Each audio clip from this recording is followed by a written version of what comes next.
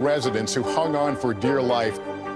This is where you took shelter, in this closet. I took shelter right in this closet right here. Rioters banged down one of the doors. Have you found a way to reconcile it a year later? It really hurt to see this place that I love so much treated with such disrespect. Was it an act of cleaning or an act of healing?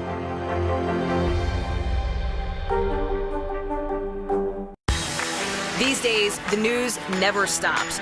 The morning's headlines change by afternoon, and by the end of the day, it's all totally different. So let's get into it. What's happening right now, what it all means for you for an hour every day. I get it. I know that it can be hard to keep up. So let's get started together and go from there. Hey, I'm Hallie Jackson, and we have a ton going on tonight. Here's the deal. Hallie Jackson Now, weekdays at 5 on NBC News Now. For breaking news in our changing world, download the NBC News app. Top Story with Tom Llamas, weeknights at 7 on NBC News Now. And welcome back. Carly Claus is the brains behind her program, Code with Clausy. It's given a lot of young people some really great experience in the world of coding. And Carly paid us a visit here to Studio 1A to update us on what's ahead. We're back with a woman who does it all. Her name is Carly Claus. She's a model. She's an entrepreneur. She's driving her passion project. It's called Code with Clausy. It's a free 2-week camp. It empowers young girls to get into tech. And since the last time we spoke in person, Carly changed a little. She had a new beautiful addition. She's now a mom. Carly, good morning. I wanted to talk to you about this camp, and then Levi stepped into the picture, and I was like, bye-bye. But tell us about Levi's just turned 1. Just turned 1, I know. It's wild. It's the greatest joy that I never knew. Yeah. It's the best. And we read your book all the time. You're so sweet. Did you know the moment Levi was placed in your arms, or did it take a minute to fall in love? What was it like for you? The moment he was placed in my arms, I literally cry, by the way, at commercials now, so I might cry right now, but I just had this moment of like, wow, every woman who has a child, every parent goes through this. Yeah. And it's just the most profound experience that I had no idea until having a kid. And isn't it weird, like all the things you thought were important, or all the needs that you thought needed to be met, suddenly just kind of melted away? Everything changes. I think the last few years have changed us as well, but becoming a mom, I have become, first of all, so much more efficient with my time. I'm actually on time everywhere now. And I'm good. I'm always a multitasker. You know me. I'm doing 1,000 things. But I think priorities just change. How did it change this camp that you have, which is extraordinary? It's been around for 8 summers. Yes. You are teaching girls tech. I mean, there's like, they always say the best business model is find a need and fill it. Yes. You did that. You found a need and filled it. Well, it really came out of this real desire that I had to learn these skills. So 8 years ago, I learned how to code, and I had a following on social media, and I thought, what do these young women who are following me on social media really need to know? And these technical skills are applicable to every industry. How are they? Because technology is transforming the world in every way, and young women need to be a part of creating that change. Why was that a desire for you? Why did you even care about coding, or why were you interested? Well, I grew up in a house of all girls, and I had parents who helped us realize we could do anything that we set our mind to, despite our gender or anything. And I just was so infuriated by the fact that there weren't women in these industries at leadership levels or at even equal representation. And that's what we really try and do, is create a space that is inclusive and creative and fun to learn how to code. And it's all for free. Is there a common thread that runs through the young girls who come to your camp?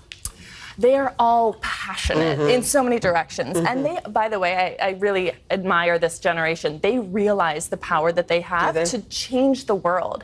And they're using the coding skills that they learn to to attack real problems, climate change or building businesses. I mean, it's amazing. And this camp is extraordinary. It's free. I mean, just think about that for a second. Yes. So I know a lot of young girls probably watching are going like, if I'd love to be part of that, how do you narrow down the number of girls? Because this is a camp you have across the country. Yes, well, around the world now. So the past 2 years we've been virtual, and this summer we're going to be both in camp, in person, across the United States.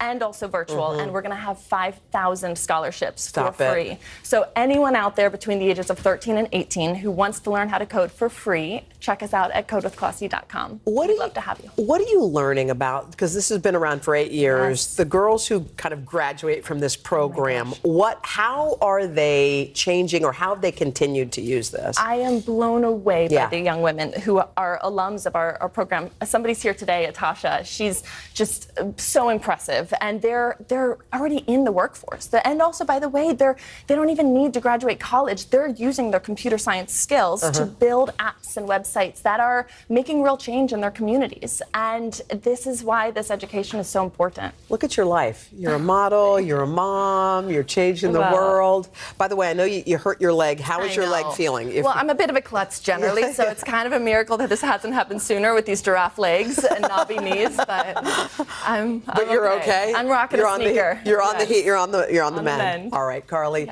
we want to thank you so much. Another big thanks to Carly, and congratulations for being a new mom, and we appreciate her hanging out with us. Still to come, from our vault, Sandra Bullock's Need for Speed. We're here to start conversations about the big things happening in our world, because it's not my job to tell you what to think. My job is to think about what you tell me. Now Tonight with Joshua Johnson, streaming weeknights at 8 on NBC News Now.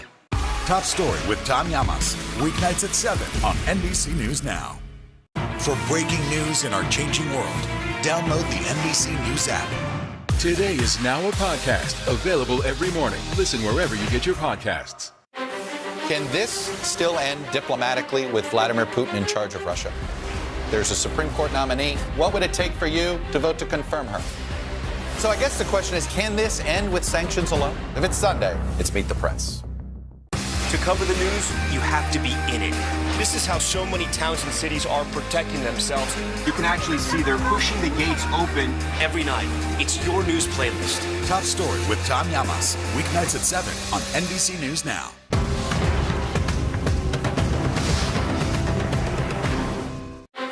Can this still end diplomatically with Vladimir Putin in charge of Russia? There's a Supreme Court nominee. What would it take for you to vote to confirm her?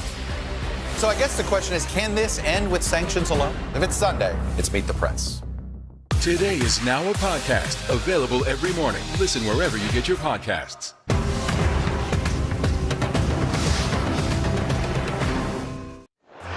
And we're back with Popstar Plus. Oscar winner Sandra Bullock is back on the big screen with her newest movie, The Lost City. And in her honor, we thought it'd be fun to flash back to another one of her action-packed films, Speed. Let's check out Sandra when she visited us here at Today back in 1994. Jennifer Bullock's a relative newcomer to Hollywood, but her offbeat ways and leading lady looks are helping her fit right in. Bullock got her first big break playing the missing woman in the American remake of The Vanishing. Last year, she played an aspiring country and western singer in The Thing Called Love. You know, I've been sitting here and thinking that maybe I'll go to Hollywood, become a movie star. And become a movie star she did. She appeared opposite Sylvester Stallone in Demolition Man. I'm impressed.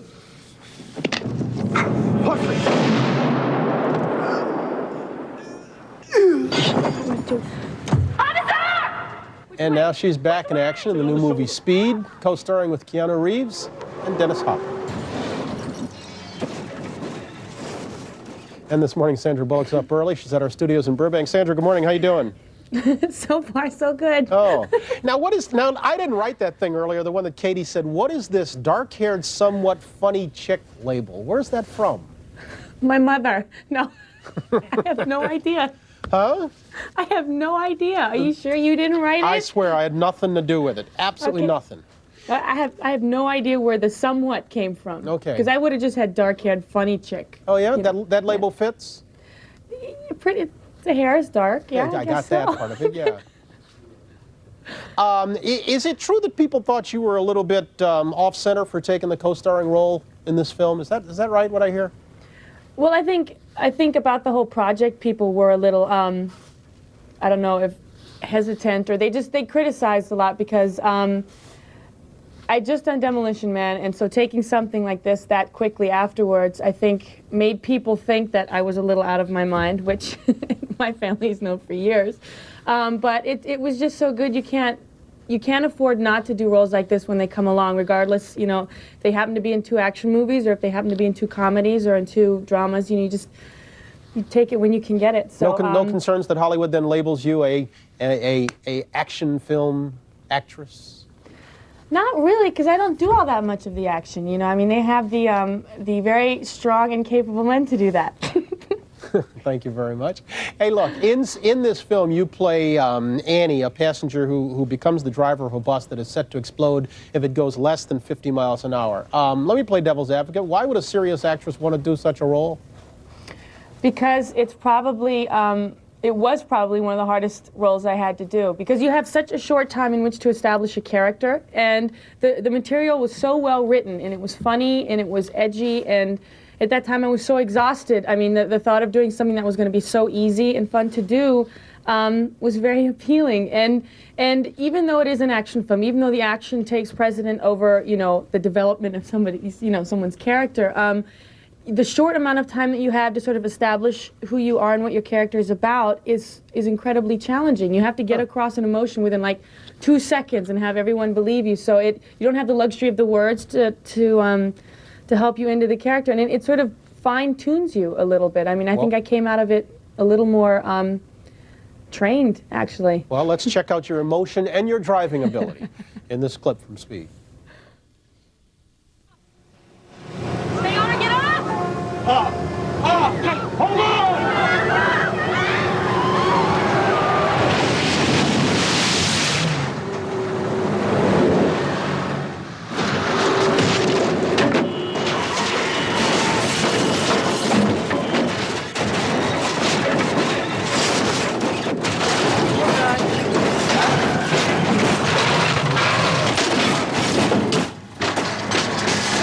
This is much better. Nice work. Nice work.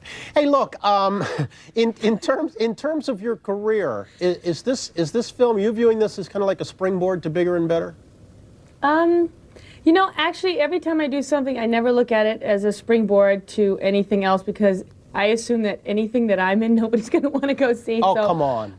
No, I mean, you know, I think I've really taken on a very pessimistic attitude, but I had such a good time in it, and the people I just really liked. So I would hope that it would do well and that everyone would like it as much as I did, but usually that's not the case. So if it is a springboard, that would be really great, and I would really appreciate it. But if it isn't, then, you know, I've got enough energy to keep doing this until, you know, I do learn how to dive off the springboard.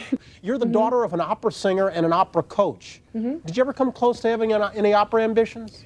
Nobody wants to hear me sing. Nobody who's ever heard me sing wants to hear me sing.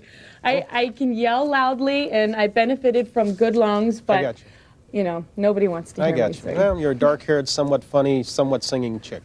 Yeah. Hey, thanks very much. Good luck. Thank you very much. Thank you. Well, there you go. She's always so great when she's here. That was a really fun conversation back in 1994. All right, that's going to do it for today's Pop Start Plus. We hope you enjoyed the show. Tomorrow, we're right here. We'll be doing it again. We're going to be getting starstruck with a look at HBO Max's comedy's 2nd season. We'll see you then. Have a great day.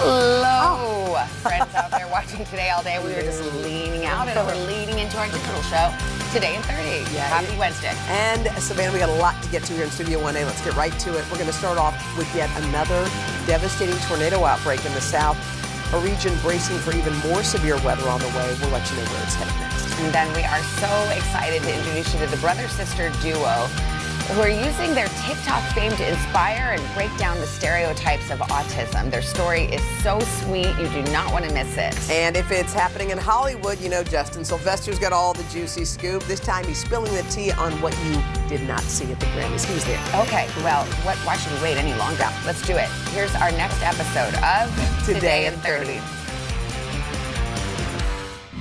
NBC's Morgan Chesky joins us from Allendale, South Carolina. Morgan, good morning. Yeah, Savannah Hoda, good morning. Just a relentless string of storms that's now leaving damage behind from Texas to South Carolina.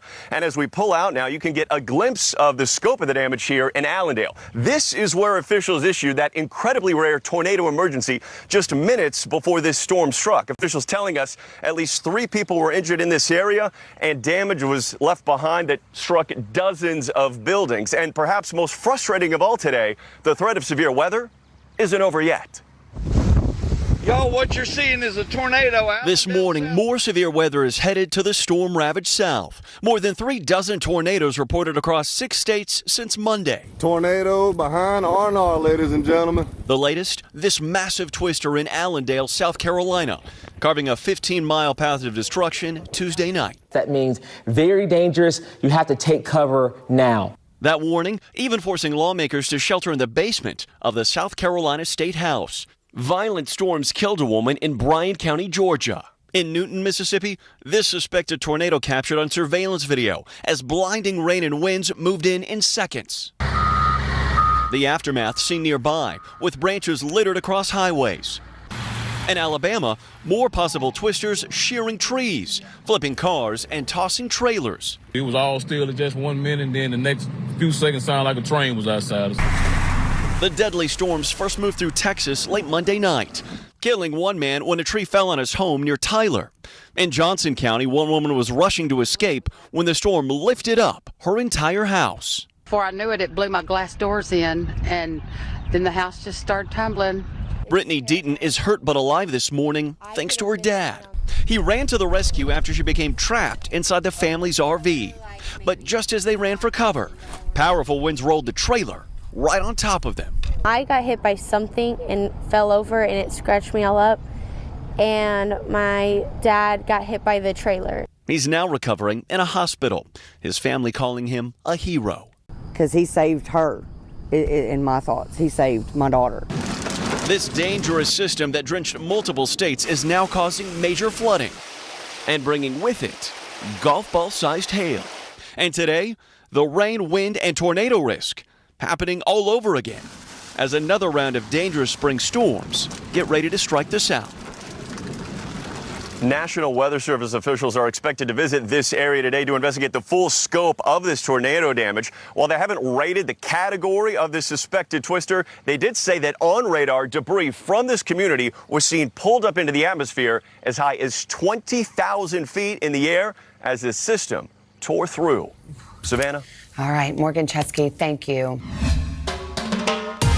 Let us go to that remarkable comeback story shaping up down in Augusta, Georgia. Remarkable indeed, because around this time tomorrow, if all goes according to plan, Tiger Woods says he will, in fact, be teeing off at the Masters, something that seemed nearly impossible just a few months ago. In a moment, we'll talk about that with one of Tiger's close friends, Nota Begay III. But first, NBC's Kerry Sanders. He joins us from Augusta National. Hey, Kerry, good morning.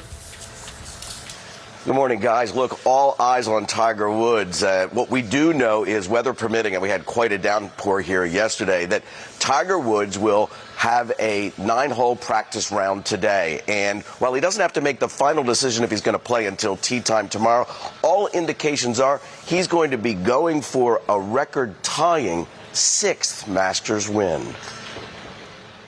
All signs point to a miraculous return to the Masters for Tiger Woods. As of right now, I feel like I am going to play. Woods not only determined to play, but says if he does tee off tomorrow, he's going for the green. Jacket, that is. If I feel like I can still win, I'm going to play. But if I feel like I can't, then you won't see me out here. If Woods competes, this will be his 24th Masters tournament, though this road to Augusta was by far the most difficult. It's been just 14 months since his right leg was crushed in a rollover accident. Doctors considered amputation, but chose pins, rods, and screws to save it. Woods spent 3 months in a hospital bed and endured months of painful rehab. I don't have any qualms about what I can do physically from a golf standpoint. It's now walking is the hard part. The steep terrain golfers must walk at Augusta National is notorious. On the 10th hole, from where a golfer tees off to the lowest point of the fairway is a drop greater than the height of the Statue of Liberty. From the highest point of the course to the lowest is nearly the size of Niagara Falls. You can feel Augusta National in your shins after you play. So 4 days of that, when he hasn't done this in over a year and a half, that's a lot to ask. Fans are elated to see his return to play.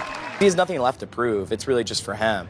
So I think for a lot of people, they can see a little bit of themselves in it. Friend and fellow golfer Rory McIlroy is one of those not counting out a possible win for Woods. I'm not surprised at anything he does anymore.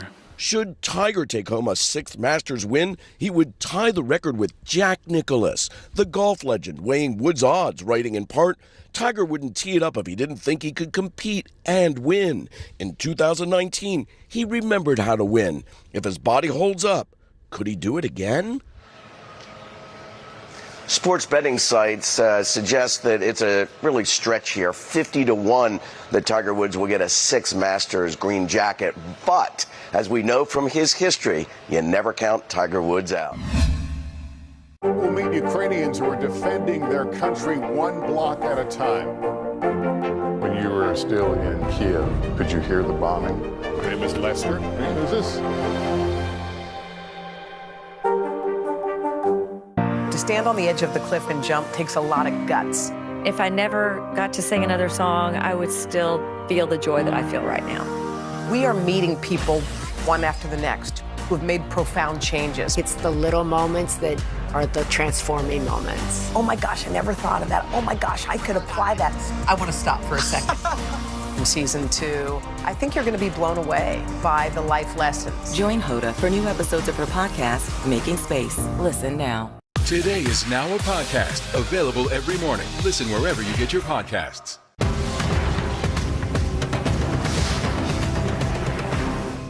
Making Space, the inspirational podcast from Hoda Kotb. Listen now. To stand on the edge of the cliff and jump takes a lot of guts. If I never got to sing another song, I would still feel the joy that I feel right now. We are meeting people one after the next who have made profound changes. It's the little moments that are the transforming moments. Oh my gosh, I never thought of that. Oh my gosh, I could apply that. I want to stop for a second. In season 2, I think you're going to be blown away by the life lessons. Join Hoda for new episodes of her podcast, Making Space. Listen now. Welcome back. April is Autism Awareness Month, and this morning we have a special story for you. A brother-sister team from Richmond, Virginia, spreading joy, laughter, and knowledge about the disorder that affects more than 70 million people worldwide. Their popular TikTok videos are a glimpse into life with autism. They've racked up tens of millions of views. We're going to talk to them in just a moment. There they are, but first, their inspiring story. You were stranded on a desert island. What 3 things would you bring with you? Hot sauce. You can never go wrong with hot sauce. Hot sauce lover, sports fanatic, and Taco Bell enthusiast, 28-year-old Ryan Mcguire is a star on TikTok. You went to Taco Bell without me? Did you want to go? Yeah, I wanted to go. It's too late now. Ryan was diagnosed with autism spectrum disorder at 3 years old. His 25-year-old sister Brittany, known on TikTok as Taco Bell Queen, started sharing lighthearted videos of her brother she calls Rye Guy just a few years ago. How do I look? Her first post went viral overnight. What happened to your face? You don't like it? No. Well, that's hurtful. Brittany continued to share more videos of Ryan, fans quickly falling in love with her brother's brutal honesty, quick wit, and joyful reactions. Ooh, the white New York Knicks socks. What started as simple fun quickly turned into a platform to spread autism awareness. Now, over 3 million followers cheer on the Mcguire siblings. Hoping to help other families, Brittany has been open about what it was like growing up with an autistic brother. One of the questions that I get a lot is, have Ryan and I always been close? The answer is no. Honestly, not. Brittany struggled to understand Ryan's disorder. Like many with autism, Ryan deals with communication challenges and anxiety.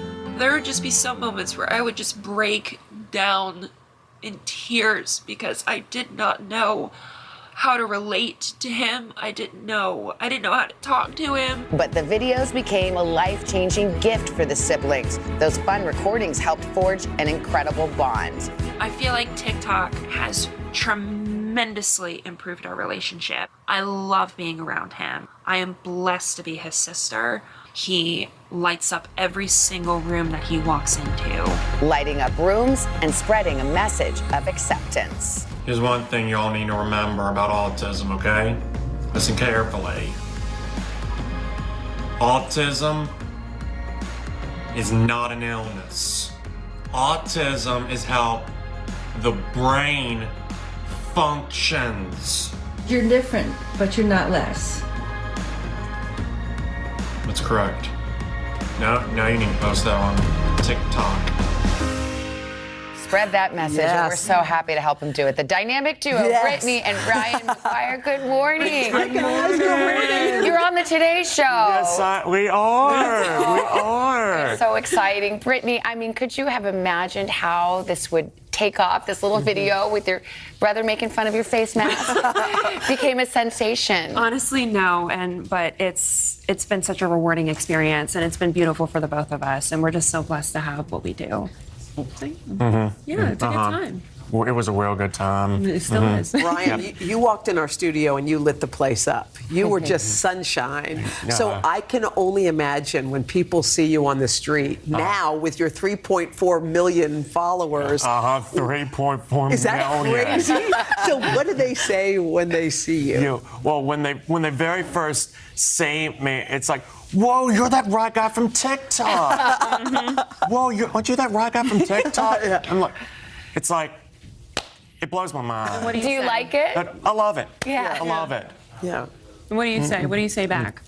I go, yes, I am. I sure am. It seems like you're comfortable being in public and you talk about anxiety. Has TikTok changed the way you feel?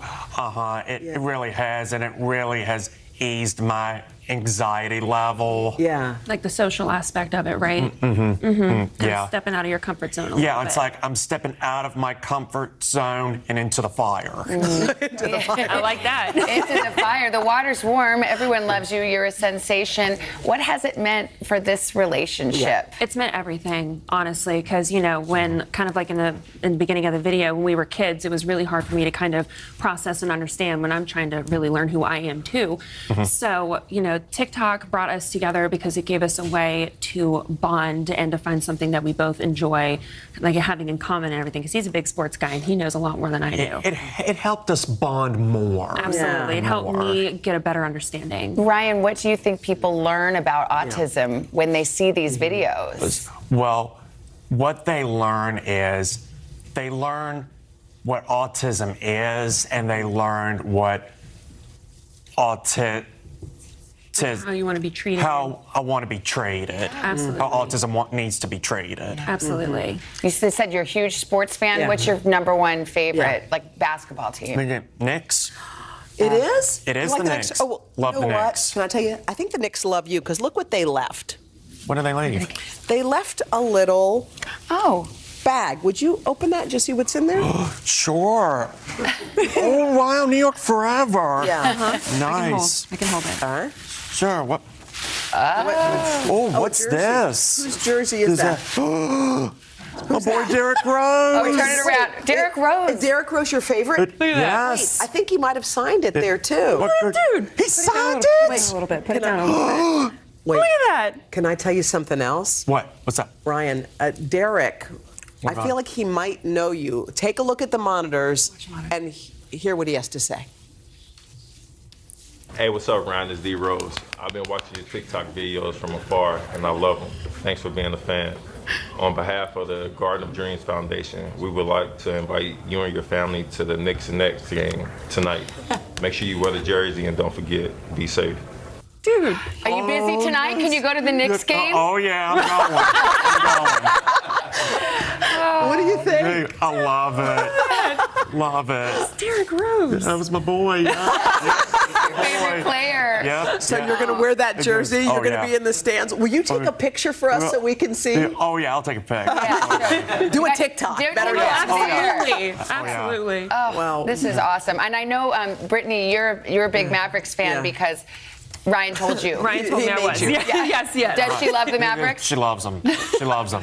Wow. We want to thank the Knicks again for the little swag bag and also for the invite for you. Y'all have a great time at the game. And thanks for the message you're spreading. It's more than all this. We really appreciate it. And we want to mention, too, Brittany, you wrote a beautiful essay about your relationship. We encourage everyone to read it. It's on today.com. Thank you. Did you have fun here? Thank you all so much. Absolutely. We had a blast. Oh, good. Have more fun tonight, okay? Yeah. All right, thanks. For breaking news in our changing world, download the NBC News app. These days, it feels like the news never stops. So let's get into it. What's happening right now, what it all means for you for an hour every day. It can be hard to keep up, so let's get started together. Hallie Jackson Now, weekdays at 5 on NBC News Now. Can this still end diplomatically with Vladimir Putin in charge of Russia? There's a Supreme Court nominee. What would it take for you to vote to confirm her? So I guess the question is, can this end with sanctions alone? If it's Sunday, it's Meet the Press. These days, the news never stops. The morning's headlines change by afternoon, and by the end of the day, it's all totally different. So let's get into it. What's happening right now, what it all means for you for an hour every day. I get it. I know that it can be hard to keep up. So let's get started together and go from there. Hey, I'm Hallie Jackson, and we have a ton going on tonight. Here's the deal. Hallie Jackson Now, weekdays at 5 on NBC News Now. To stand on the edge of the cliff and jump takes a lot of guts. If I never got to sing another song, I would still feel the joy that I feel right now. We are meeting people one after the next who've made profound changes. It's the little moments that are the transforming moments. Oh my gosh, I never thought of that. Oh my gosh, I could apply that. I want to stop for a second. In season 2, I think you're going to be blown away by the life lessons. Join Hoda for new episodes of her podcast, Making Space. Listen now. To cover the news, you have to be in it. This is how so many towns and cities are protecting themselves. You can actually see they're pushing the gates open every night. It's your news playlist. Top Story with Tom Llamas, weeknights at 7 on NBC News Now. Today is now a podcast, available every morning. Listen wherever you get your podcasts. Top Story with Tom Llamas, weeknights at 7 on NBC News Now. This morning, we are kicking off our series. It's called Flea Market Finds, where today lifestyle and commerce contributor Jill Martin goes in search of treasures and meets some incredible artists. So, Jill, you just did this. Explain to us what a flea market is. I'm just so jazzed about this segment because it's small businesses all together that are curated, and you could find really incredible use. We'll get into your story after because you had a flea market find too. So, all right, you know I love a bargain, and I'm always on the lookout for unique and incredible small businesses to share. A few months ago, I was doing just that when I met Lily. I fell in love with her and her designs. They're one of a kind, and so is she. Take a look. Lily, that's too much for me. We met at the Sample Road Flea Market in Boca Raton. Do you remember what happened when I came to your booth? Yes, your mouth dropped and you just couldn't believe what you see. 82-year-old Lily Hogarth has always been a fashionista. You've been actually doing this since you were 4 years old, right? Oh, you were yeah. always creating. Tell me about that. Yes, I used to make like little dresses for dolls. After growing up in Jamaica, Lily moved to Florida when she was 26, and she was always designing along the way. What should people know about being a fashion designer that they may not know? The time it takes and the energy and the love you put in it to get it together, it takes a lot. Lily owned an alteration shop for 10 years before making her mark on the flea market scene with her store, Celeb Funky Couture. How would you describe what it's like to shop at a booth in a flea market? It's excellent. It has a lot of things that you maybe would even get it somewhere else. You know, you meet everybody, from Canadians to Europeans to Americans to Jill to everybody. Do you feel like it's different than being in a retail store? your price have to be left, even if it's worth more. Sometimes it do hurt me, but I understand. Believe me, I know about getting a deal, but people like to think they're getting a deal, right? Right, that's it. So I bought splatter paint items. I bought items with different patches. I bought items that had jean pockets as the pockets to the bag. It's one of a kind. It's very unique pieces. I'm not afraid to put different colors, quality fabric, expensive fabric. You told me you make every piece with love. Tell me what you meant by that. It makes me happy, it gives me joy doing it. Putting a piece there, putting a piece there, doing a piece here, and then sometime I have to remove something and I find something else and it works. Wow. I'm like just looking at this gorgeous bag. This is one of her creations. Yeah, so it's so unique. I mean, everyone is one of a kind. This was the jeans pockets that I was talking about. And, you know, a lot of people don't know about flea market shopping. I had a booth growing up. You had a booth growing up. Al, you said you got a great piece of art. I did. At the flea market. What did you sell? We sold lucite. My mother personalized it. But I have tips for people who are going to the flea market that you should wear comfortable shoes. Right. You should bring a big light bag that you can carry so that you could fill it up, or I bring a little cart that folds up, and ask the right questions. Ask about the material. Where did these jeans come from? Where did you get this fabric? There's lining in this that's unique. Everyone has a story, and it's made with so much love. Every time I wear this, I'm just so excited. I mean, I remember being there. I was visiting my mother and father-in-law in Florida, so it's just very exciting. And Can you haggle? So the haggling, it sort of has a negative connotation, right? Like, I feel guilty doing and like No, she but said, they expect you to do that. yeah. So it's a thing, like as you would say, it's a thing. You know, so they want you to.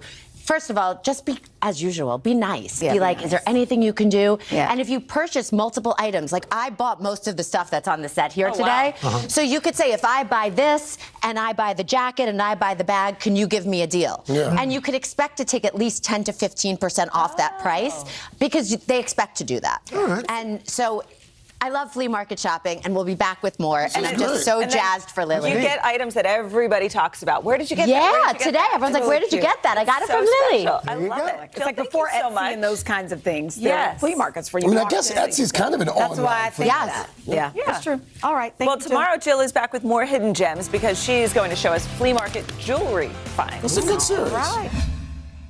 What happened here is a story of loss and salvation. There were residents who hung on for dear life. This is where you took shelter, in this closet. I took shelter right in this closet right here. Rioters banged down one of the doors. Have you found a way to reconcile it a year later? It really hurt to see this place that I love so much treated with such disrespect. Was it an act of cleaning or an act of healing?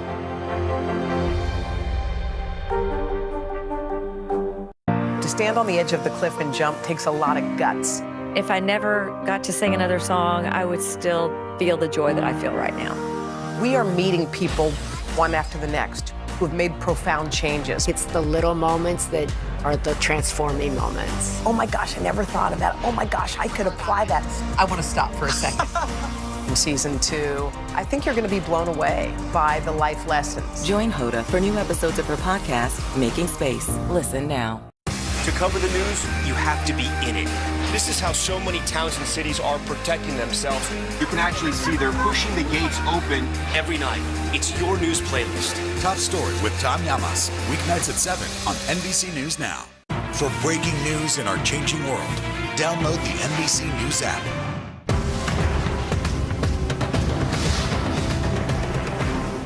Today is now a podcast available every morning. Listen wherever you get your podcasts.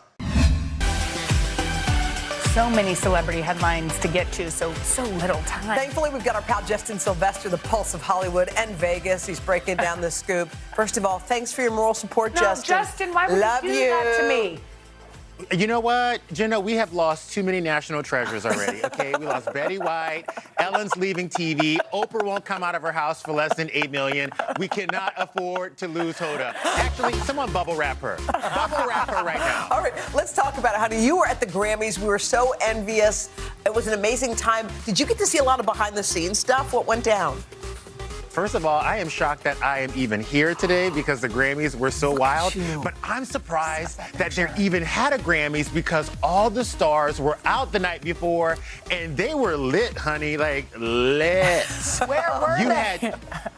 You had Dua Lipa walking around the Wynn with her posse, no security, just enjoying the time. And then when I went to the Silk Sonic concert, I saw BTS front and center having a good old time to Bruno Mars. Wait, what do you mean the Silk Sonic They had a concert What are you on Friday talking night? about? Saturday They had a night? concert on Friday night because they have a Las Vegas residency. So it was crazy. So then I went to XS, for research and development, which is why I have all those charges on my NBC credit card for vodkas and tequilas, okay? And I saw half the nominees living it up there. Who did you dance with? Yeah, Anybody who cool? was fun Give and us the nice? scoop. Well, I couldn't really get into VIP, so I wasn't really in the mix of it. But listen to this. What? After the Grammys that night, all the celebrities went out and everybody was talking about Meg Thee Stallion and Dua Lipa's moment. Do you guys know why? Why? Because it was giving a throwback to that Whitney Houston, Mariah Carey moment from the VMAs in 1998 when they had the same brown dress on. Yes. Even Mariah Carey herself tweeted about this moment. She was so in shock. Wow. That's super Yes. great. I love it. I Okay, love it. we also, we alluded to this. Is it true that Kourtney Kardashian got married? Girl, Kris Jenner nearly flatlined in Calabasas on Monday when she woke up and she heard that Kourtney and Travis got married at the One Love Wedding Chapel. Now, the owner said they arrived alone for the 30-minute ceremony and that no one else was there. But I have budget at the Scoop, so I had the crime scene photos digitally recreated so you guys could see what it would look like, okay? So they said they had an Elvis impersonator. So we did some digging over here at E, and we heard that this is not legally binding. As we know now, we can't find a marriage certificate, and we can find no one to say that they actually signed the marriage license. So, Chris, you'll be okay for a minute. Right, But I want to know, Yeah. you guys have daughters. What would you do if you woke up on Monday morning and found out your daughter got married in Vegas? Well, they're 9. Well, yeah, it would be illegal. and 5. Illegal. There'd be criminal charges. So we'd be terrified. Yeah, Wait, but is there going to be a wedding? What's happening? Yeah. We know they're engaged. The Kardashians always do it big. We know they love a big moment. And don't forget, this is Kourtney Kardashian's first ever wedding. We all forgot that she wasn't married to Scott Disick. So she is going to give it to us for sure. If she had to go through Kim's 4 weddings, she's definitely going to come to this one. All right, so what's going on with Selena Gomez? We haven't seen her online, it seems like, in a while. Girl, there are 309 million confused people today because Selena Gomez just admitted that she took a break from social media, but it turned into a 4.5 year hiatus. Wait, 4.5 Now she years? says, yes, she said that she has not been scrolling for 4.5 years, and she actually feels normal again. Now, I have a theory on why this all happened. If you remember, when she and Justin Bieber broke up, there was a lot of Hailey versus Selena moments online and on Twitter, and I think it got too much for her to handle, and she took the break and realized after a few months, wow, this feels great. It's happy. Yeah, I get it. I get it too, but I can't believe all the things she's missed online. Can you believe she's missed like Jenna's thirst trap? Like, how could one get through life without seeing this thirst trap? By the way, I don't know. I could have missed it today, I'll tell you that much. Justin, we love you. Thank you. You can catch Justin weekdays on our Daily Pop on our sister network, E. All right, come back tomorrow. Join us on Today. It's going to be a good one. We've got not just one, but 2 big stars in our studio, Michelle Pfeiffer and Mark Wahlberg. Cannot wait to catch up with them. See you tomorrow. Lean out. Lean out. Bye. Bye.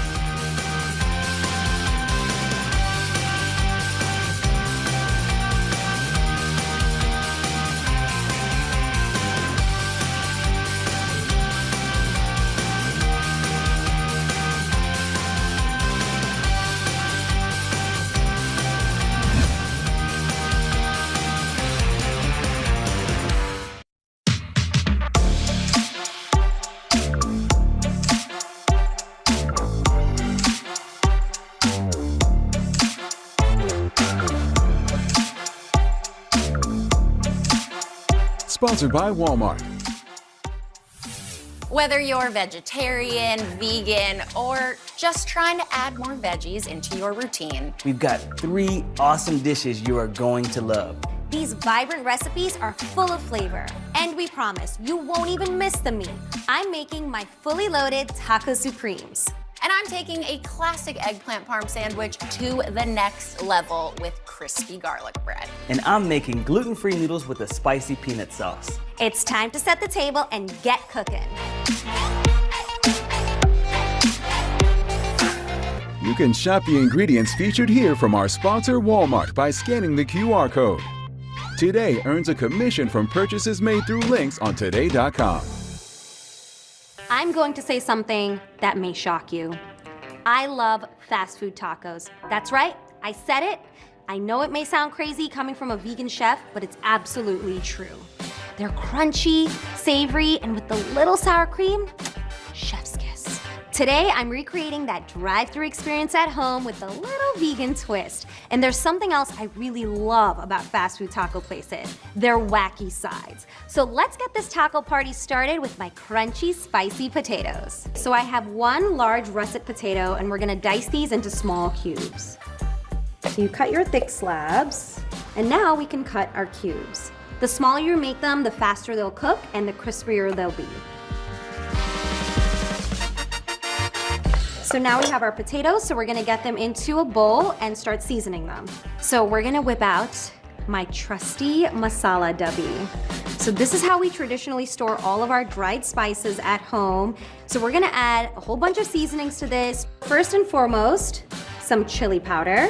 You can make these as spicy or as mild as you'd like. I obviously like them very spicy. Some cumin powder because we like that nice smoky flavor. Some unsalted taco seasoning. 2 big pinches of salt.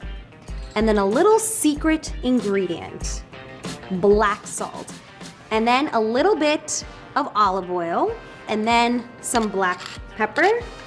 And then we toss. You wanna make sure all the pieces are coated well. Now we're gonna take these over to the air fryer. So we're just gonna get our potatoes right into the basket. Just make sure to spread them out evenly so they all cook.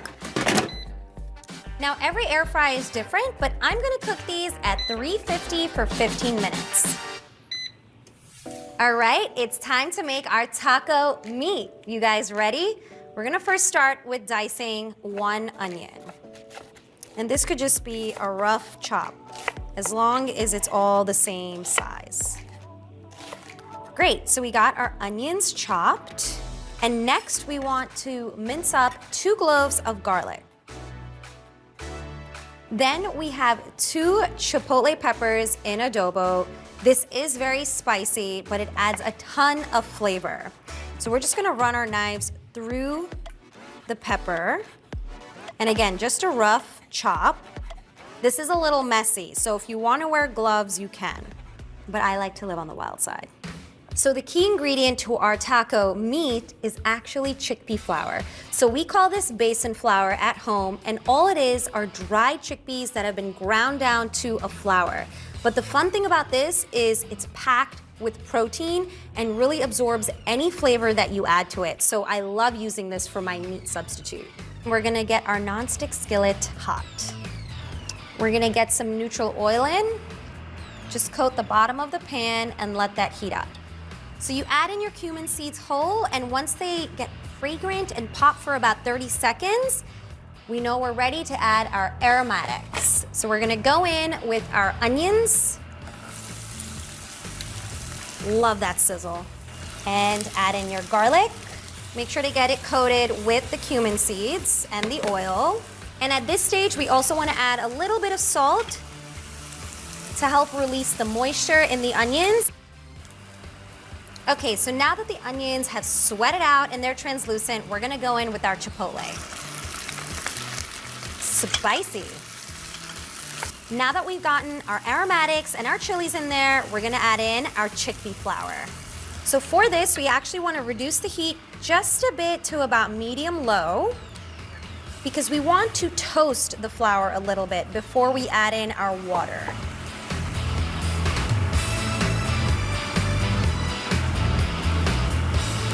Give that a good mix. So while this cooks down, there's one more seasoning we need to add from our masala dubby, and that is our Mexican seasoning. Depending on what type of Mexican seasoning you're using, it might look a little bit darker or lighter in color. My final ingredient is lime. You always have to add a little bit of acid to anything spicy that you're making to ensure that the flavors are balanced. And give this a little squeeze into our taco meat. This is smelling amazing. I'm gonna get all of my toppings so we can finish up our tacos. Top Story with Tom Llamas, weeknights at 7 on NBC News Now. To stand on the edge of the cliff and jump takes a lot of guts. If I never got to sing another song, I would still feel the joy that I feel right now. We are meeting people one after the next who've made profound changes. It's the little moments that are the transforming moments. Oh my gosh, I never thought of that. Oh my gosh, I could apply that. I want to stop for a second. In season 2, I think you're going to be blown away by the life lessons. Join Hoda for new episodes of her podcast, Making Space. Listen now. We'll meet Ukrainians who are defending their country one block at a time. When you were still in Kiev, could you hear the bombing? My name is Lester. Who's this? Making Space, the inspirational podcast from Hoda Kotb. Listen now. What happened here is a story of loss and salvation. There were residents who hung on for dear life. This is where you took shelter, in this closet. I took shelter right in this closet right here. Rioters banged down one of the doors. Have you found a way to reconcile it a year later? It really hurt to see this place that I love so much treated with such disrespect. Was it an act of cleaning or an act of healing?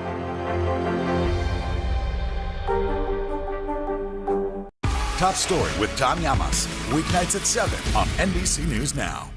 So what makes a taco truly supreme are all of the delicious toppings.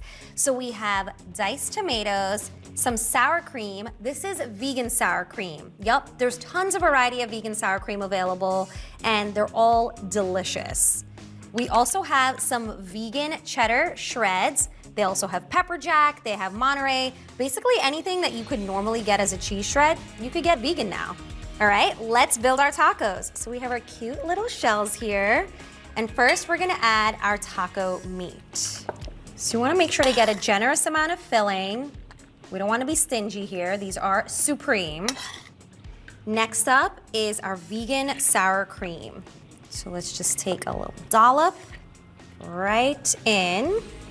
Next, our iceberg lettuce, and then our tomato, and some of that vegan cheddar. And if you want, a little squeeze of lime and some fresh cilantro. Look how cute this looks. I'm gonna make a few for you guys at home. And we can't forget about our crispy potatoes. So grab a spoon, all of those crispy, spicy taters into a bowl. And to top these, we're gonna add a little dollop of vegan sour cream. Which one should I go for? I think I'm gonna do the middle one.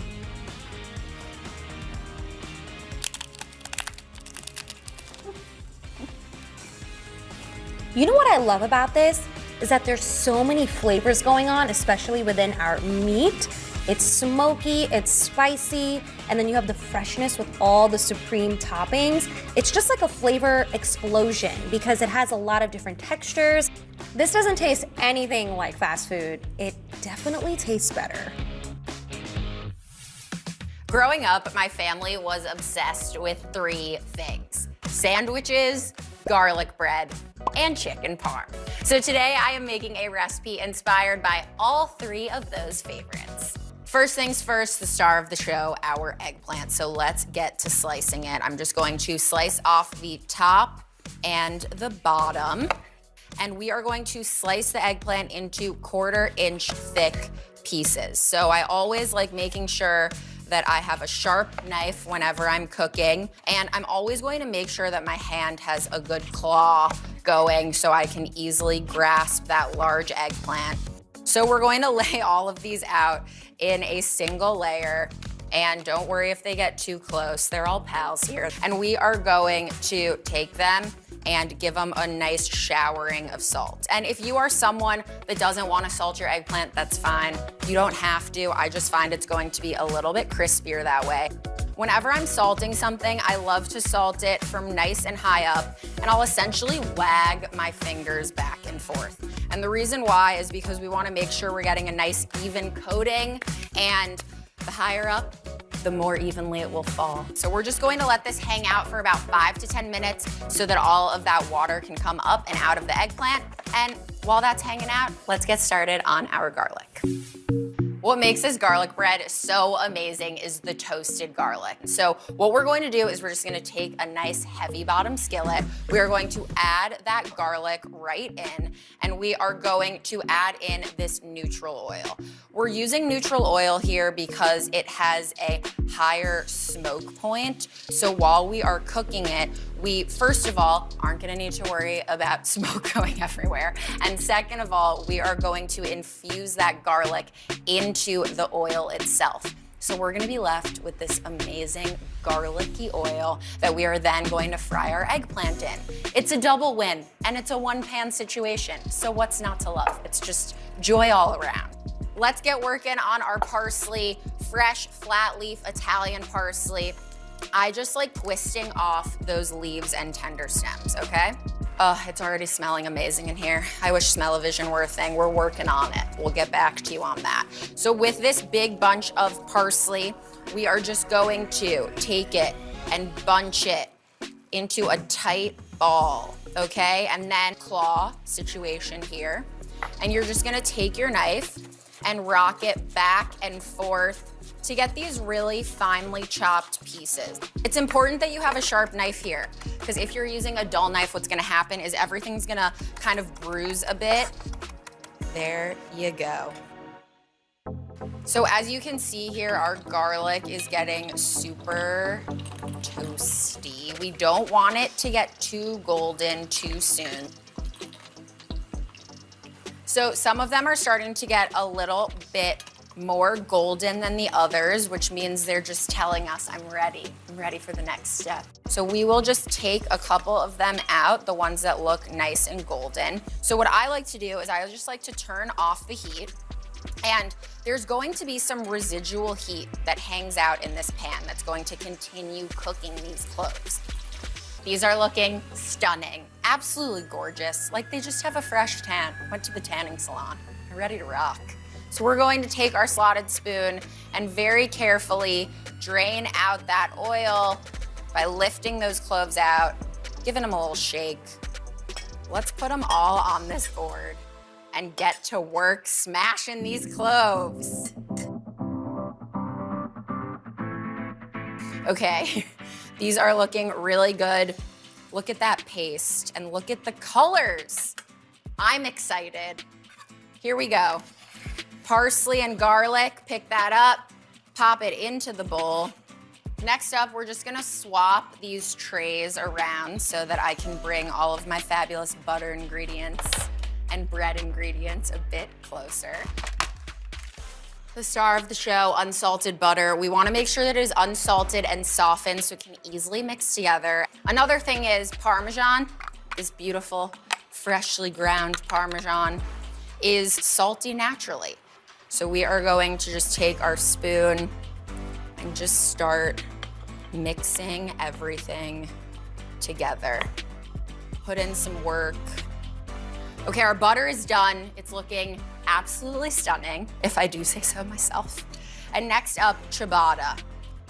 Okay, palm of your hand, place it flat on the top of the bread. We're using a serrated knife here, which has these little teeth in it. And the serrated knife is going to allow us to cut through this ciabatta beautifully. Boom, look at that. I have a little offset spatula here. It's gonna do a nice job of helping us spread everything evenly. But let me tell you, if you just use the back of a spoon, that will absolutely suffice. I know this seems like a lot of butter, but I promise you, with the thickness of the bread, it is going to be just right. Guess what time it is? Oven time. We are going to pop it into a 425-degree oven. So make sure you preheat that before for about 5 to 6 minutes until it is nice and golden. Our favorite color, golden brown. While that bakes, I'm gonna clean up a little and get ready to fry my eggplant. We're using the same oil that we used earlier for the garlic, so it is infused with that delicious garlicky flavor. It is shimmering, which is what we're looking for. We want it to be at about a medium-high heat, and then we're going to very delicately lower our eggplant into that oil. And we're just gonna cook this in batches. We're gonna cook it for about 3 minutes per side. And since eggplant is really spongy and porous, it's going to want to absorb even more of that oil. So to make sure that we have a nice crispy eggplant, we're gonna drain it on some paper towels. Okay, these are done. We are going to transfer them to a paper towel and get to work on our next batch.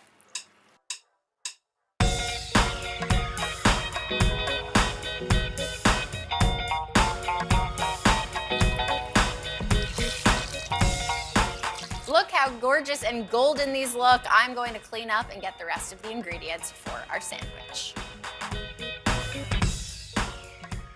What I like to do with burrata is I like to take a paper towel and very delicately lift up this beautiful ball of burrata, which is basically like mozzarella's sassy sister, I would say. So we just take that ball of burrata. We are going to very delicately open it up and look at that. It is so creamy and delicious. I didn't say this was gonna be a very neat experience. This is a get your hands dirty kind of sandwich, my friends. We are going to layer on our eggplant, and we're just going to kind of shingle it, because this is really acting as our meat layer. So we really wanna make sure that there is a nice substantial amount of eggplant here. Next up, our warmed sauce. More cheese. It wouldn't be an eggplant parm sandwich without more parm. And last but certainly not least, some fresh basil to brighten everything up. Depending on how big your ciabatta loaf is, you can cut this into 4 to 6 slices. I'm gonna cut it into 4 slices today. Are you kidding me? Gorgeous. And now there's only one thing left to do, and that is to take a bite.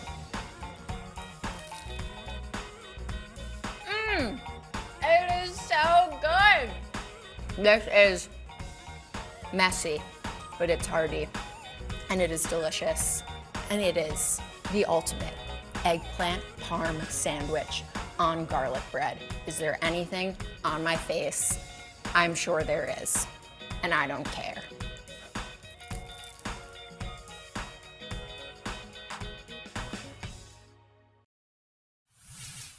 For breaking news in our changing world, download the NBC News app.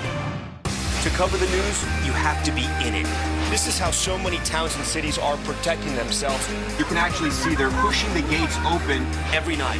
It's your news playlist. Top Story with Tom Llamas, weeknights at 7 on NBC News Now. To stand on the edge of the cliff and jump takes a lot of guts. We are meeting people one after the next who've made profound changes. I think you're going to be blown away by the life lessons. Join Hoda for new episodes of her podcast, Making Space. Listen now. To cover the news, you have to be in it. This is how so many towns and cities are protecting themselves. You can actually see they're pushing the gates open every night. It's your news playlist. Top Story with Tom Llamas, weeknights at 7 on NBC News Now. We'll meet Ukrainians who are defending their country one block at a time. When you were still in Kiev, could you hear the bombing? My name is Lester. Who's this? These days, it feels like the news never stops. So let's get into it. What's happening right now, what it all means for you for an hour every day. It can be hard to keep up, so let's get started together. Hallie Jackson Now, weekdays at 5 on NBC News Now. We're here to start conversations about the big things happening in our world. Because it's not my job to tell you what to think. My job is to think about what you tell me. Now Tonight with Joshua Johnson, streaming weeknights at 8 on NBC News Now. For breaking news in our changing world, download the NBC News app. Can this still end diplomatically with Vladimir Putin in charge of Russia? There's a Supreme Court nominee. What would it take for you to vote to confirm her? So I guess the question is, can this end with sanctions alone? If it's Sunday, it's Meet the Press. Today is now a podcast, available every morning. Listen wherever you get your podcasts. Plant-based eating and plant-dominant eating is more popular than ever these days. And let's face it, when you eat more veggies, you feel better. So it's a no-brainer. This spicy noodle dish is vegetarian and gluten-free, so it checks a lot of boxes if you have folks in your family that have different dietary needs. So the first thing we're gonna do is we're going to make our sauce. And this is the perfect balance of sweet and salty flavors. So I'm gonna add a little bit of sugar. This is some brown sugar, but you can add some coconut sugar. Also gonna add in some water. This is some low sodium soy. Next, we're gonna add in some peanut butter. And be sure that you get the all natural peanut butter, not the kind with the sugar in there. And then some red chili garlic sauce. If you don't have this, some sriracha will also do just fine. Then we're gonna add in some lime. Give this a good whisk. You want to mix it up until it's nice and smooth. And if you need a little bit of help, you can put this into the microwave for about 15 seconds. Okay, now let's move on to our noodles. These are rice noodles. Some of the fresh rice noodles, though, you only have to blanch for about 1 or 2 minutes in some hot water. These are a little bit different and take a little bit longer to soak and to soften. And don't worry if they're not all the way soft after about 20 or 30 minutes, because we're actually going to cook everything together in a pot, and that's going to loosen them up as well. I'm going to just push these down, make sure they're completely submerged in the hot water. Now let's move on to the star of this dish, and those are our amazing veggies. I love having a 3-color rule, and my 3-color rule is whenever you eat a meal, you want to have at least 3 different colors, and those colors have to come from legumes, grains, veggies, or fruit. We've got a beautiful red cabbage. Slice this up. I'm gonna slice this in half. One more again. Cut out the core here, middle. And if you haven't already, if this is fresh out of the grocery store, just peel back that first layer, just in case. Moving on now to our carrots. We're gonna julienne these. So get yourself a little carrot peeler or your veggie peeler, and just shave down the outside of them. And then we're gonna chop this. So 1, 2, 3. So 1, 2, 3. And then put your knife right there on the side of it, and you're gonna cut very thin slices of carrot. And then we're gonna stack the pieces on top of one another, just like this. They should lay flat. And then we're gonna move on to the green onion. Now, scallions. You know what? And looking at this, I think our noodles are done. Let me just go ahead and, yep, see that? So I'm just gonna drain these in the sink. All right, noodles finished. Back to the veggie chop. Purple, orange, green. Let's get a little bit of garlic action in here. Mince this up really finely. There we go. Garlic finished. And let's roll up some cilantro as well and dice that up as well. Okay, so we have all of our veggies cut. Let's move on to the tofu. Now I've been letting this rest between 2 plates to squeeze out the excess moisture. Straight out of the package, it's just packed with a ton of water and liquid. And you want to be able to squeeze out that moisture because we're gonna saute this, and it will not saute if it's just really watery.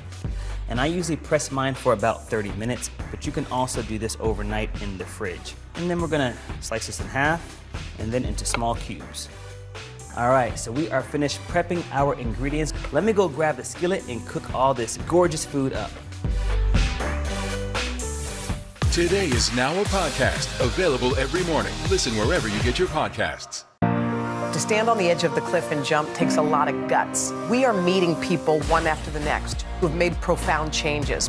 I think you're going to be blown away by the life lessons. Join Hoda for new episodes of her podcast, Making Space. Listen now.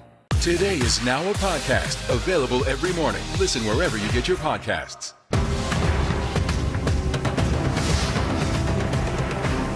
Sometimes the news can be difficult and overwhelming for kids to understand. Ukraine and Russia. Could you help me understand what's going on? So to help make sense of it, we've created a newscast just for them. We hope your family will watch Nightly News Kids Edition. To stand on the edge of the cliff and jump takes a lot of guts. We are meeting people one after the next who've made profound changes. I think you're going to be blown away by the life lessons. Join Hoda for new episodes of her podcast, Making Space. Listen now.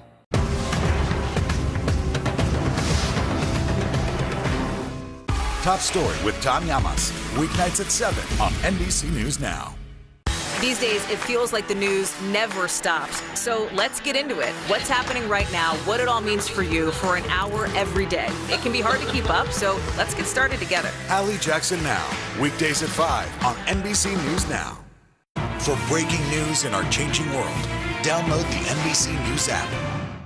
All right, so we're gonna fire up our skillet. This is a nonstick skillet. I'm gonna put it on medium heat. First thing we're gonna do is cook up our egg. I'm gonna be using whole eggs. There we go, whisk this. I'm gonna spray it with a little bit of oil. This is some avocado oil. You know I love the avocado oil being from Texas. And in go the eggs. Doesn't take eggs long to cook at all. And just scramble them up just like this. I take them off the heat just when they're almost finished, so that way I won't overcook them. I'm gonna give it a little bit more spray with some avocado oil, and in goes the tofu. Ooh, I love that sound. Watch it, watch it, watch it. Sizzle, sizzle, sizzle. Got some low sodium tamari. I'm gonna just sprinkle, sprinkle, sprinkle, sprinkle. Look at that. You can bring it up. Look at that, and all of a sudden, look at that color. Beautiful color. You can bring it up. Right, set this back down, and we're gonna let this rest unbothered. So I'm gonna take a little bit of coconut oil here. Just a little bit, you don't need much. Let that melt. All right, in go the aromatics with the onion, carrot, and our chopped cabbage. It's gonna give this a good toss. Now, here's my rule about cooking up vegetables. You want them to wilt down a little bit, but you still want them to be crisp. And you want them to have a lot of color, right? So I don't want to cook them down so much that I lose the beautiful vibrancy of this, just because that still represents nutrients, antioxidants, fiber, and all those good things, right? Looking great. Now, I'm gonna add in the garlic now. I'm adding in the garlic afterwards because I don't want the garlic to burn and get really bitter. Next, we're gonna add back in our protein. This. In go the eggs. In goes the tofu. We got protein on protein here. I'm not gonna lie, it looks really nice. Let's add in our rice noodles. And you don't want to overcrowd your skillet, so you may have to do this part in batches and just toss everything together. I like using tongs at this point because you can better mix the ingredients together. Last bit of work, we're gonna add in some bean sprouts, pop of color, cilantro, and we're gonna pour in just a little bit of our sauce. Just keep tossing everything together. I like to stir this for about 2 to 3 minutes, let those flavors really melt together, and then we're gonna plate it up. And don't let it fool you, this is spicy. We're gonna add a little bit of crunch factor with some peanuts. I like to add just a little bit more cilantro, some fresh lime juice, and in personal preference, I like to lift up the flavors just a little bit with some lime zest. Ooh, and there you have it. Look at this beautiful rainbow noodle bowl with spicy peanut sauce. This is such a delicious, hearty, filling dish. Plant-based eating is not all rabbit food. I know you and your family will enjoy this spicy peanut sauce and this amazing rainbow noodle bowl.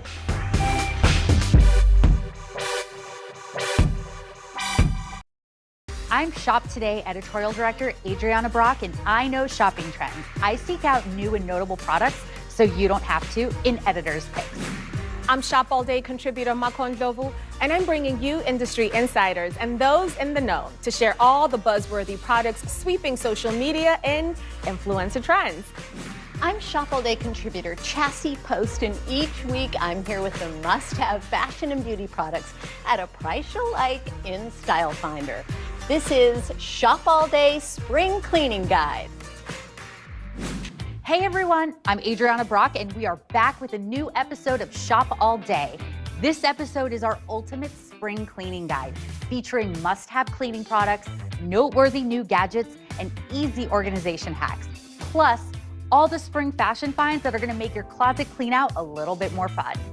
See that QR code at the corner of your screen? You can use the camera on your smartphone to scan it for instant access to all the products on the show today. Or you can text SHOP to the number below to shop all the products we're sharing with you today. First up, let's talk about cleaning in the kitchen. This find is a 2-in-1 tool that is perfect for pots, pans, even cleaning the crevices in the kitchen. Meet the Scrub Daddy. The Scrub Daddy got its claim to fame on Shark Tank in May of 2014 and was actually named the show's most successful product to date, according to the brand, and it held that title until 2021. The Scrub Daddy was born out of its creator's struggle to keep his hands clean while working with machinery. It is the shapeshifter of kitchen sponges. So in cold water, it hardens for tough scrubbing, and in hot water, it softens to gently clean. It can be used on every kind of surface, from glass to wood, and the brand says it's not gonna leave a scratch. The smiley face design is actually intentional too.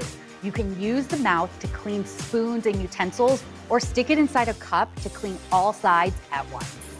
Next up is a tried and true kitchen classic. It's the OXO soap dispensing brush, but we found a new and improved way to put this to work, thanks to social media. It might seem basic, but don't doubt this tool. It's multi-purpose, it's a scrubber that you're gonna wanna use basically in every room in the house. In the kitchen, it's great for scrubbing bottles and nearly anything with a lid, including Tupperware. And in the bathroom, you can use it to clean tub or tiles and grout, even while you're in the shower if you really want to multitask. And all you have to do is fill it up with your favorite cleaning product, whether it's dish soap, soap scum remover, diluted bleach, and it'll help you clean every nook and cranny in the kitchen or bathroom. All right, moving on to a couple of clever products that are great for multi-purpose cleaning. First up is a Shop Today reader favorite, and you may have already heard about it. It is called the Pink Stuff. This stuff went viral on TikTok last year, and the Shop Today team has been obsessed with it ever since. It's called a miracle paste for a reason. It revived one of our editor's non-stick pans with minimal effort. And more than 78,000 Amazon reviewers have given it a full 5-star rating, so you know it's gotta be good. The formula is actually gentle enough to clean shoes, but it can also be used to tackle grimy spots in your bathroom. And the brand has also launched a brand new Miracle Scrubbing Kit, which comes with a battery-operated brush tool. Kind of like an electric toothbrush for cleaning any surface. Check out how it works. It comes with 4 brush heads that are adjustable, and they can tackle anything you need to clean. Think bathroom grout, cooktops, the grill, or even those white sneakers you want to keep squeaky clean this spring. Next up is a genius update to your everyday mop that the Shop Today team discovered on Instagram. Check out how it works. It is self-wringing. All you have to do is pull it, and the cleaning cloth twists tightly to wring itself out. It eliminates the need to carry around a big bucket, and it does all the work for you. Since it comes with 2 towels, you can use one for dusting and the other for mopping. Next, we found a couple of really unique products that can help you clean some of those spaces you didn't know or maybe you didn't want to think about. First is the Air Squares Earbud Cleaning Putty. This product helps you clean something that you probably don't talk about, but it seems like earbuds are nearly impossible to clean. And this genius viral TikTok sensation is a total game changer. The brand says the putty can soak up dirt and debris right from the nooks and crannies of your earbuds, so you can finally clean them, and also it can be used on hearing aids, remote controls, and other small tech accessories that use a deep clean. Each pack comes with 24 putty squares, so you can use them and toss them right away. Moving along, while this might look like a messy slime that so many kids love these days, it actually helps clean up messes rather than make them. It is an inventive cleaning gel for all those hard-to-reach places in your car. I've used it myself, and TikTokers went crazy over this gel last summer, and it has been a consistent bestseller ever since. According to the brand, all that dirt and gunk in your car's cup holders or air vents, one roll of this gel is gonna clean it right up. And we love that it can be reused over and over again. All you have to do is wash it with soap and water, and we keep it in the car at all times for quick cleanups. Next, let's talk about laundry. It's a dreaded chore, but these finds are gonna make it a little bit more manageable. First up is a game changer when you're washing bed sheets. I'm talking about the wad-free laundry gadget. My husband loves this one. Everyone knows the struggle of trying to get your sheets completely clean, and so often sheets can get balled up, twisted, and tangled in the washer and dryer. Well, thankfully, wad-free inventor Cindy Bray created this genius tool out of frustration, and it launched less than 2 years ago. The brand says this gadget's gonna prevent your sheets from tangling up, allowing them to wash and dry more efficiently and keep them from wrinkling too. This little tool helps everything come out cleaner, and it helps items dry 75% faster according to the brand. And finally, if you're someone who always ends up with food or drink on your clothes, listen up. This product makes treating stains a little bit easier. It's the Miss Mouth Messy Eater Spray and Wipes. Many of us know the pain of putting your little one in a brand new shirt only for it to be covered in crumbs, spills, and juice minutes later. That's why we're so happy we stumbled upon this on-the-go stain remover. And this is great for accident-prone adults too. All you have to do is spritz it as a spot cleaner as soon as you see a stain. For my daughter, I spray it immediately onto a stain and wipe it for a quick refresh. Or if your stain is really set in, you could spray and treat the stain for a few hours before dropping it into the wash. Both the spray and the on-the-go wipes are pet and kid-friendly and can be used on everything from bibs to furniture, the brand says.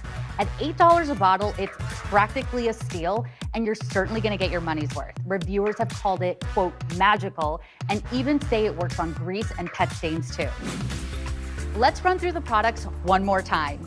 We have the Scrub Daddy sponges, the OXO soap dispensing brush, the pink stuff and the brand new Miracle Scrubbing Kit, the self-wringing mop, the Air Squares Earbud Cleaning Putty, the cleaning gel for the car, the wad-free laundry gadget, and the Miss Mouth Messy Eater Spray and Wipes. And just so you know, Today works with affiliate partners and earns a commission on purchases made through our links at today.com. That's it for this edition of Editor's Pick. Up next, Netflix stars and organizing experts Clea Shearer and Joanna Teflin of The Home Edit sit down with Mako and Lovu with their go-to hacks and the perfect organization products for every room in the house. To stand on the edge of the cliff and jump takes a lot of guts. If I never got to sing another song, I would still feel the joy that I feel right now. We are meeting people one after the next who've made profound changes. It's the little moments that are the transforming moments. Oh my gosh, I never thought of that. Oh my gosh, I could apply that. I want to stop for a second. In season 2, I think you're going to be blown away by the life lessons. Join Hoda for new episodes of her podcast, Making Space. Listen now.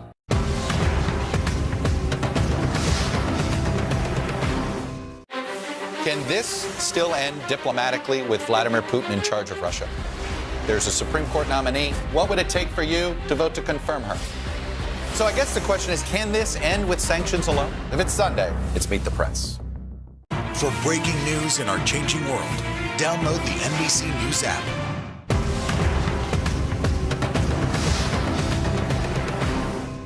To stand on the edge of the cliff and jump takes a lot of guts.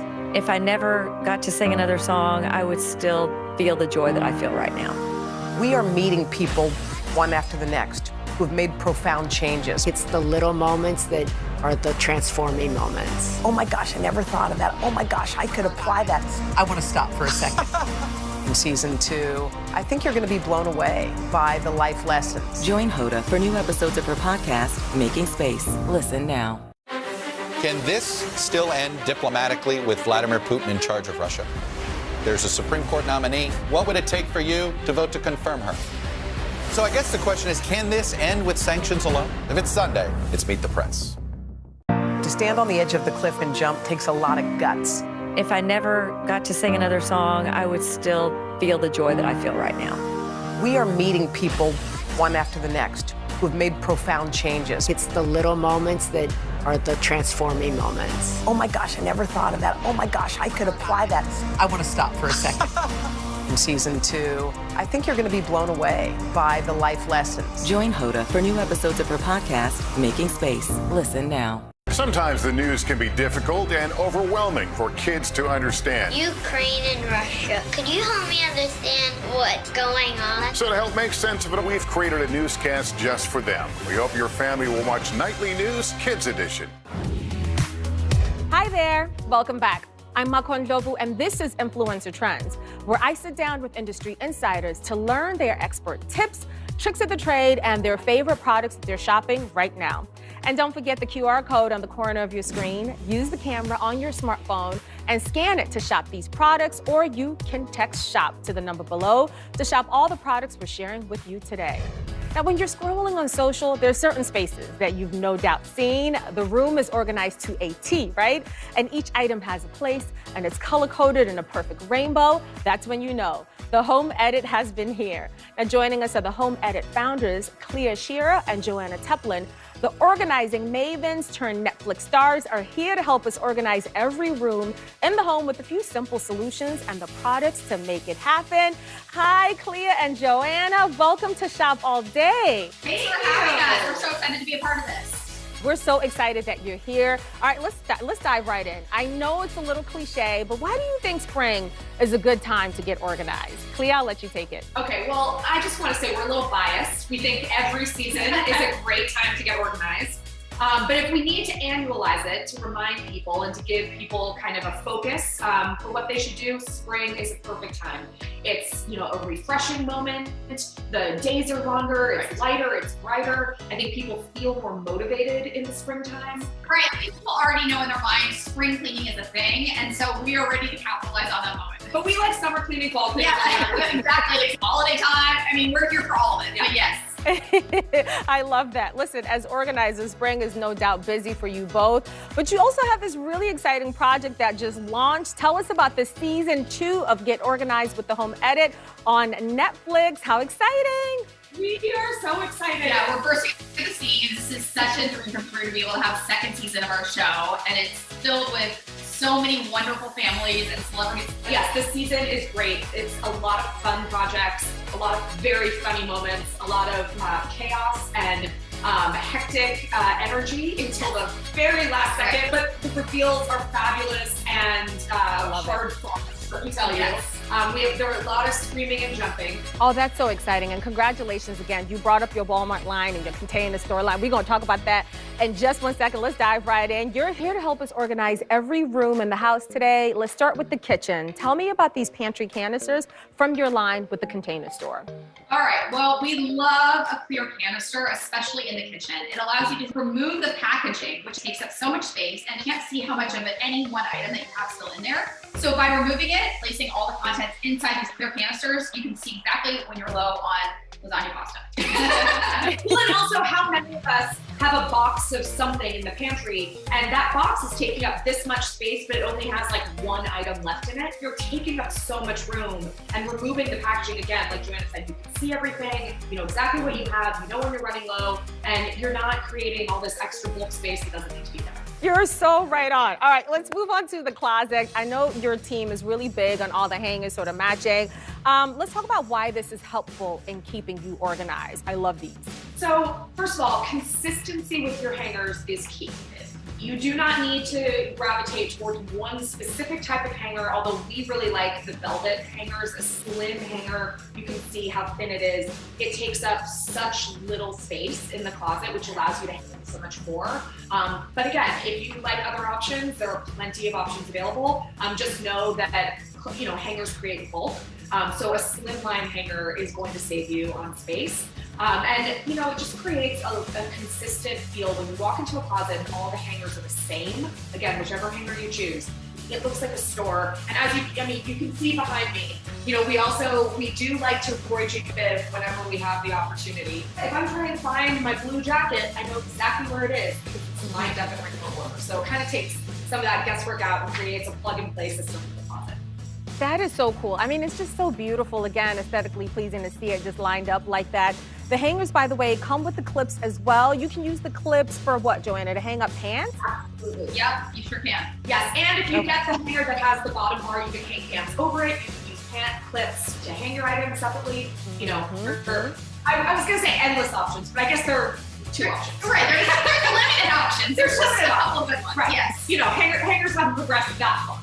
But the options are great. I love that. Okay, next up is the bathroom. Listen, the bathroom gets cluttered so easily. I'm not proud to admit it, especially my husband and I, but I'm a beauty lover, and I love that you have these items that'll help us really make the most out of the counter space. Tell me about these.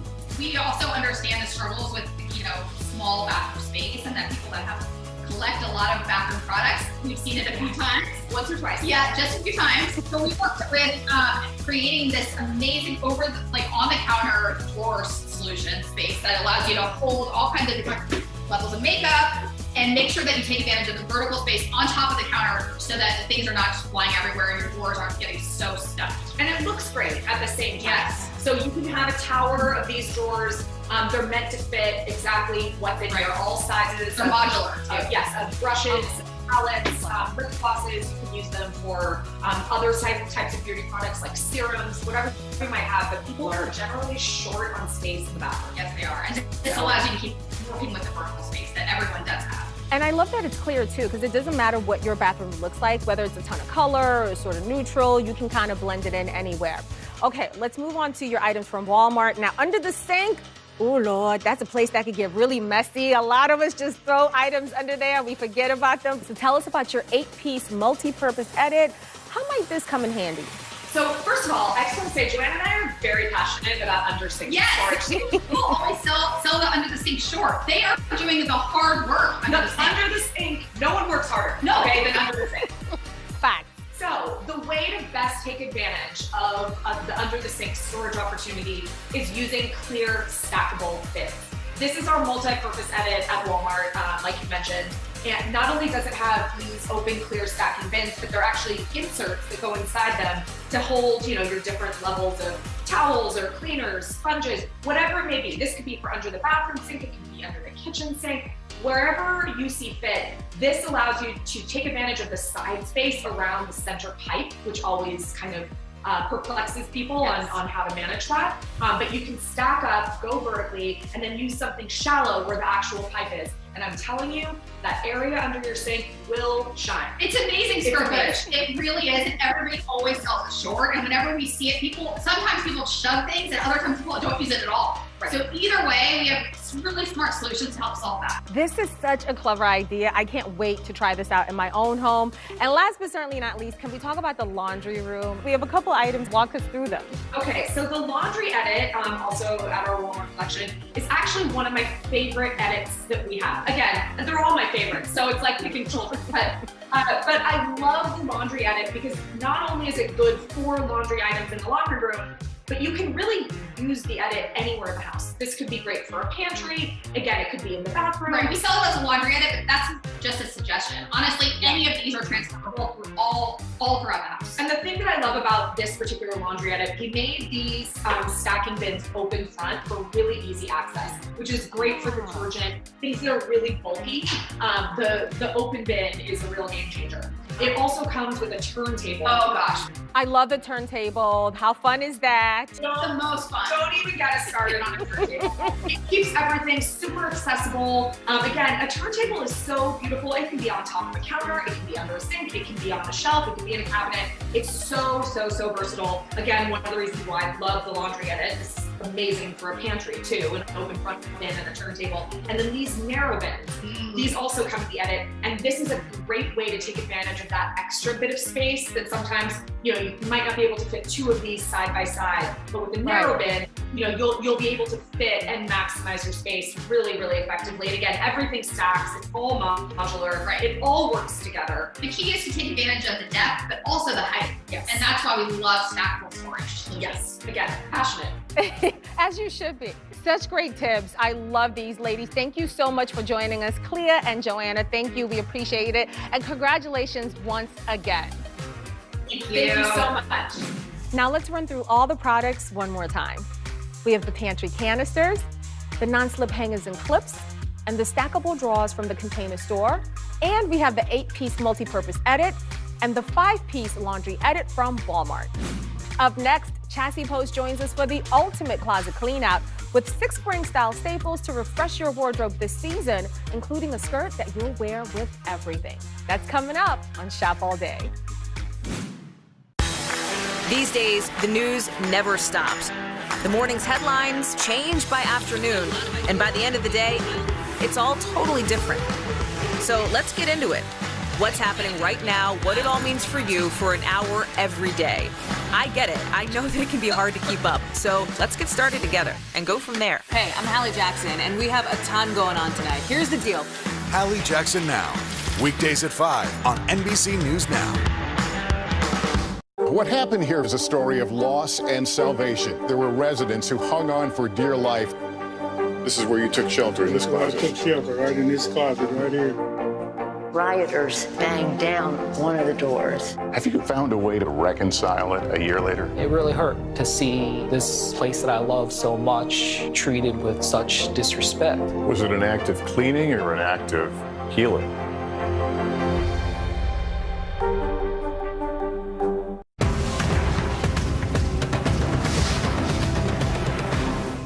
Making Space, the inspirational podcast from Hoda Kotb. Listen now. Today is now a podcast, available every morning. Listen wherever you get your podcasts. For breaking news in our changing world, download the NBC News app. We're here to start conversations about the big things happening in our world, because it's not my job to tell you what to think. My job is to think about what you tell me. Now Tonight with Joshua Johnson, streaming weeknights at 8 on NBC News Now. Making Space, the inspirational podcast from Hoda Kotb. Listen now. To cover the news, you have to be in it. This is how so many towns and cities are protecting themselves. You can actually see they're pushing the gates open every night.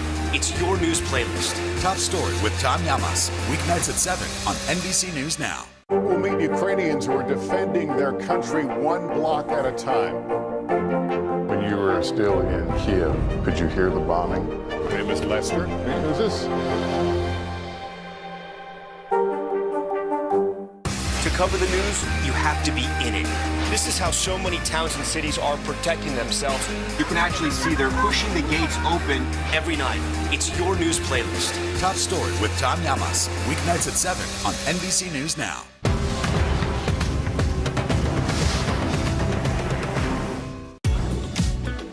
Hey everyone, welcome back. I'm Shop All Day contributor Chastity Post, and we're talking all things spring cleaning today. But when it comes to cleaning and your closet, it's all about going back to basics. So I'm sharing my favorite closet heroes. I have 6 foundational pieces that set the tone for a most stylish season.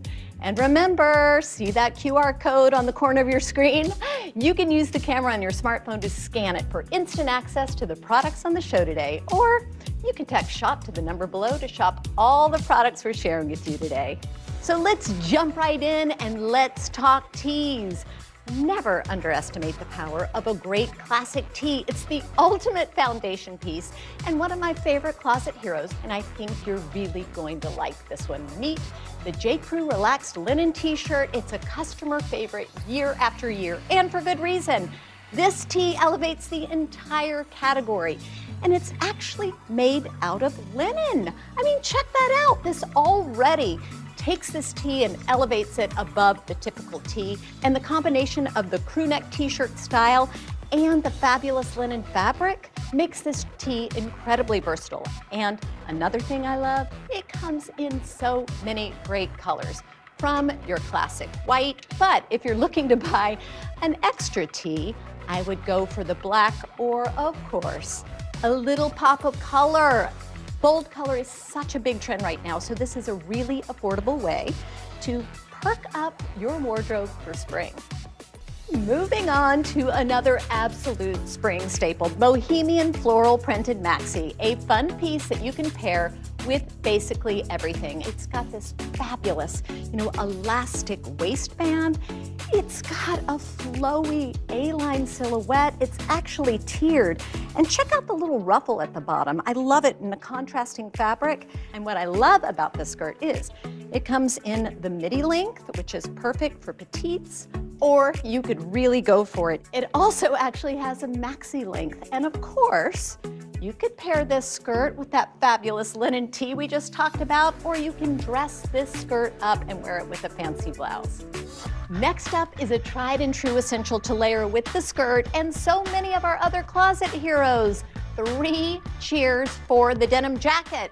It's also a perfect transitional piece for spring, and you can wear it with virtually anything in your closet. And I gotta tell you, one of my favorite things about the denim jacket is it adds a little bit of cool, a little bit of edge to anything you pair it with. And this is a really great example of the trend. It is from Gap Factory. It's called the Icon Denim Jacket. And this is 100% cotton. It's got some great give. It's got everything you look for in a great denim jacket. And it hits just below the hip, which is such a flattering length. And it comes in 2 great washes, a medium wash and a dark indigo wash. So choose whichever one goes best with what you already have in your closet. And it comes in sizes extra small to XXL. This next one is one of the simplest ways to look pulled together in a snap. Check out these jumpsuits from Daily Ritual. I'm a jumpsuit fanatic because it is one-piece dressing at its finest. One and done. I call it a fashion no-brainer because you know it's always going to work. And they come in a couple of different styles. First, this absolutely adorable romper. So we have the wonderful scoop neck and the tank sleeve. And this fabric, it is a French terry. I wish you guys could feel it. It is so incredibly soft. And of course, the elastic waistband. Thank you very much. And pockets. And check out the wide leg short. They are so flattering. But if shorts aren't your thing, Daily Ritual actually has 2 other styles with the same top, the very same super soft French terry fabric, but with longer pants. So here we've got the same elastic waistband, but we've got a longer jogger pant, which I think is so incredibly useful. I mean, wear this traveling, wear this with heels. You're going out at night, right? Wear it with that denim jacket. And they come in lots of great colors. So go bold, go with a fun color. So moving on to shoes, nothing says spring like a cute new sandal, and this versatile find will be your go-to. So these are the Braided Slide, and these are such a huge trend. So check out the straps here, and the braids, they're actually padded, so it gives them a little bit more dimension. There are lots of styles. So here we have the 2-strap X, which I think is really fabulous. We also have the single strap with the braid, and here we have a quadruple strap. How about that? So there are lots of fun styles, and these come in really great neutrals. We've got the light pink, the black, the nude, and a nude slide is going to be the shoe that you turn to pretty much every single day during spring and summer. Plus, these have a really cushy footbed, if you can see that. And it has a lot more support than the typical slide. And I also really like that they have a rubber bottom. And last up, investing in a fresh new sneaker is a great way to ring in your spring in style. And here we have a few styles in a cute platform design. And these are from H&M, and these I just think are so stylish. But I think these sneakers are a more gentle way to get in on the trend because we've got the classic canvas uppers, we've got the lace-ups, but we've got a little lift. It's elongating, it's flattering on the leg, and I can't get over how cute these little espadrille style sneakers are. Check that out. It's not a dramatic platform, it's about 1.5 inches, but that's really all you need. So let's run through each of the products again. We have the relaxed linen t-shirt from J. Crew, the Bohemian floral printed maxi skirt, the Icon denim jackets from Gap Factory, the Daily Ritual jumpsuits, the Braided Slide sandals, and the platform sneakers from H&M. And that's it for today's edition of Style Finder and for this episode of Shop All Day. Join us right back here next week. We're sharing the best spring style and beauty buys, all under $50.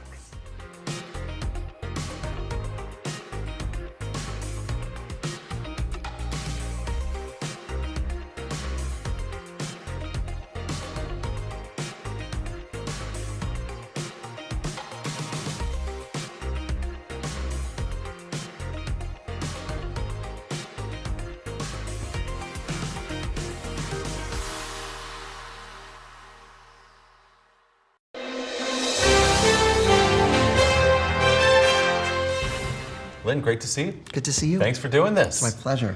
I told you I just finished Tick, Tick, Boom, and I have days worth of questions. But I'll try to condense it for you a little bit. I think we should first just start talking about Jonathan Larson and this story, the basis for it. People know Rent. Yeah. They may not know the story of Jonathan Larson. So where do we pick up his story with Tick, Tick, Boom, and why did you view it as something that you wanted to dive into? Just the existence of Tick, Tick, Boom is a really curious thing. Not a lot of people write their own autobiographies at age 29. But Jonathan Larson was an aspiring composer, lyricist. He spent his 20s, the 80s, trying to get this musical, this dystopian sci-fi musical called Superbia off the ground. He had applied for the rights to 1984. He couldn't get them for the Orwell estate. He made his own dystopia. And despite grants and despite the mentorship of Stephen Sondheim and folks really in the know in the theater, no one wanted to make this thing. And his way of processing that loss and the time he'd spent writing this thing no one would ever see was to write a musical about it. So he writes this show called Tick, Tick, Boom about a young singer, songwriter, composer turning 30 and questioning everything. And it's a snapshot of him as a young man and a young artist. It's a snapshot of the AIDS crisis unfolding at that time and the beginning of losing a generation of talent.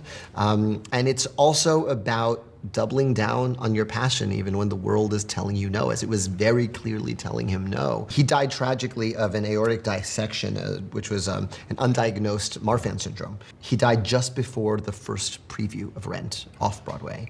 And Rent is so much about life, and it is so much about appreciating life while it's here that, you know, that thing took off like a rocket. Can you explain for people why Rent was so revolutionary? I saw it for my 17th birthday. My high school girlfriend, Meredith Somerville, took me to the last row of the mezzanine of the Nederlander Theater, and I'll always be in her debt for that. It was the most contemporary feeling show I'd ever seen. It incorporated pop music and rock music and techno, and it just sounded like today. It was the most diverse cast I'd ever seen on Broadway. That beautiful, like, mosaic of humanity that comes downstage for Seasons of Love at the top of Act 2. It made me feel like I could have, I mean, it's echoed exactly in the opening line of Hamilton, right? When they're all singing Time. And it just made me feel like I could have a place up here one day. It felt like he was writing about his community, and it was a community trying to stay alive during the AIDS epidemic and trying to hang on to the village they knew in the face of gentrification. And it was the show that gave me permission to write a musical because it felt like he was writing about his friends. And I was like, oh, I could write one day. And no other musical made me feel like that. I admired them and I loved being in the school play, but they always just felt like they were in some other time and some other place. And this felt like here and now and accessible. And opened a door, I guess, to In the Heights. I can make a show about where I live. It's a very short walk. It's just 200 blocks uptown. and to, yeah, you know, and then like, you know, 2 years later, I'm writing, you know, about my neighborhood and the challenges it's facing and bringing in the music that I know and advancing that thesis Jonathan Larson had, that like, musical theater should be in touch with the rest of the world. That was something he felt really passionately about and in conversation with the world. I read a quote from you that really struck me where you said, if they let me direct one movie, let it be this one. It had been living in my heart for so long, and it's the show that clarified my resolve. I remember saying to myself, I will do this even if the world doesn't notice. I understood Jonathan's struggle, I knew a lot about it, and I also, you know a little bit about what it is to be a songwriter for theater, where the gulf between what's in your head and anyone seeing it is so wide. Right. It's not like we're novelists and we can self-publish. We need other people to realize the thing that's in our head. And it's an enormous pressure. I think the reason this movie is going to resonate with so many people is not just because it reflects your story, but it reflects everyone's story in some way. Not that they're a playwright or that they dream of writing a great musical, but they've been in a position like he was, like you were, where you're like, I think I'm good at this. I'm working really hard at it and no one's noticing. How do I get over that wall? This is a movie about someone who spent 10 years making something no one wanted to see and no one has seen. And I think we've all been in that position of I've been putting everything, all of my eggs into this basket and nothing's happening. And like, what do I do from here? What are the other roads besides the thing I always wanted to do? And we all have we have many moments like that through our lives. And so I hope this movie hits people the way it hit me, the story hit me when I was 21 years old, where it just like, it clarified my resolve. And we all have that in us. We all have some version of that story. Yeah, I guess it's not going to happen. Maybe I should go do this. Yeah. Maybe I should go do that. And, it was important for us too, because, Jonathan's version is very much from his perspective to like understand that there are a great many roads to happiness in this life. Most of us aren't lucky enough to do what we love for a living. Most of us find a way to carve out the space for that so that we still have a lovely and fulfilling life. And that's, I think, important. What were those moments for you in your life, Lynn, where you were like, maybe this isn't going to happen. Maybe this, In the Heights that I've been working on since college, isn't going to get made. Were there moments where you said, okay, I'm going to go work at the advertising firm like we see in the movie or do something else? Yeah, sure. I mean, well, it's a pretty short line from seeing Rent at 17 to starting to write In the Heights at 19, my sophomore year, because the things that Jonathan did with Rent are all things I believed in. I believe musical theater should be in communication with pop music and popular culture. And my early attempts at writing musicals were all Larson knockoffs. I was trying to sound like him. And then In the Heights was the first time I started to sound like myself, because I did what Jonathan did. I brought in the Latin music I grew up with, the hip hop music I grew up with into my work. Everybody's got a job, everybody's got a dream. With In the Heights, it was a 6-year journey. It was my 20s. And the advantage I had, or I guess the head start I had, was that I found amazing collaborators that made my work better sooner. Speaking of Jonathan Larson and finding somebody to fill those shoes, Andrew Garfield is extraordinary in this. What did you see in him that you thought, he's the guy? Yeah, well, I knew I needed a theater beast. I knew that you can't just like cast a movie star as Jonathan Larson, because Jonathan Larson lived and breathed the theater, and in my conception of the movie, he would be playing piano and singing for half the film. And I was lucky enough to see Andrew Garfield in a play prior in Angels in America, Tony Kushner's masterpiece at the National in London before it came to Broadway. And it's a 6.5, 7-hour show. It's in 2 parts. You see the matinee, you eat dinner, you see part 2. I did it, yeah. And I remember just taking the cab home being like, that guy can do anything.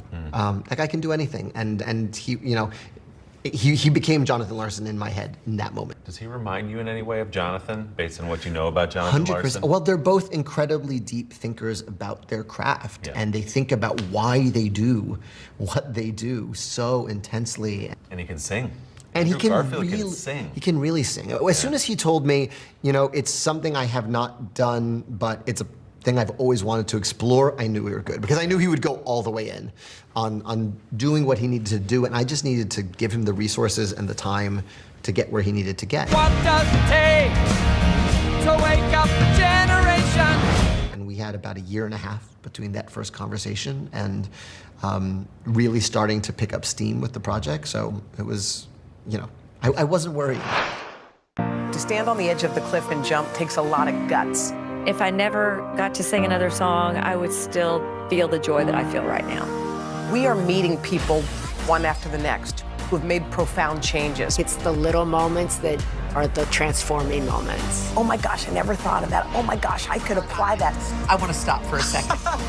In season 2, I think you're going to be blown away by the life lessons. Join Hoda for new episodes of her podcast, Making Space. Listen now. These days, it feels like the news never stops. So let's get into it. What's happening right now, what it all means for you for an hour every day. It can be hard to keep up, so let's get started together. Hallie Jackson Now, weekdays at 5 on NBC News Now. For breaking news in our changing world, download the NBC News app. To stand on the edge of the cliff and jump takes a lot of guts. If I never got to sing another song, I would still feel the joy that I feel right now. We are meeting people one after the next who've made profound changes. It's the little moments that are the transforming moments. Oh my gosh, I never thought of that. Oh my gosh, I could apply that. I want to stop for a second. in season 2. I think you're going to be blown away by the life lessons. Join Hoda for new episodes of her podcast, Making Space. Listen now. For breaking news in our changing world, download the NBC News app.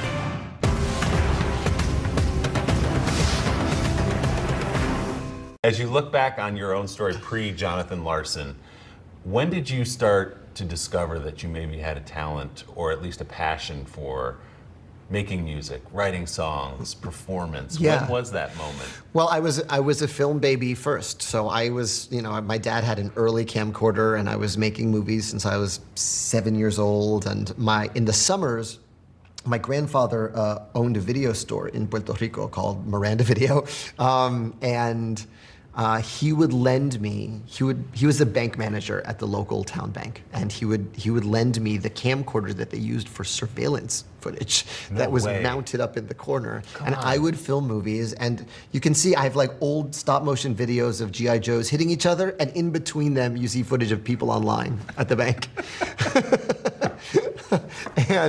But again, like it was there were amazing summers. I would just watch any movie that I felt like taking home, and some of them very age inappropriate. But I just watched anything and everything, and then was like making little movies just sort of at my grandparents' house. And so that was my first love. And then I fell in love with theater because of my elementary school music teacher, Barbara Ames, and our shop teacher, Robert Sherman. They would always direct the 6th grade play. Mm-hmm. And, the whole school sees the 6th grade play. So by the time you're in 5th grade, you're like, what are we going to do for our 6th grade play?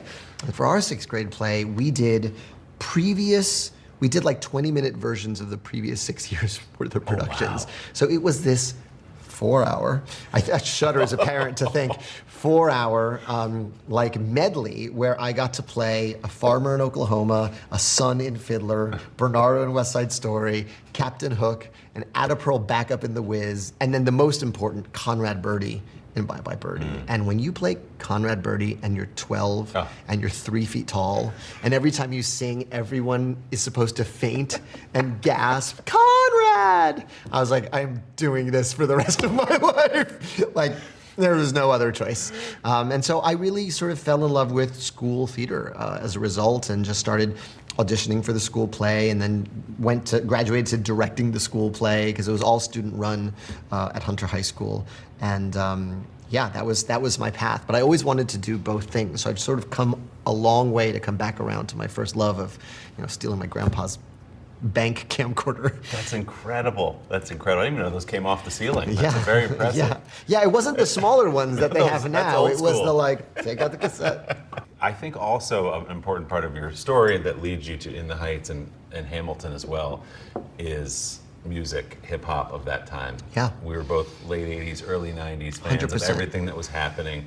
And man, for me, who grew up on that, to sit in that theater and listen to Hamilton, to hear all those sometimes obscure references, it was amazing. So how important was that education in hip hop to the style that you created for your shows? Sure. Well, listen, I'm a little younger than hip hop itself, and I grew up one neighborhood south of the Bronx. As you know, like having a cooler older sibling is always going to be an advantage in terms of your taste. So I remember stealing her De La Soul CDs and her Ice Cube cassettes and Tribe Called Quest. Everyone thinks the music they listened to when they were a teenager is the best, but we're right. Because I think there was so much diversity in the genre of hip hop right at that time. It was like you had PM Dawn next to Grave Diggers, next to Tribe Called Quest, next to, Dre and Snoop. It's all in there. There's a moment in your life, again, the parallels of Larson, where your father writes you a letter where you're at this crossroads, right? And you're thinking, okay, I don't know if it's going to happen, the same way Jonathan Larson taught. What did he say in that letter, and what did it mean to you? Well, what was scary to me was that my first job out of college was teaching English at my old high school, and I loved it. Yeah. Like, it's very exciting to watch kids fall in love with writing and fall in love with poetry and fall in love with literature, and being able to help spark that connection that will feed you your whole life if it happens early. And so they had offered me a full-time position. And I could see the Mr. Holland's Opus version of my life, where I just kind of teach kids and hopefully am fondly remembered and never finish my play, never finish my symphony in Mr. Holland's case. And I wrote my dad and said, like, what do I do? Like, I could also just like quit and sub, and I may not make my rent month to month, but I'll have time to work on this thing. And he said, I really want to tell you to take the full-time job. I really want to tell you. But I would be betraying, you know, the memory of my own mother, who, when I told her I have to go to Puerto Rico to go to school, didn't blink. You have to do the thing that matters the most to you, and follow your gut. What a blessing. One absolute blessing, because that guy was also saying be a lawyer the entire time I was in high school and college, and so something switched, and the way in which he kind of gave me the right advice right when I needed it. To cover the news, you have to be in it. This is how so many towns and cities are protecting themselves. You can actually see they're pushing the gates open every night. It's your news playlist. Top Story with Tom Llamas, weeknights at 7 on NBC News Now.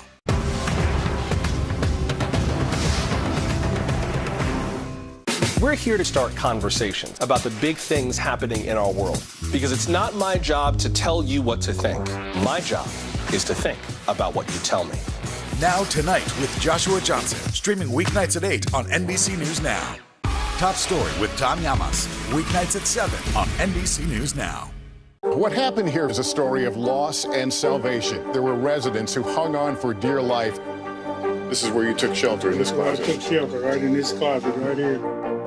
Rioters banged down one of the doors. Have you found a way to reconcile it a year later? It really hurt to see this place that I love so much treated with such disrespect. Was it an act of cleaning or an act of healing?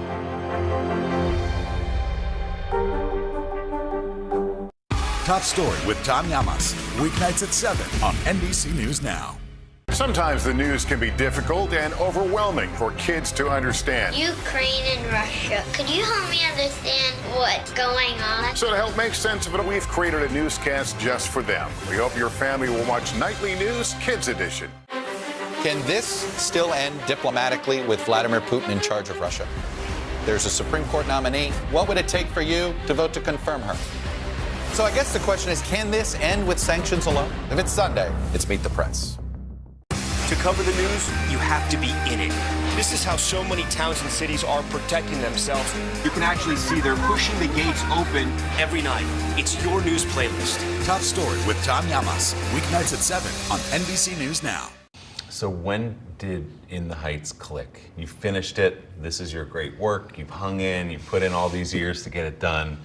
What was the moment where you got a phone call or talked to somebody and said, "Oh, this is gonna go. This is gonna work"? Honestly, I felt so much lighter the moment we did our first performance on stage, and I was able to experience that because I've already been able to cross that distance that Jonathan never got to cross. Yeah. You know, because that was my yardstick and that was my inspiration. It was like, oh my gosh, this thing is going to be on stage, and I've done it. I've gotten it across the finish line.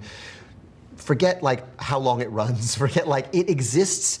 Other people know it. It is on sheet music. It is no longer just in my head. It's out in the world. So many people in the country around the world picked you up after Hamilton exploded.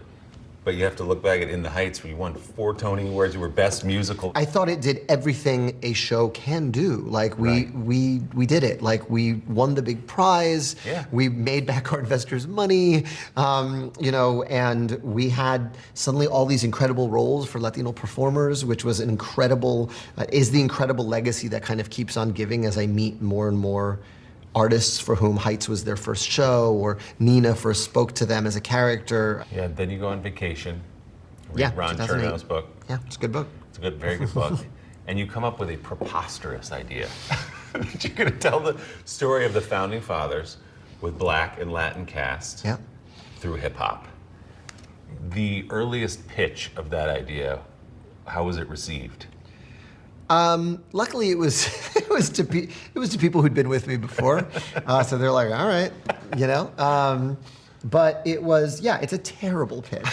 It's a terrible elevator pitch. But it's funny. The first time I ever performed anything from it was at the White House. It was 2009. Right. I'd been invited to perform something from In the Heights. It was the White House's first evening of poetry and spoken word.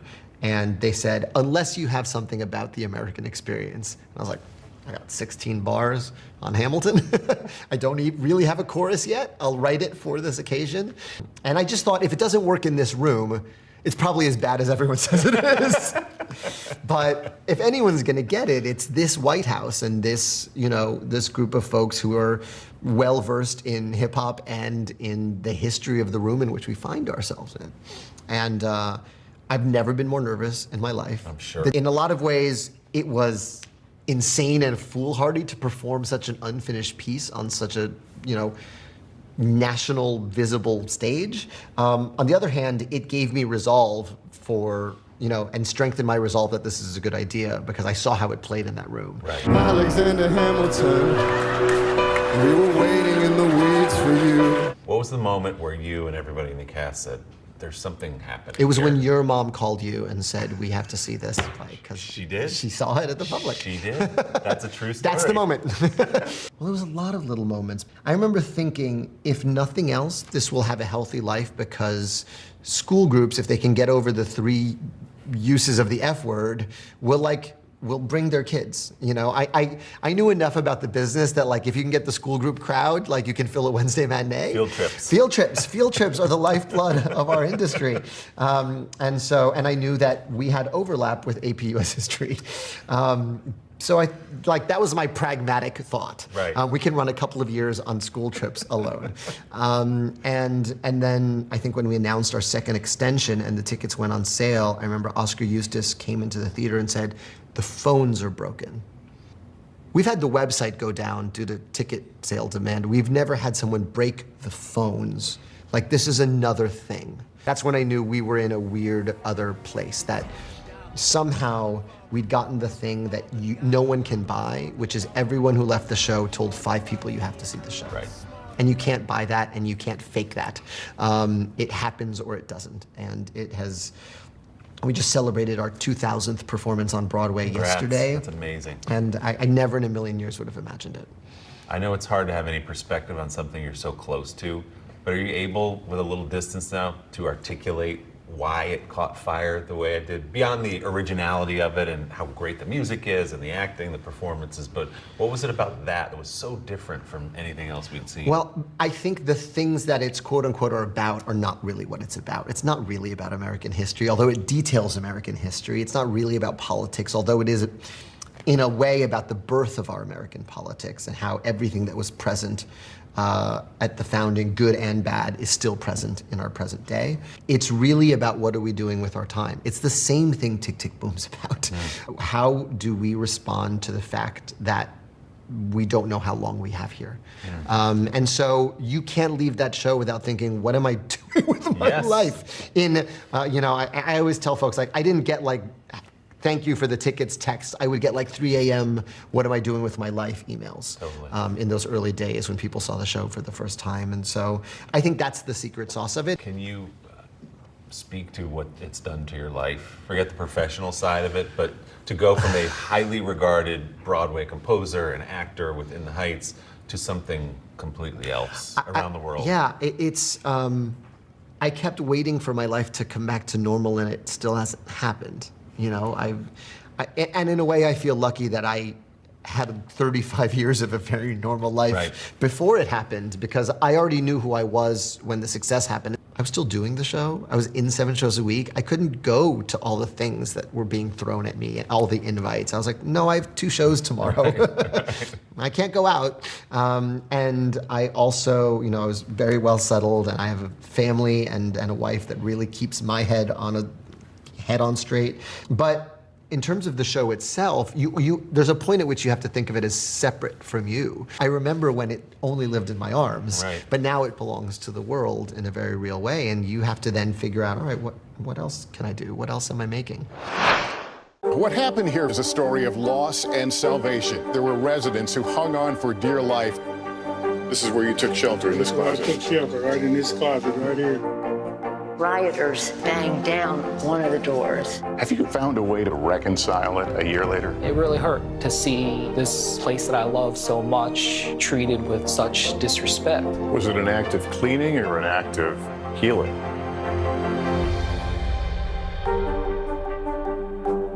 Making Space, the inspirational podcast from Hoda Kotb. Listen now. What happened here is a story of loss and salvation. There were residents who hung on for dear life. This is where you took shelter, in this closet. I took shelter right in this closet right here. Rioters banged down one of the doors. Have you found a way to reconcile it a year later? It really hurt to see this place that I love so much treated with such disrespect. Was it an act of cleaning or an act of healing?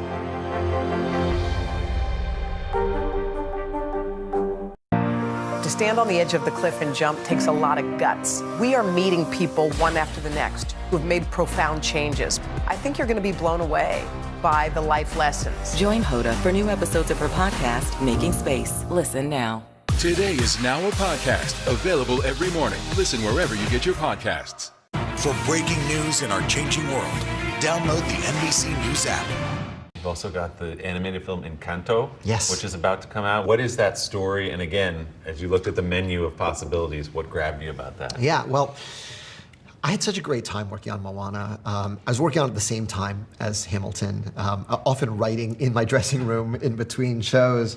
And I just said, I want to be in there from the beginning on the next one, because I was hired several years into the development process on Moana.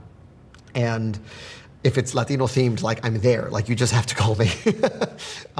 And so I was able to be there from the beginning of the process. We knew we wanted to set in Latin America, and the team was really inspired by the literature and culture of magical realism that came out of Colombia. And then the fun part was we really wanted to write a thing about family. Like, that's what kind of kept coming up in our conversations. So often in the movie making process, it becomes about your main character and their quest, and anything that isn't to do with that quest and the stakes, like, gets pared away. When I got hired for Moana, Moana had 8 brothers. Moana had more important stuff to do. Goodbye, 8 brothers, like, let's go save the world. And so we really kind of started with the thesis of, can we make the relationships between our family members the actual meat of the story, and how those relationships shift and change and grow, or the distance between how you see yourself versus the role you play in your family. And sometimes that's really short, and sometimes it's a gulf. In time, every member of our family Cecilia, up top! was given their own magical gift. To then explore that in Colombia through the sort of amazing prism of Colombian music and culture has been just this joyous 5 years. And again, working at the same time as I'm editing Tick Tick Boom. But when I do have more than one project, something that I kind of do that is, it's like a helpful, like, trick I play on myself, is I just pretend I'm back in school. And I go, these aren't projects, these aren't responsibilities, they're classes. I'm auditing Jonathan Larson Intensive. I'm auditing this Disney songwriting process. And if I think of it that way, because college sets you up to think this way, I think about the ways in which they feed each other. I don't think about, like, oh God, I've got all this to do, and oh God, I've got all this to do. Right. I think, oh, this informs this, and I can take what I'm learning from this and apply it here. It's a silly, and it's only a game I play in my own mind, but it's really helpful in terms of changing your mindset from I have to do this to I get to do this. Right. And that's all the difference in the world. We were talking about John Leguizamo, and in our interview, he said the phone rang one day, and he said it was the great Lin-Manuel Miranda. He said, I couldn't believe he was calling me. And I suspect you feel just the opposite. I can't believe I live in a world where I get to call John Leguizamo. I can't believe he's in the movie. So as a first-time director, Tick Tick Boom is over, credits come up, directed by Lin-Manuel Miranda. What did that feel like? Oh man, you're trying to make me cry with this question, and you're going to succeed. It felt amazing. It's such a dream come true for me. There were challenges to this film. We made this film in the midst of a pandemic because we all took it so seriously, and there were so many times when I thought this movie would never get made. And so to be on this side of it is it's an enormous relief. And what I'm most proud of is the fact that the people in Jonathan's life are so proud of the film. You know, that community that I first met when I met them all in 2014, and Julie Larson and Vicky Leacock and Jonathan Burkhart and Matt O'Grady and all of the people who truly were there for Jonathan's journey see him in the film. And that means I've done my job. Boy, if you didn't have enough pressure directing your first film, you want to get it right for all them, right? Yeah. But in a way, it's liberating because your ego is totally out of the process. It's how do I do right by this artist, and I'm just so proud. You should be. It's amazing. Congrats. Well, good for you. I could talk to you all day, but I know you have other places to be. It's so great to talk to you. Thank you for everything you've put into the culture, man. Oh, thank you so much. This is great.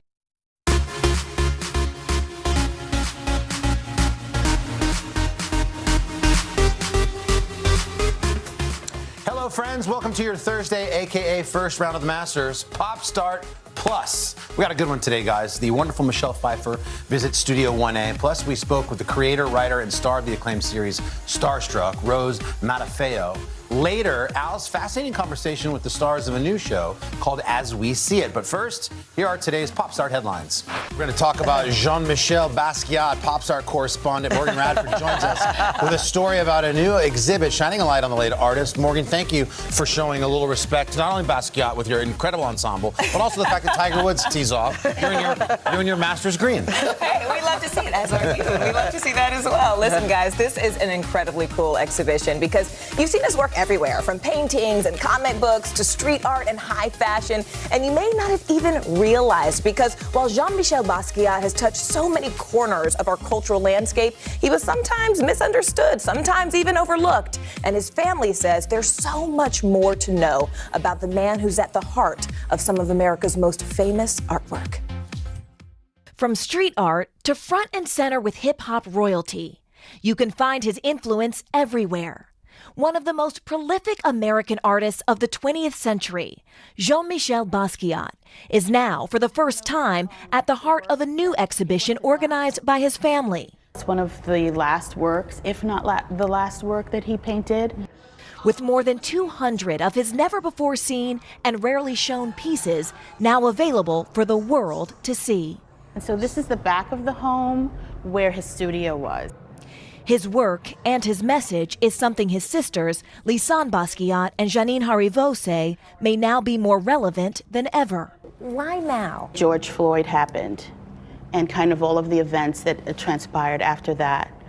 And Lisanne and I decided it's the right time. Do you think your brother's work has different significance given the current moment we're in right now? The fact that he was having those discussions 33 years ago, it definitely shows how much of a visionary that he was. Born in 1960, Basquiat quickly rose from a thought-provoking street artist to a highly sought-after painter, before his death in 1988 from an overdose at just 27 years old. His unique talent nurtured at home. 90% of what you see in the recreation are actually the items. Our kitchen table is here. Our actual clock. An intimate look that art experts say is crucial. We see him on t-shirts, we see him on sneakers, but yet when we walk into a museum, we very infrequently see works by Jean-Michel Basquiat because there aren't a lot in public collections. It's a chance, his family says, to honor his legacy. And he had the courage to live life on his own terms, with his dreadlocks, in an Armani suit, painting, and I think that's also part of what makes him such a legend. A legend the world loved, but perhaps never fully knew.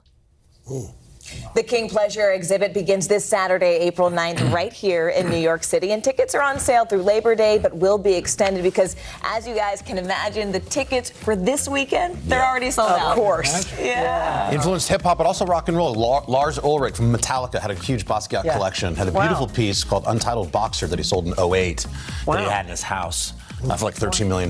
Speaking of his house, you know that he actually rented his studio space from Andy Warhol? Wow. For years. That was a cool shot of them together. Really cool. Incredible. Definitely gonna have to hit that in Brooklyn. Yeah, I gotta check it out. Morgan, thank you so much. Coming up next on Pop Star, we've got Chrissy Metz, our friend, the This Is Us actress, is the envy of the Wordle community, which includes myself, Savannah, and my wife, Siri, after revealing that she guessed Tuesday's word on the first try. Oh my gosh. Look, take a look. I can't believe I got Wordle. Show it again. Show it to me. Wait, you didn't see nobody else's Wordle? The Holy Bible. I swear to God, all that is holy. You guys know that I'm a God-fearing woman. Just give me a I'm sorry, y'all. This is one of the most exciting days. She was raising her left hand, I noticed. So, natal was the word, N-A-T-A-L. She got on the first attempt, something that most players of the online word game can only dream of. I mean, that just never happens. She credits co-star Sterling K. Brown for being her inspiration to guess the obscure 5-letter word since this week was his birthday. So kudos to Chrissy Metz. That is unbelievable. Today's word's hard, too. Wow. Next up, Kim Kardashian, the reality star and business mogul, is the next guest on our friend Hoda's podcast, Making Space. And in their conversation, Kim opens up about her kids, businesses, and making the tough decision to put her own happiness first, even when that means ending her marriage.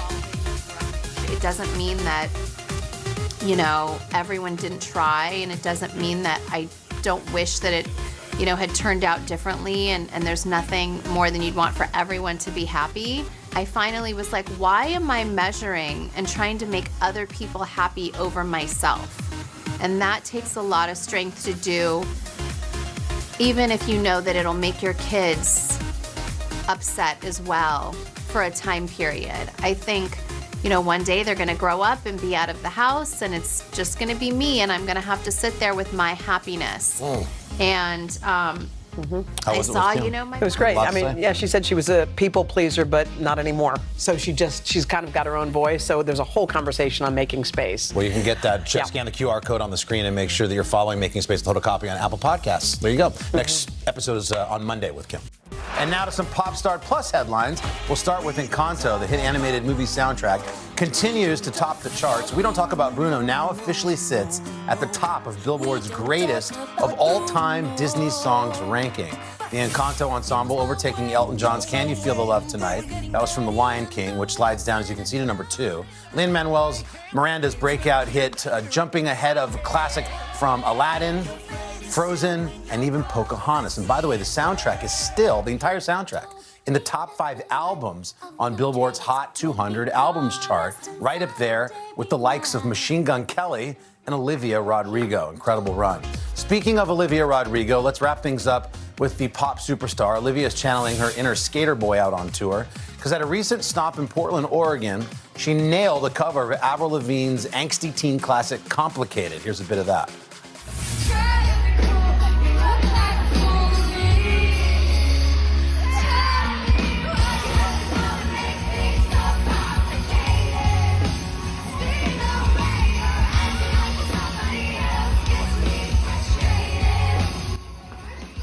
That song holds up. Complicated debuted on Avril Lavigne's album, Let It Go, 20 years ago. And long before there were any Rodrigo fans, most of them weren't even born yet, but luckily teen angst never really goes out of style. And there you have it, your Pop Star Plus headlines. Coming up, Hollywood legend Michelle Pfeiffer's take on a famous first lady. Don't miss it. To stand on the edge of the cliff and jump takes a lot of guts. If I never got to sing another song, I would still feel the joy that I feel right now. We are meeting people one after the next who've made profound changes. It's the little moments that are the transforming moments. Oh my gosh, I never thought of that. Oh my gosh, I could apply that. I want to stop for a second. In season 2, I think you're going to be blown away by the life lessons. Join Hoda for new episodes of her podcast, Making Space. Listen now. What happened here is a story of loss and salvation. There were residents who hung on for dear life. This is where you took shelter, in this closet. I took shelter right in this closet right here. Rioters banged down one of the doors. Have you found a way to reconcile it a year later? It really hurt to see this place that I love so much treated with such disrespect. Was it an act of cleaning or an act of healing?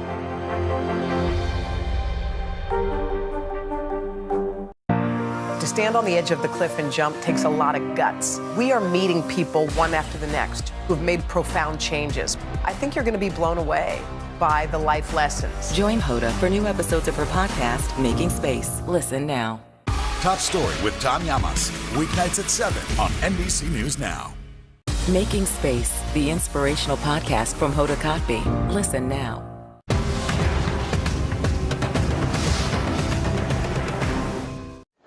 And welcome back to Pop Star Plus. Michelle Pfeiffer is portraying Betty Ford in a new show called The First Lady, and was nice enough to stop by Studio 1A. She told us what it was like to tackle the role.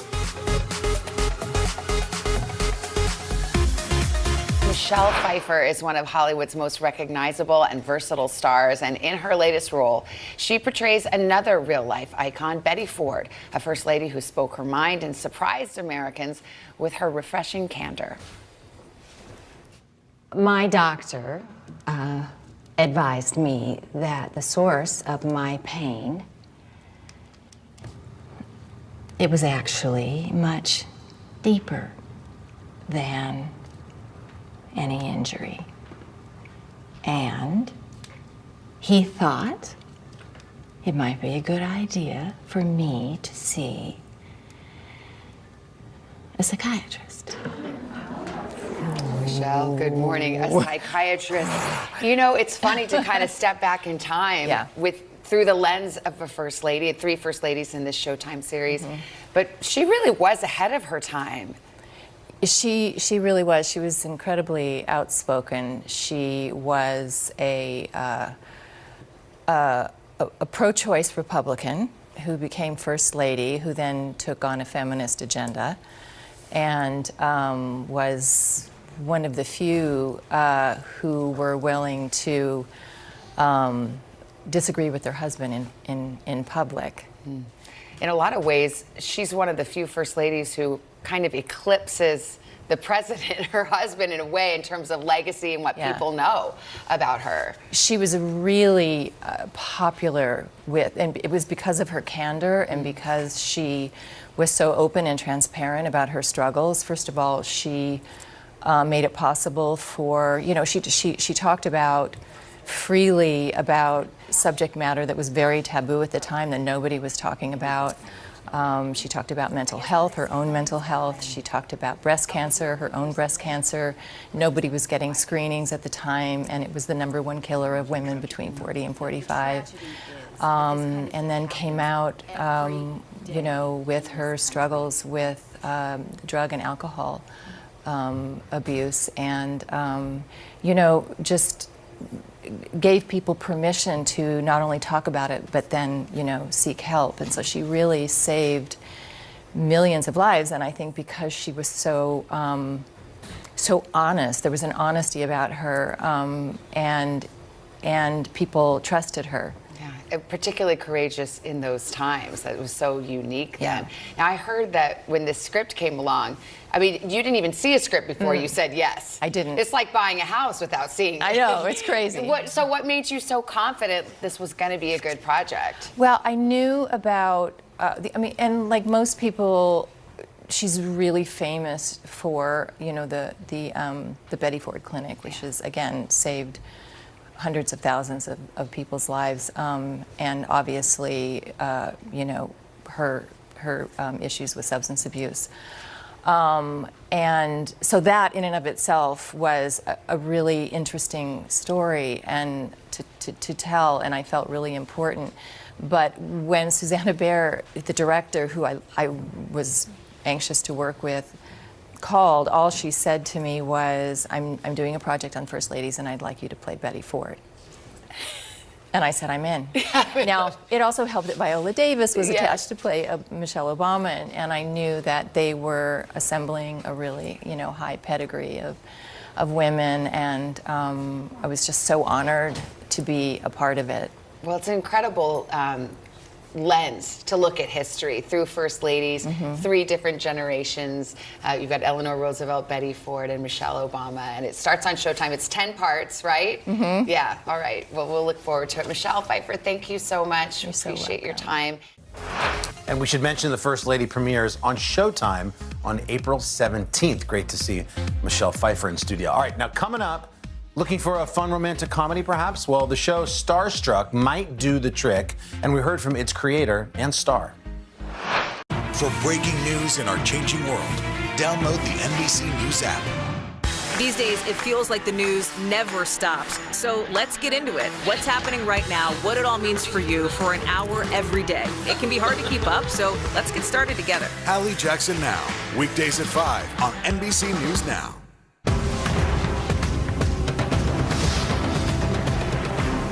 What happened here is a story of loss and salvation. There were residents who hung on for dear life. This is where you took shelter, in this closet. I took shelter right in this closet right here. Rioters banged down one of the doors. Have you found a way to reconcile it a year later? It really hurt to see this place that I love so much treated with such disrespect. Was it an act of cleaning or an act of healing?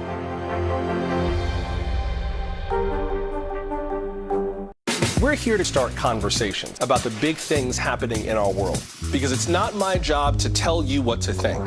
My job is to think about what you tell me. Now Tonight with Joshua Johnson, streaming weeknights at 8 on NBC News Now. These days, the news never stops. The morning's headlines change by afternoon, and by the end of the day, it's all totally different. So let's get into it. What's happening right now, what it all means for you for an hour every day. I get it. I know that it can be hard to keep up. So let's get started together and go from there. Hey, I'm Hallie Jackson, and we have a ton going on tonight. Here's the deal. Hallie Jackson Now, weekdays at 5 on NBC News Now. We'll meet Ukrainians who are defending their country one block at a time. When you were still in Kiev, could you hear the bombing? My name is Lester. Who's this? Top Story with Tom Llamas, weeknights at 7 on NBC News Now. And we're back. Rose Matafeo is the creator, writer, and star behind the HBO Max series Starstruck. And she spoke to us about season 2 and how she's enjoying bringing romantic comedy to TV. Second series of Starstruck is basically picking up from the moment that series 1 ends. And if you've seen series 1, it kind of ends on a slight cliffhanger where Jessie my character, has stayed on a bus instead of going back to New Zealand to live, has made the decision to stay in the UK, maybe for love, maybe not. You stayed for Tom. Didn't stay for anyone. Well, you quit your job, you moved out of your flat.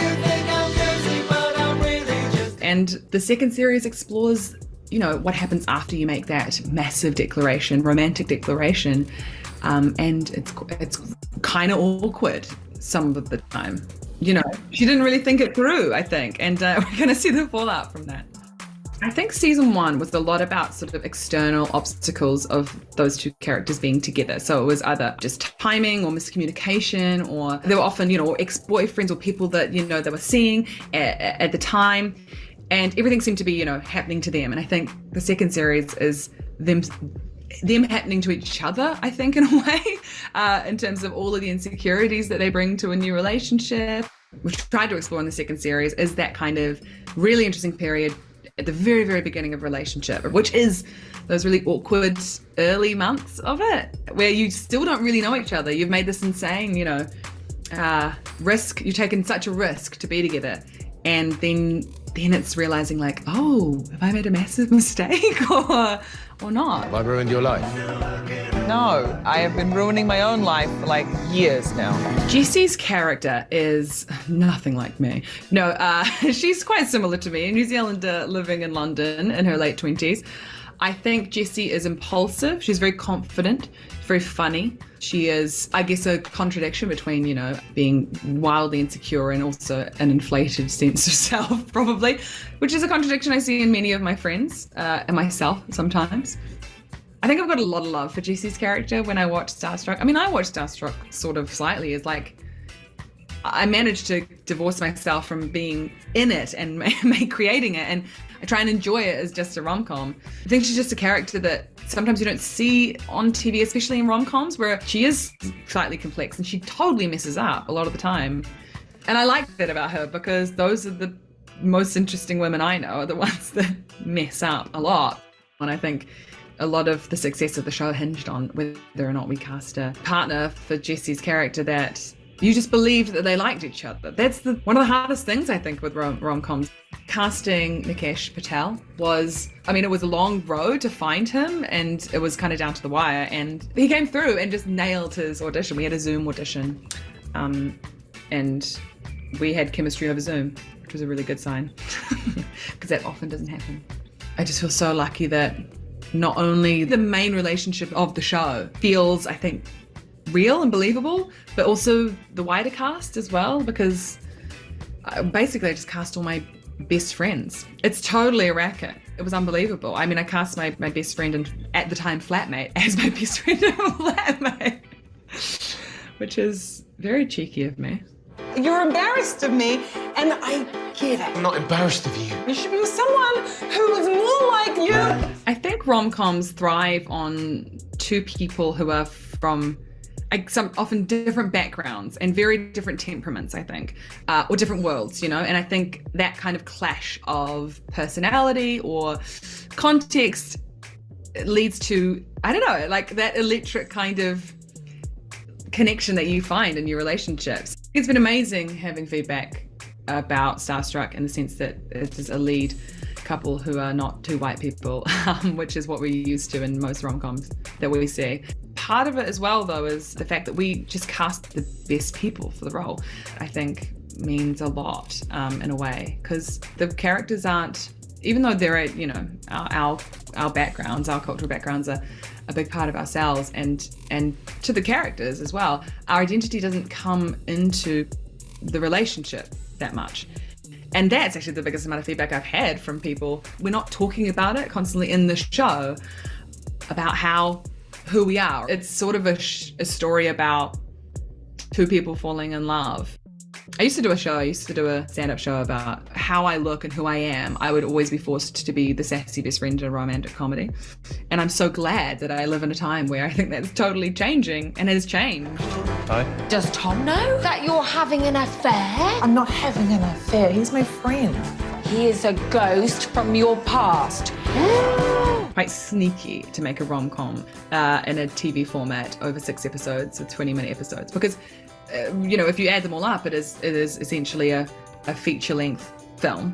But the greatest thing is that because it's on television, we can segment it into 6 parts, and it's tricky. I say that in a sense because you watch one 20-minute episode and you go, oh no, you just want to watch one more and one more. Whereas with a film, it's such a commitment. I've got a terrible attention span. If you're telling me like, oh, watch 2 hours of this rom-com, I'd be like, that's a bit long, isn't it? But with television, people just keep watching because they forget. And it's honestly such an advantage.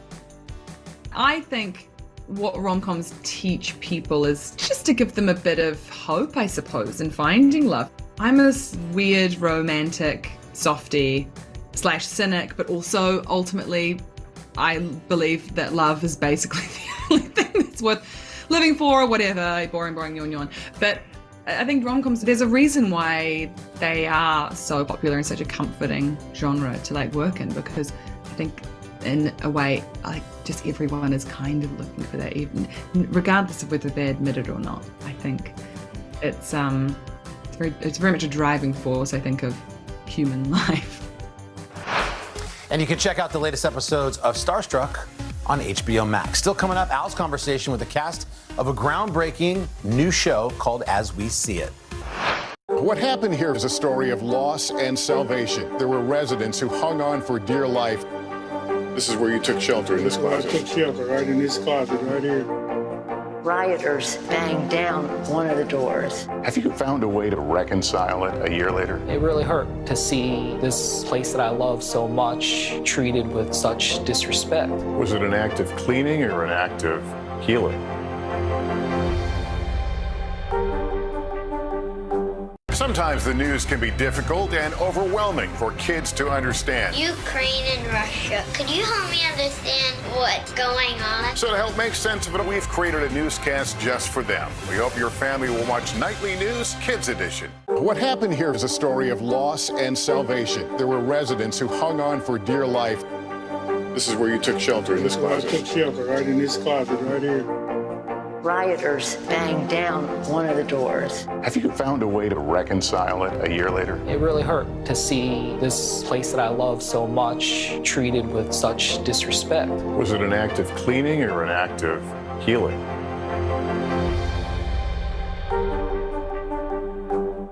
Top Story with Tom Llamas, weeknights at 7 on NBC News Now. Making Space, the inspirational podcast from Hoda Kotb. Listen now. Today is now a podcast available every morning. Listen wherever you get your podcasts. And we're back here on Popstar Plus. As we see it as a revolutionary new video series that provides important on-screen representation to people with autism. The Coming of Age series features 3 adults with the disorder. And recently, on the third hour of Today, Al talks with the cast and its creator about why the project is so personal to them.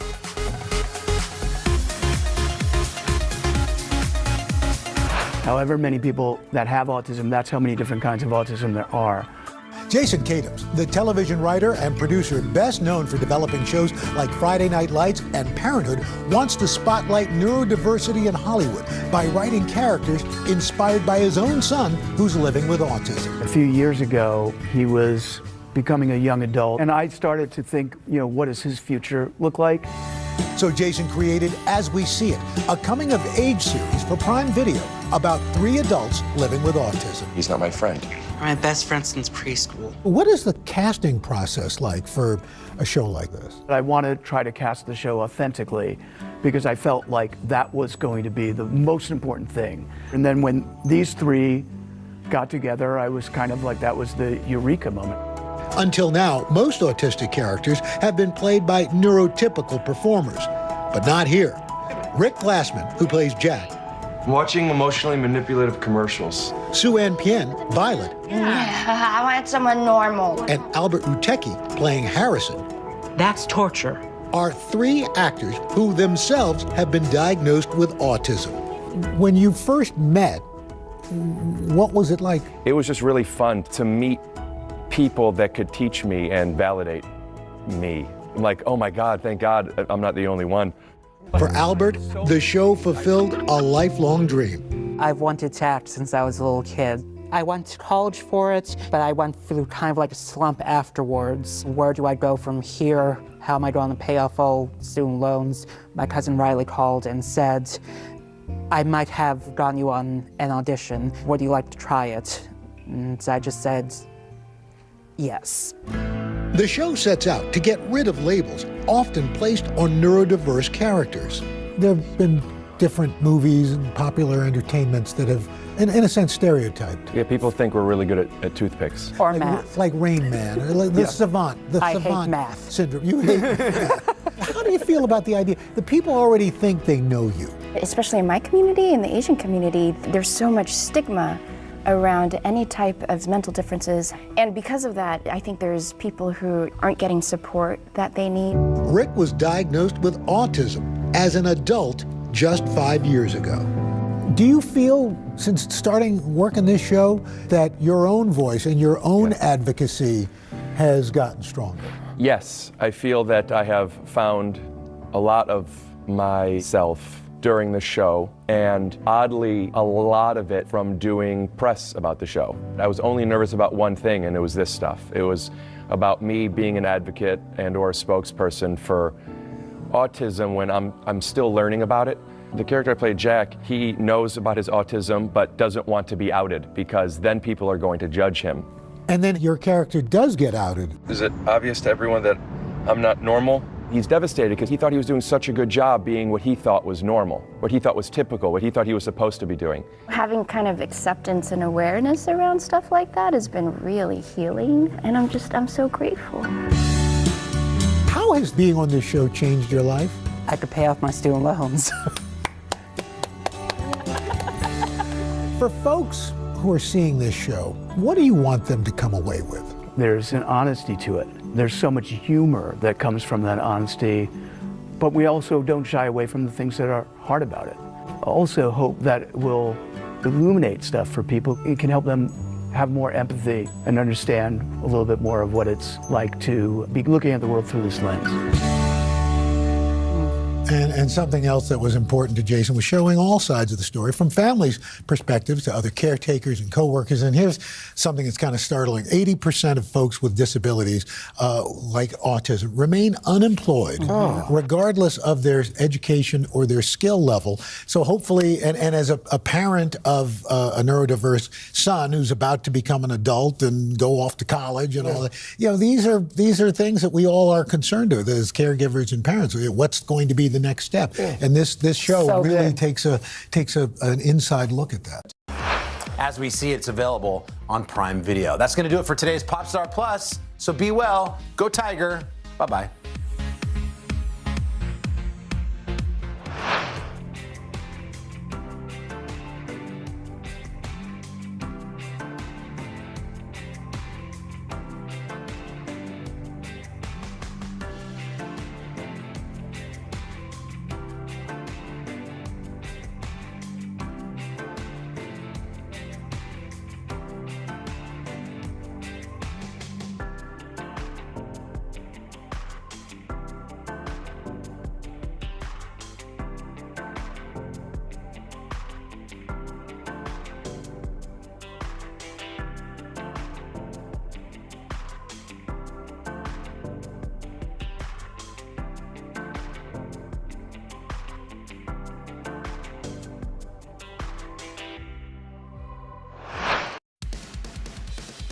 Well, hi to all you guys from Today All Day Land. We're happy that you're tuning into our digital show.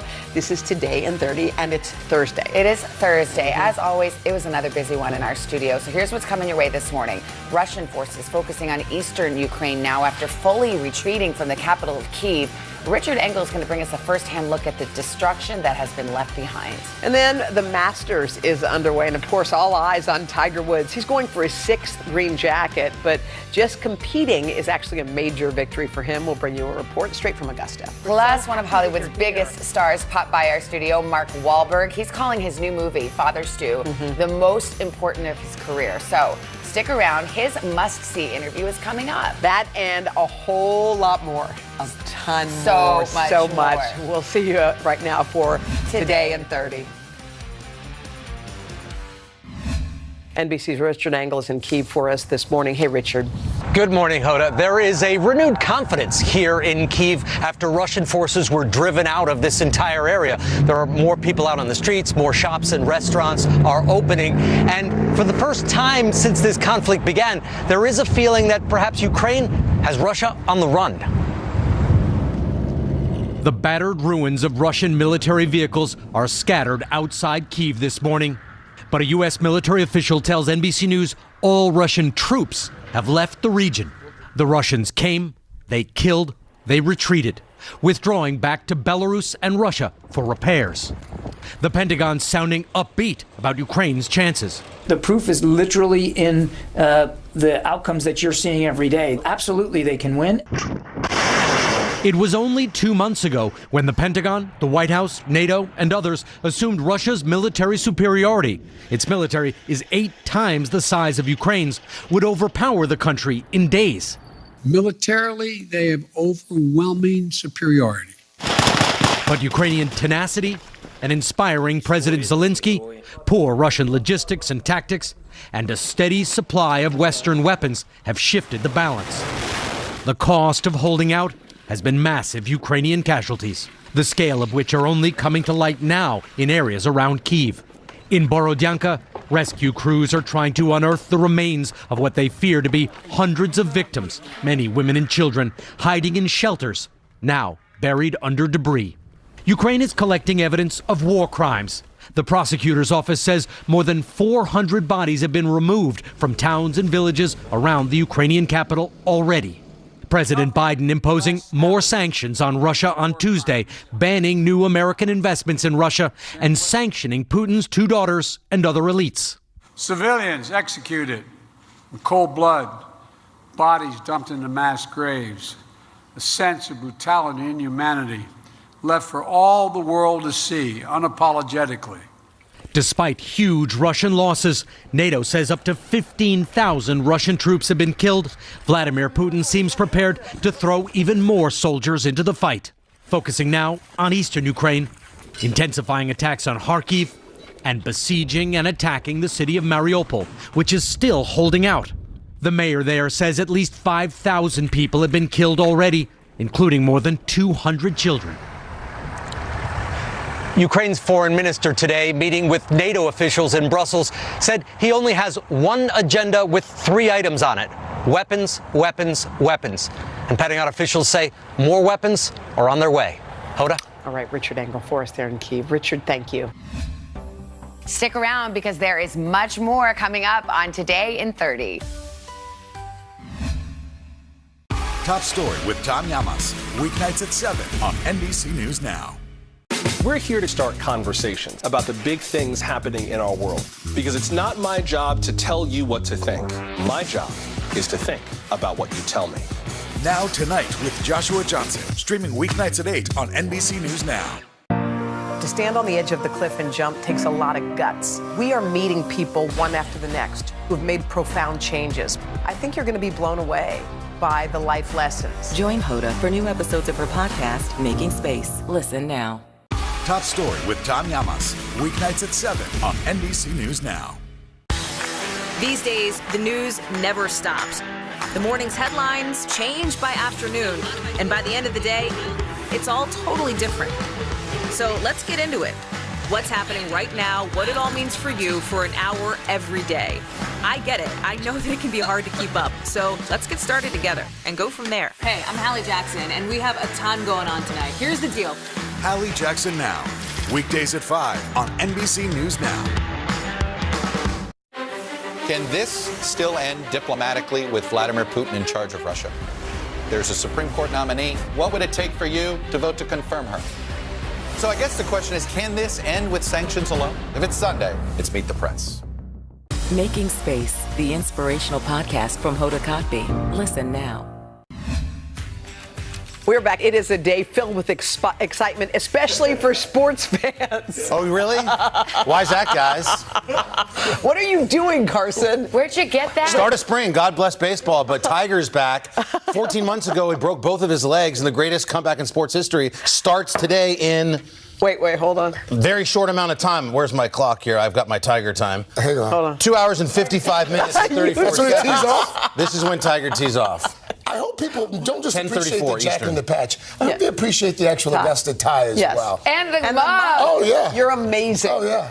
Well, I got this at a thrift shop in Long Island. This was Gene Saracen's jacket. He won in 1935. In addition. Are you bursting, by the way? Rent. Come I can't on. wait. You can't. The story's exciting. Oh. It's happening. Yes. It does feel like the first day of spring because of baseball in Augusta. NBC's Morgan Chesky in Augusta with the latest on Tiger's big comeback. Morgan, good morning. Good morning, friends. Greetings from Augusta, Georgia. It is a big day today, the opening day at the Masters, and that tee-off time, 10:34, actually pushed back to 11:04 for Tiger when he will swing his club for the first time due to some thunderstorms here in Georgia. No doubt that's not going to match the roar of the crowd when Tiger swings that club. It'll be the first time in more than 500 days since his last PGA action. And when he tees off, it'll be 14 months, believe it or not, after that accident that nearly took his life. With all eyes on him Wednesday morning, Tiger Woods taking a final practice round at Augusta National. The speed is back. The ball speed is back. The swing is where he wants it to be. The physical demanding part of actually walking the golf course, that's going to be the trick. In preparation to play the Masters this year, Tiger has played 54 holes at Augusta in the last 9 days. Wednesday, there was just a hint of a limp, but Tiger was all smiles. This was something that he was looking forward to, just not competing in the event, but getting back to this golf course and being around those guys inside that environment. It's just special to him. No surprise, Tiger's at the Masters for more than the camaraderie. Nearly 14 months after a horrific car crash almost cost him his leg and his life. Woods will attempt to make the impossible possible once again. Do you think you can win the Masters this week? I do. And no one is counting Tiger out. Anytime anybody asks me, can Tiger contend, my answer is yes. Just an amazing will inside of him. To get to this point is nothing short of miraculous, but smashing expectations and overcoming odds has been a lifelong theme. 25 years ago, Woods became the youngest to win the Masters at age 21 by a tournament record 12 strokes. He won the 2008 U.S. Open at Torrey Pines on a broken leg, and in 2019, he won his 5th Masters at the age of 43 with a fused back. Never seen anything like it in terms of setting your mind to something and kind of setting a goal for yourself and proving to yourself and everybody that you can do it. And once again, it is clear the Tiger effect is in full effect. I have seen so many big crowds at Augusta National over the course of my career. Probably 2019 on Sunday when he won here. That was just an incredible place to be. It was an incredible scene. The scene on Monday for a 9-hole practice round was more than that. This morning, back in the spotlight, Tiger's return already a victory as he takes a swing at yet another Masters title. while adding to one of the greatest sports legacies in history. Very confident in his golf. And if you are a Tiger fan and already allowing yourself to dream a little bit, consider this. If he pulls off the impossible and wins at this year's Masters, he will tie Jack Nicklaus for most Masters victories of all time at 6 apiece. And he would do so at the same age, 46, that the Golden Bear was when he won his final Masters back in 1986. So an interesting storyline to follow there. Tiger would also surpass Sam Snead with most all-time tour victories at 83, which is just incredible when you think about this career. Even more incredible when you think that Tiger himself about to tee off here at 11:04. Pretty unbelievable, guys. Yeah. You mean in 3 hours, 3 hours, 21 minutes, 23 minutes. And you got it? Adjusted your clock. 18. I adjusted it. You adjusted it. Good What do you reporting. think, Kars? Well, I think he has a shot. I mean, I think, in my opinion, the key for Tiger today is going to be his tempo has been awesome this week. He looks like he's swinging within himself. Fairways and greens in regulation. Gobble up as many pars as possible. Avoid the big number. Handle the par fives. That should put Tiger at about even par or better today. If he recovers tomorrow and can rinse, wash, and repeat, he goes later in the afternoon tomorrow. If he could somehow do that again, he's going to make the cut. Wow. Then he's in contention. You think he makes the cut? Then like all hell breaks out of my house. Yes. All bets are So, I mean, When's it's- the party? I'm coming over. Yeah. Yeah. Well, we're making the cut is the goal. Party at Cars. We are back with one of the busiest men in Hollywood. We're talking about Mark Wahlberg. Okay, for his latest role, he portrays Father Stuart Long. This is a real-life boxer turned priest on a journey from self-destruction to a life of service. He found that road to redemption to be paved with potholes, forcing him to fight every step of the way. Take a look. I think I know what God's doing here. Seeing how I respond, I don't get my way. But I ain't giving up. Not on him or me. I want you to reconsider your rejection. You are a pugilist with a criminal record. You want to look at St. Matthew? St. Augustine, St. Francis. I mean, some of the most remarkable figures in the history of the church are reformed men. Yes, but I think what the church needs now, more than ever, is to elevate the standard for a priest. No, what the church needs is somebody who's going to fight for God. That's me. Stand up and say amen. Mark Wahlberg, welcome. We're so happy that you're here. This story of Father Stu, this is a real story. This is a real man who lived in Montana. You came upon this story, and I feel like this has been your passion project for a while, and Hollywood seemed to say no. The Catholic Church was kind of lukewarm on it. Yeah. Why did you just keep pushing this project through? I just felt like it was so inspiring. The story needed to be told, and people now more than ever, we're all going through so much. People need this, and it's healing and it's comforting.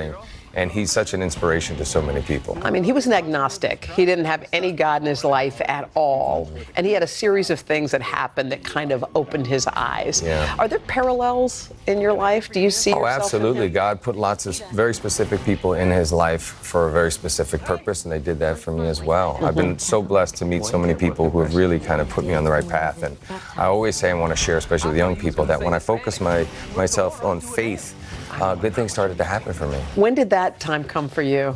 That was when I was a teenager. You know, I mean, I've still been trying to figure it out, but like, it's always been about being at the right place at the right time. I think what's cool about Father Stu is he's a flawed person. He'd been through hell in his life, and I feel like the people who understand hell are the people who've been through it. Yeah. And was that kind of the magic sauce for him? Absolutely. I mean, people recognized all of his real life experience and how authentic he was when he communicated. And these people were dealing with the same struggles, and they knew that he had that experience, and so it was really comforting for them. How did you get, if Hollywood was lukewarm and the Catholic Church was not so sure, They didn't like the language. So how did you get this thing pushed through? How did it work? I financed it myself. What? Yeah. I broke the cardinal rule and paid for it myself. Why did you do that? I just felt it was also the best way to make the movie without any kind of interference. We wanted to be completely in control creatively. And once you get somebody else who comes in, you know, obviously their job is to have notes and to try to make changes. And we just wanted to make a very raw, unapologetic movie about a guy in search of his calling. And Father Stu, as you said, is a real human being. This movie had to be shown to his real family in his real hometown. I can only imagine what that felt like for you. How was it received? Oh, it was nerve-wracking. Amazing, amazing. I mean, it was all laughter, tears, and then, of course, applause. I mean, he touched so many people. And to witness the work that he did there in Helena, and now to be able to help his message reach so many other people across the world is going to be amazing. And went to prisons. Like, he did the whole nine, right? Yeah, and you know what? He talked to the prisoners in a way where they could understand, because he was one of those guys. So he really turned his life around. And you see, God is always looking for flawed people that he can turn into polished gems that will go out and do his work and serve his greater good. Oh, wow. Well, it is a beautiful movie, and it's a testament how much you loved it, just the fact that you're financing it. What do your kids think?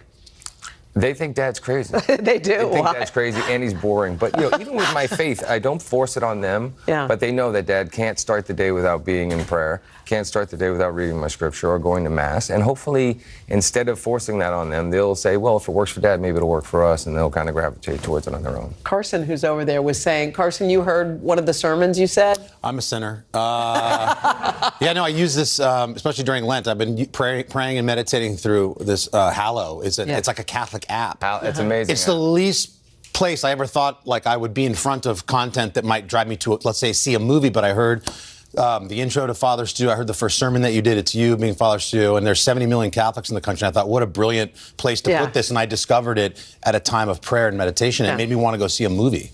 Amazing. Yeah, I love the Hallow app, by the way. Yeah, Pretty me too. cool. Do y'all have any golf business to discuss real quick? Too much. Mark's usually at the Masters. Yeah. Go Tiger, go Tiger. Are you going to go to the Masters? I'm not. I'm promoting the film, and then I'm off to the UK. So. Wow, good. We wish you the best of luck, Mark. Thank you so much. Good luck with this movie. Please catch Father Stu. It's in theaters exclusively starting on April the 13th. Thanks again. We'll meet Ukrainians who are defending their country one block at a time. When you were still in Kiev, could you hear the bombing? My name is Lester. Who's this? Making Space, the inspirational podcast from Hoda Kotb. Listen now. For breaking news in our changing world, download the NBC News app. What happened here is a story of loss and salvation. There were residents who hung on for dear life. This is where you took shelter, in this closet. I took shelter right in this closet right here.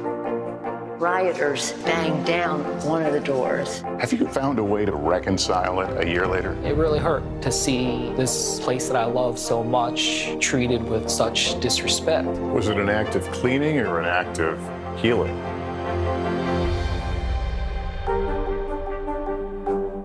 To cover the news, you have to be in it. This is how so many towns and cities are protecting themselves. You can actually see they're pushing the gates open every night. It's your news playlist. Top Story with Tom Llamas, weeknights at 7 on NBC News Now. To stand on the edge of the cliff and jump takes a lot of guts. If I never got to sing another song, I would still feel the joy that I feel right now. We are meeting people one after the next who've made profound changes. It's the little moments that are the transforming moments. Oh my gosh, I never thought of that. Oh my gosh, I could apply that. I want to stop for a second. In season 2, I think you're going to be blown away by the life lessons. Join Hoda for new episodes of her podcast, Making Space. Listen now. We're here to start conversations about the big things happening in our world, because it's not my job to tell you what to think. My job is to think about what you tell me. Now Tonight with Joshua Johnson, streaming weeknights at 8 on NBC News Now.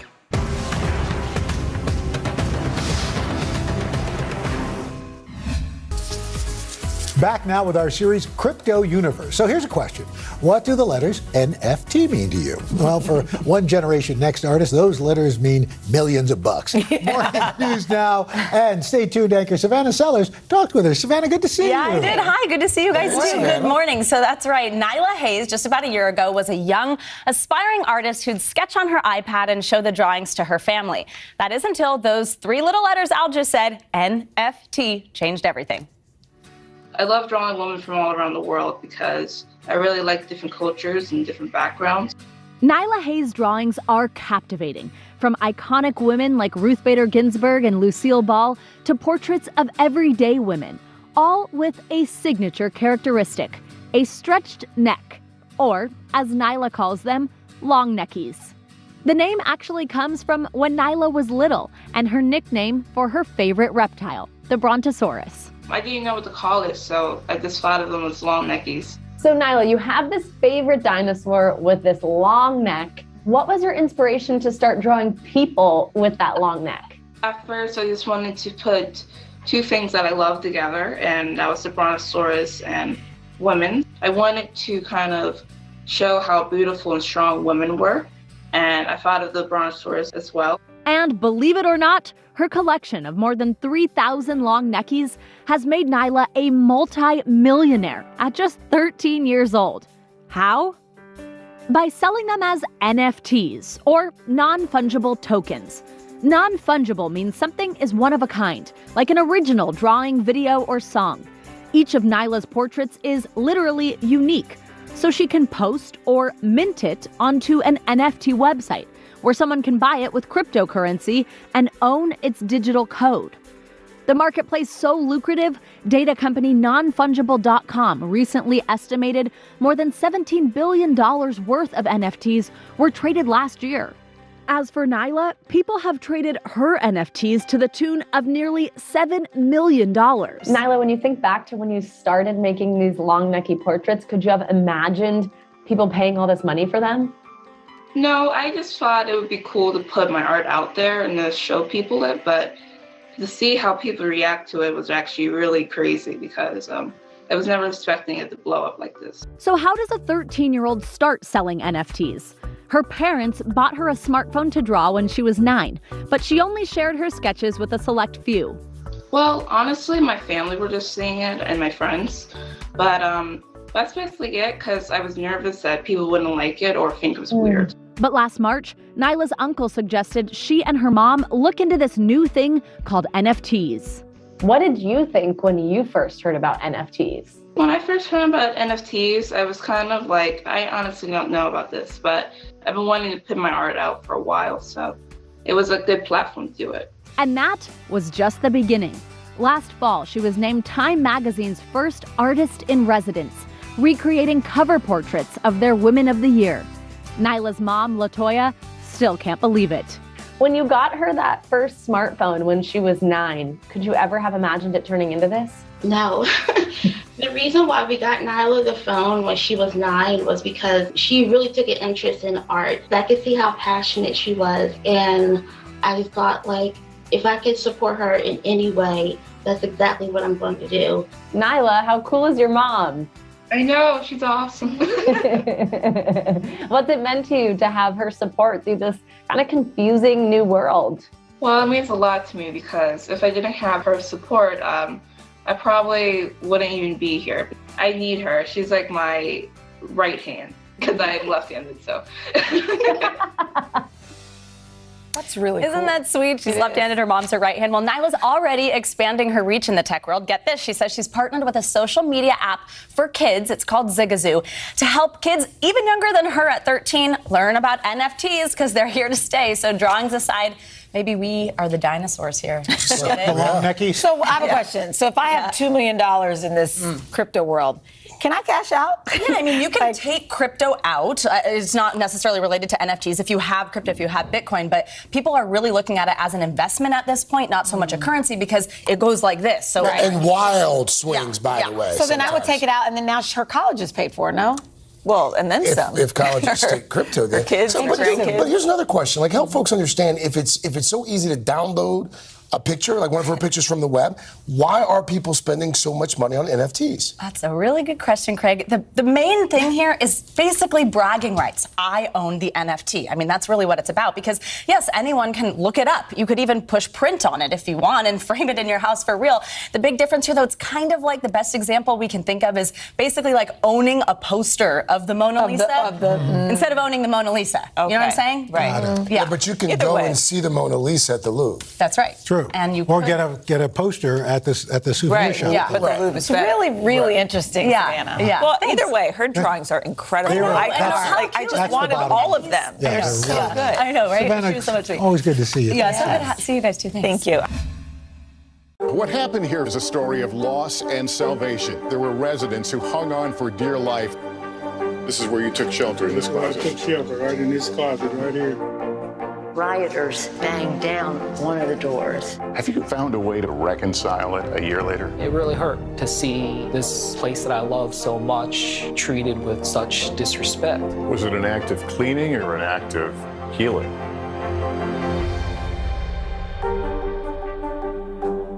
We're here to start conversations about the big things happening in our world. Because it's not my job to tell you what to think.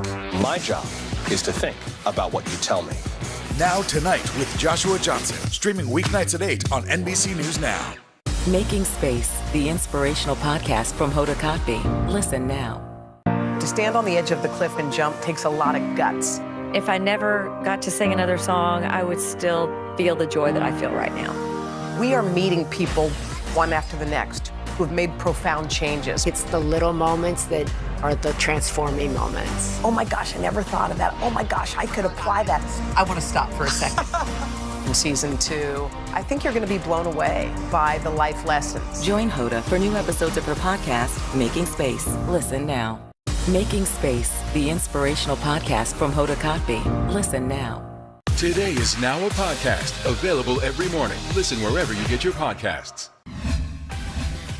From the Oscars to the Grammys, 'tis the season for the celeb swag bags. Okay, and if you want the scoop on what they got, look no further than our go-to girl, Today Style editor, Bobby Thomas. You really do know all like the inside baseball Yes, stuff. I love all this. Well, I'm lucky to have a few friends who give me a heads up, but yeah, there was so much fun stuff that I think a lot of people at home might be surprised that they would love to get their hands on. Starting with what you ladies have been snacking we on. ate the entire bowl. What's it It's called? embarrassing. It's genius. It's called Opo Pop. Opo now, Pop. They have this fantastic collapsible bowl that I have in my hand to give the camera guy a chance, but it just can collapse in your cabinet. You put this in the microwave, and in 2 minutes, you can have vanilla cake pop, Cinnalicious, Miami Heat, salty unami. What are we eating? It's so good. Do you want to know? This one I think is jalapeno.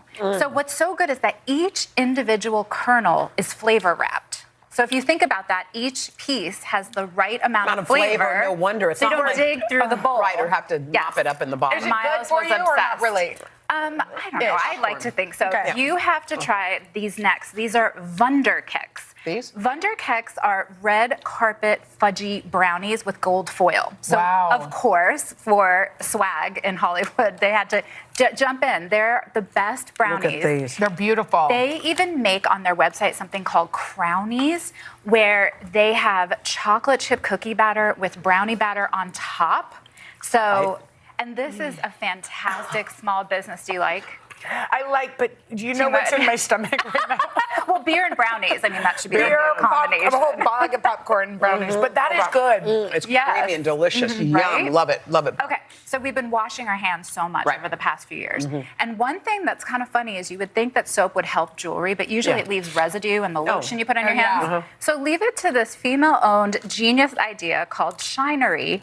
This is a hand wash that also washes your bling. Wait, what? Exactly. That's genius. Genius. So Shinery was to solve the problem that when you're washing your hands, why not wash your bling? Okay, so that's brilliant. I think that's such a smart idea, too. I came across and I was like, wow. So they even have wipes and buffs and all that. Okay. Super cool. Okay, Yeah. these are Bath beautiful. bombs are amazing. I mean, this is so pretty. I know it's back here. I'm going to give the camera guy a chance to take a look. So this is a CBD bath bomb, but really more importantly, Hotsy Totsy House.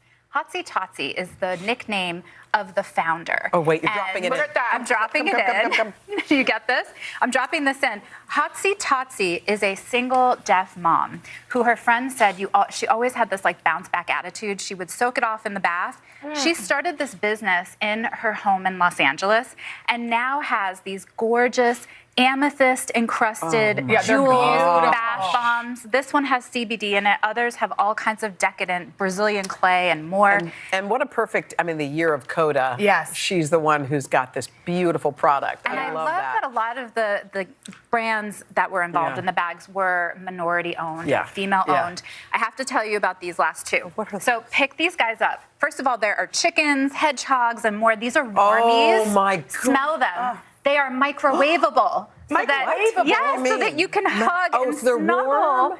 Yes, and Warmies even has stuff for adults like eye masks and stuff, but I just want all the stuffies. I mean, flamingos, they have the cutest list. Oh my and sloths. Does it have lavender in this? Yes, lavender. And last but not least. Are you smelling it? I love it. Ladies, listen, last but not least, Yes. you are officially ladies. Yeah. For the person that has everything, you can buy them a title. You are now Lady Hoda Kotb. Wait, Oh no my one God. has ever called us a lady before. You are Lady Jenna Bush Hager. So there is the coolest idea in Scotland. You can own and buy for a loved one who has everything. 1 square foot, a plot of land in Scotland. This was Highland Titles. We now own land in Scotland? Yes, you do. And you own land next to Benedict Cumberbatch, Jessica Chastain, and all the other celebrities who got this. But anybody can buy land. It's a conservation effort. One day we might have to move to that 1 square foot. And stand in the middle of it. There. Oh my God, I love these. Bobby, we love you. Good to see you. You can buy anything you saw here. Just head to today.com/shop. Thanks, Bobby. Wow, there really was so much more. That's an amazing show we It have. was. I hope you'll come back tomorrow. Another big morning here on Today. With more. Bye-bye. So much more.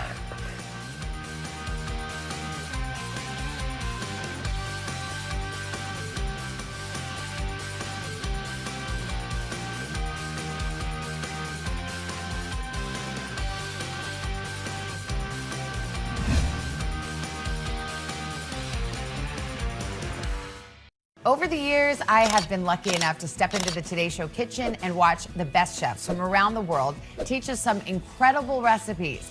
We had made that pesto, which was, Exactly. I almost got out of this one clean. Turn it down. Oh my gosh, I had one job. None of which I've mastered because, well, I actually don't know the first thing about how to cook, but I'm putting those days behind me for good.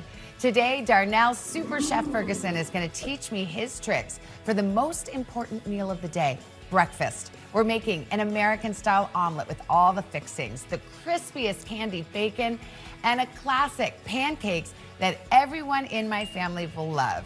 I'm feeling pretty confident about this one, and I love breakfast, so let's get started.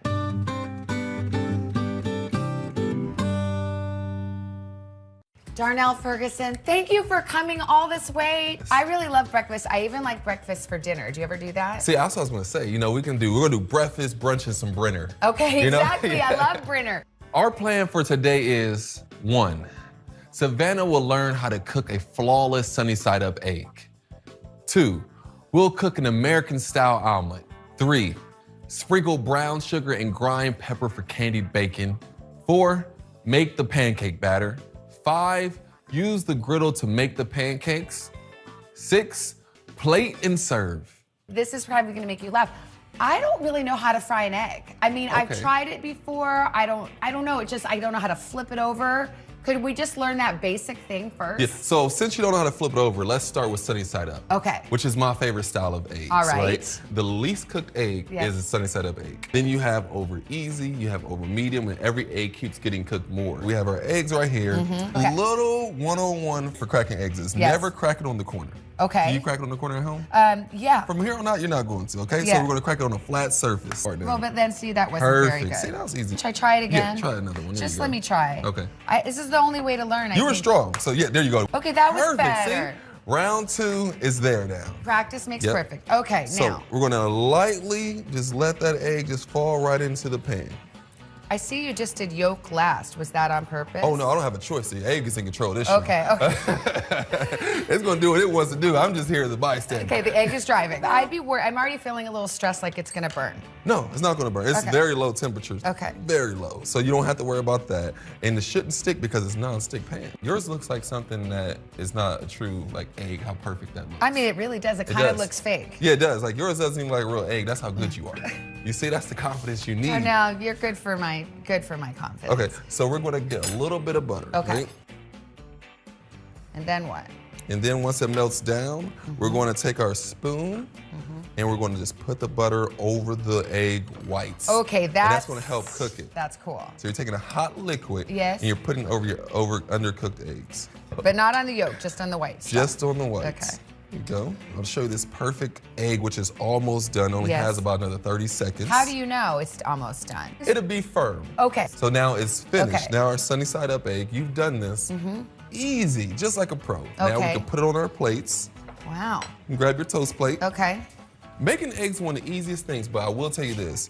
If you ever want to know how great a chef is, Yes. tell them to make you eggs. Really? Why? It takes time, it takes a lot of skill, and How do you get it off the pan? so it just want to fall right on off. Oh, you're just It'll gonna kind of like Yep. slide it. Just slide it right on off. We have a Okay. little flaky sea salt. Okay, yes. This looks incredible, by the way. Well, you did it. See? Wow. Look at this. Okay. And then we got a little black pepper if you like it. How do you know, though? I guess I'm still obsessed with this, like the yolk. How do I know if it's like runny or thick enough? The yolk is the easy part. Okay. You want it runny. Right. It's the whites Okay. that you want cooked. Okay. So the whites are cooked, the yolk is runny, that's sunny side up. And Look at us. Toast. Just two chefs Yep. making eggs. Cheers. Yes. You want to try it out? This is what everybody wants. Oh in my here. gosh, so good. And of course, I like to mop it up with the toast. Yes. Mm, That's delicious. so good. Darnell, I think we're ready to graduate to something even trickier. So you ready to go into omelet making? I am. So let's have a good toast to those sunny side up eggs that we made. We always have a cocktail on the show. I love it. I think we're mimosing today. Let me see. That's delicious. Ease up on the orange juice. Omelets are fun. There's not a lot of things you cook that are fun to cook, but omelets are fun to do. Okay, I'm into this. They're fast. It'll make you feel like you're in the NBA for a little bit because you can do it and you'll get your confidence up. The first thing you want to do is what we call mise en place. We have everything laid out first, and then we want to make sure our knife skills are perfect. So the first thing we're going to actually do is the ham. I've learned a couple things about knives. You're doing great. Okay. There you go. I worry about your hands being out like that. I know. Actually, when I took piano lessons when I was 6, Mr. Mhm. Cloret made us do the piano like this. You know, you were supposed to have curved fingers. Yeah. I need to remember that. It's a great way. So just small pieces, consistent sizes. That way the omelet is pretty smooth. Okay. There we go. This looks so good. Okay. All right, chopped enough. We got plenty of ham. Yes. Ham is my favorite, though. So good. Ham, wait till you try the candied bacon. Oh, It's gonna be your new favorite. All I know your right. kids are gonna love it, by the way. Let's do our eggs. now. Eggs, okay. I Got 2 learned from a eggs. very wise chef. Never on the corner, always here. Now So we we're gonna whisk. whisk it? Okay. I know this from scrambling. Yes. I usually do it with a fork. Does it matter? No. Okay. Whisk is, we're gonna put more air into it. So, a little salt and pepper in here. Okay. Oh, yes. Always salt and pepper. Okay. Go. Like this much salt, or is that too much? No, that's great. Like what about more? Remember, you can always add more later. Okay, I know. I tend to undersalt, but now I've been told by so many of you chefs to put more salt that I might be over-salting. How's that? Good? That looks great. Looks great. We'll whisk that together. Do you ever put milk in it or no? Scrambled eggs, I like to put the fat in there. I like to put the milk in there. And it stretches out your eggs so you got a lot of kids to cook for at home. Yeah. So I have 8 kids. 6 who stay at my house full time. So Oh my gosh. that's why I call my wife my junior chef, because she's always cooking for juniors. Oh. So That's amazing. Wow. Okay. before, we're gonna put a little butter in here. We're gonna let it Yes. foam up a little bit. This is my big question about omelet making. When do you put the toppings in? So there's no right answer to that. You Okay. can put it in before, like we're gonna do today, Yeah. and let them cook a little bit. You mean you put the, wait a minute. Mhm. You put the vegetables in before the eggs? Yes, that is one way of doing it. Okay, wow, you're blowing my mind. Now let's go ahead and put whatever vegetables and meats you want to put inside. Okay, so here. this would be when I put the spinach in, Yes, which I don't usually like spinach, but I want to learn, so I'm putting help it in. soften it up a little bit. Now these are big old leaves. Should I have chopped those smaller? No, they're gonna cook down. I'll put a couple peppers. So we have this going, and remember, all these meats are cured meats, so they're already cooked enough. Oh, okay. So we're not worried about cooking the meats. Got it. It's Right? more like heating them up. Exactly. Okay. Let's go ahead and pour our eggs in. Okay. So this is enough. That's enough. I don't have to wait for these to be brown No. or anything? Okay. No. Okay. There you go. Pour it right in there. Okay. Ooh. Fancy. Okay. All right. So now go ahead and scramble your egg a little bit. Okay. Because we want to get everything evenly incorporated. Okay. There you go. And then now we're going to let it set. Perfect. Get over there. I want it to look like yours does then. So look, now I'm going under my egg a little bit, allowing the runniness to run off and go underneath it. Yep. So you don't have. I don't much have right any now. running. So you have a little bit right Well, there. with there. Should I just make a hole for it? There you go. We'll help each other out. Okay. There you go. And then No, you don't have lift. much. Okay. Oh, but I want that. Oh, I see. So like any of this little extra bits. Yep, now it's cooking. So we'll leave it like this for 1 second. So do you feel like a spatula like this is the good implement, like the you easiest? need a rubber spatula. A rubber spatula, Yep. okay. Would you rather just put our toppings right here and fold it over, or do you want to flip an omelet first? I think I need to learn to flip. Okay, we're going to assist the flip. It's called an Okay. assisted flip. Assisted flip. I have my spatula under a little. Yes. And I'm going to use that to help me flip my egg over. Oh, the whole thing? Oh, yeah. Oh my gosh, no way can I do this. Your no left hand way. is hard Yes, for I'm a left-handed people. Everything's hard for us. So go towards the top. Wait, what? Oh, because I was gonna flip it that way, but you don't that's think what's more comfortable. I'm not left-handed. Okay, so yeah. everything's different for people. Okay, who are, yeah, we're special us So go lefties. under a lot, Okay, and then I'm you want under a to lot. assist Okay. it with the flip over like that. I'm scared. It's like jumping in a pool. I can't. Okay, one. You have it. I know it's gonna fail. Okay, one. I don't want to ruin it. See? No, No, you're but good. it didn't. Now you go back and you just get the rest over. Okay, but See? that wasn't good. That was good. Is it supposed to? No, I did it wrong. No, you're perfect. But is it? Look, it's folded now like a burrito. You're gonna fold it over again. It's okay. Okay. So now you'll just put your leave cheese it, just inside. roll with it like that. Yep. Okay. Now you'll put. I like Gruyere cheese. Okay, me too. Which So one's that? That's that one. Yes. I like that too. So put it on the furthest point of your omelet, Oh, that's interesting. Why is that? because you're gonna flip it over and you want all that heat to sit right on top of it. I'm gonna do. Which is this sausage? That is sausage. Sausage is my Yes. favorite. Ham is my favorite. I'm going for it. There you go. And all on the side too again. Yep, all on that Okay. side. You did a good job flipping. I You did. don't know. I want it, but was it supposed to be like half like this, or was it supposed to really be covering the whole This pan? is at home cooking. You know, now if you were in the restaurant and we had to, see, this is what you're about to eat at home. So that is perfect for at home. But I want to get an A, Darnell. I want to be That's like. an A minus, but Okay, it's still an A. okay, You okay, know? So okay. Then I want to flip my egg Okay, over we're to the other flipping again. side. Oh, like another folder, like Yep. this, like that. Yep, just fold it over. Yep. See, assisted with Darnell. Now it's getting kind of brown. Is that too brown? No, you're fine. I mean, look, this is a disaster. That is good. No, you know it isn't. And now these guys are falling out. Well, technically, you're going to eat them anyway. Okay, So you got to keep your eyes on the prize. but I don't think they're getting too warm. There you go. Come on, Darnell. You know this is a fail. You don't have to be nice about it. Can I just creep those guys in? there? Yes. Okay. All right. And then we put it on our plates. That's it? Yeah, that's it. I wouldn't flip it again? I feel like it needs another flip. Flip yours one more time. See? There you go. Yeah, okay. I like to flip a lot. This is the saddest omelet. You know it. We all know it. Let's compare. Oh. Wonder that who bad. did what. It So- doesn't look that bad. No, it doesn't. That's what I'm saying. Like, you're being hard on yourself. Okay. This is just one part of breakfast. We still have to do the candied bacon and the powerful pancakes. Oh, okay. So can you I'll go sit get these on the table. All right. Making Space, the inspirational podcast from Hoda Kotb. Listen now. We're here to start conversations about the big things happening in our world because it's not my job to tell you what to think. My job is to think about what you tell me. Now Tonight with Joshua Johnson, streaming weeknights at 8 on NBC News Now. We'll meet Ukrainians who are defending their country one block at a time. When you were still in Kiev, could you hear the bombing? Her name is Lester. Hey, who's this? Can this still end diplomatically with Vladimir Putin in charge of Russia? There's a Supreme Court nominee. What would it take for you to vote to confirm her? So I guess the question is, can this end with sanctions alone? If it's Sunday, it's Meet the Press. These days, it feels like the news never stops. So let's get into it. What's happening right now, what it all means for you for an hour every day. It can be hard to keep up, so let's get started together. Hallie Jackson Now, weekdays at 5 on NBC News Now. Sometimes the news can be difficult and overwhelming for kids to understand. Ukraine and Russia. Could you help me understand what's going on? So to help make sense of it, we've created a newscast just for them. We hope your family will watch Nightly News Kids Edition. Today is now a podcast available every morning. Listen wherever you get your podcasts. For breaking news in our changing world, download the NBC News app. Everybody loves bacon. No, everyone loves candied bacon. I was gonna say, usually if I make bacon, I just put it in the microwave. Can we still be friends? We can be friends because if you're cooking, that means I'm eating. Okay. Yes. But candied bacon seems intimidating. Yes. Super Chefs, our restaurants, are the home of the candied bacon. Okay. This is our specialty. You cannot even come in and ask for regular bacon. We don't offer it. How do we do it? So I'm gonna open up the pack. Okay. I'll open it for you. You can get us a half cup of brown sugar in that bowl for you. All right. Like just pack it a little? Yeah, pack it down.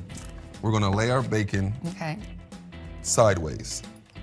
So if you're cooking bacon at home, the reason why the microwave isn't the best method is because it shrivels down the bacon. Well, that's true. Yep.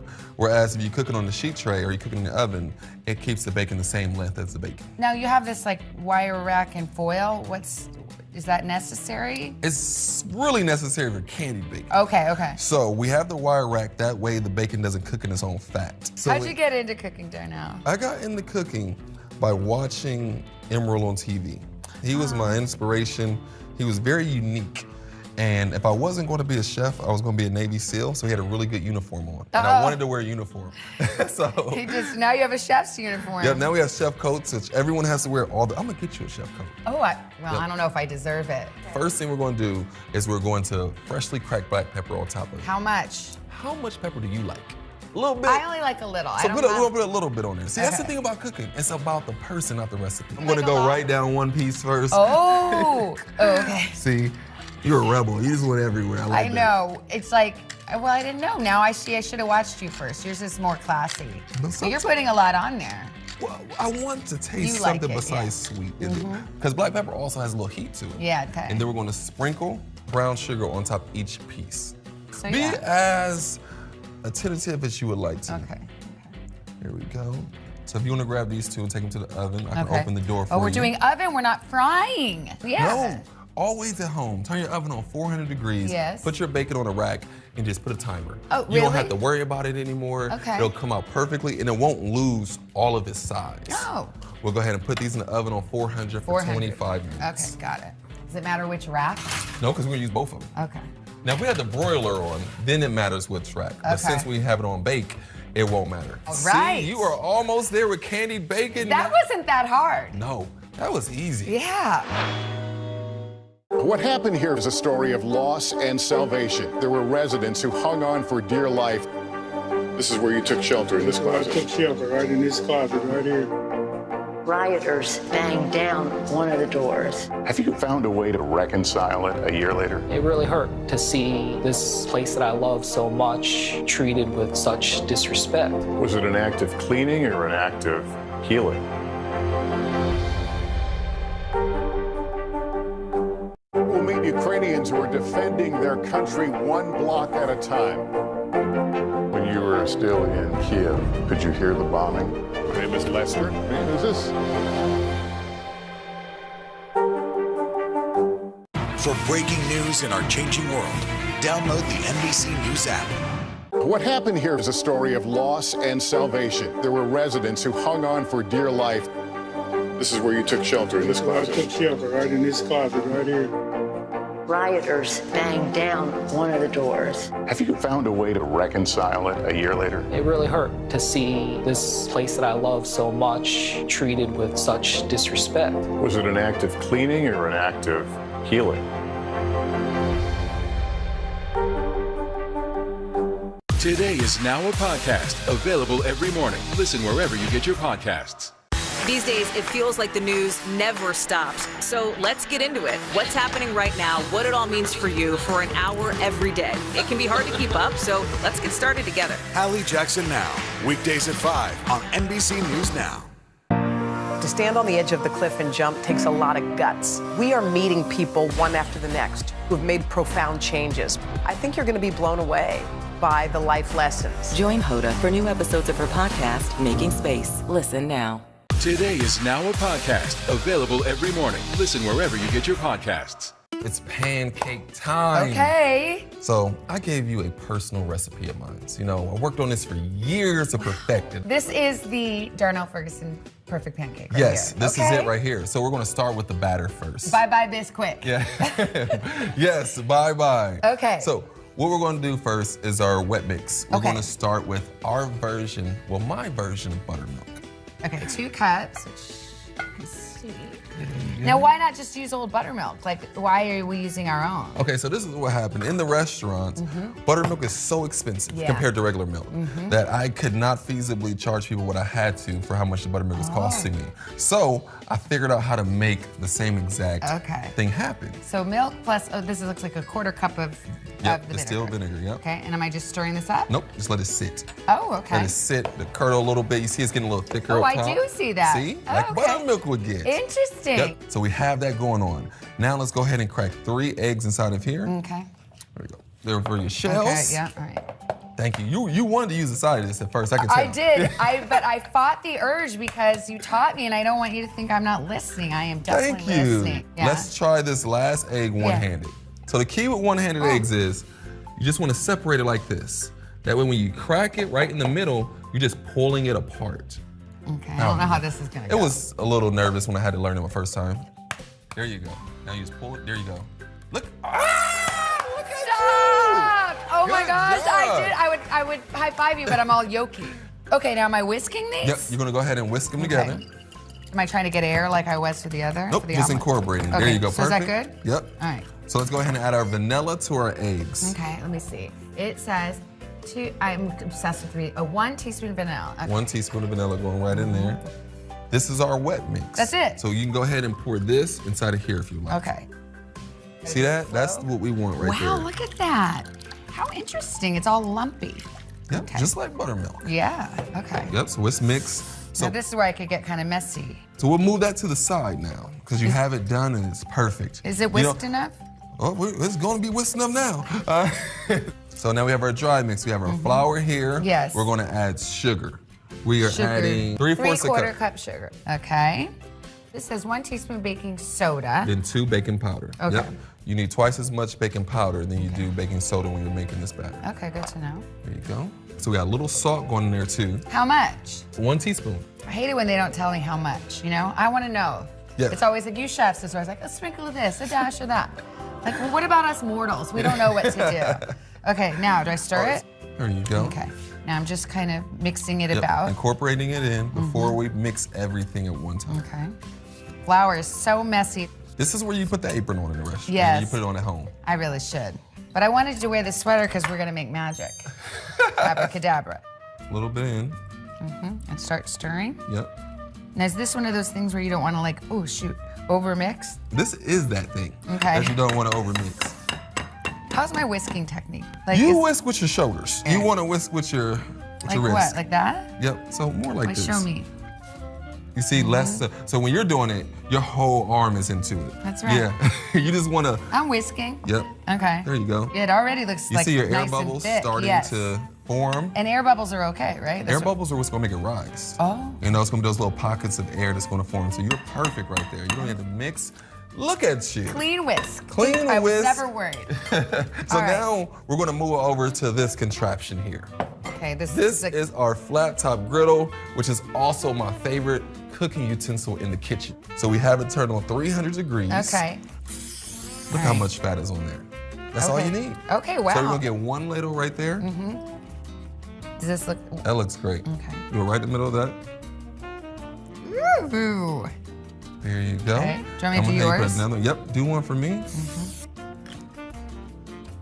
Now, big question would be, when do you put the toppings in? Like when it's almost cooked? Do I do it now? Always put the toppings in before you're gonna flip it. Okay. Because what happens is, if you put them in now, imagine we put these big old chips inside Yes. of here now. It's gonna weight down the batter Yeah. from rising. We want it to rise, right? Yeah.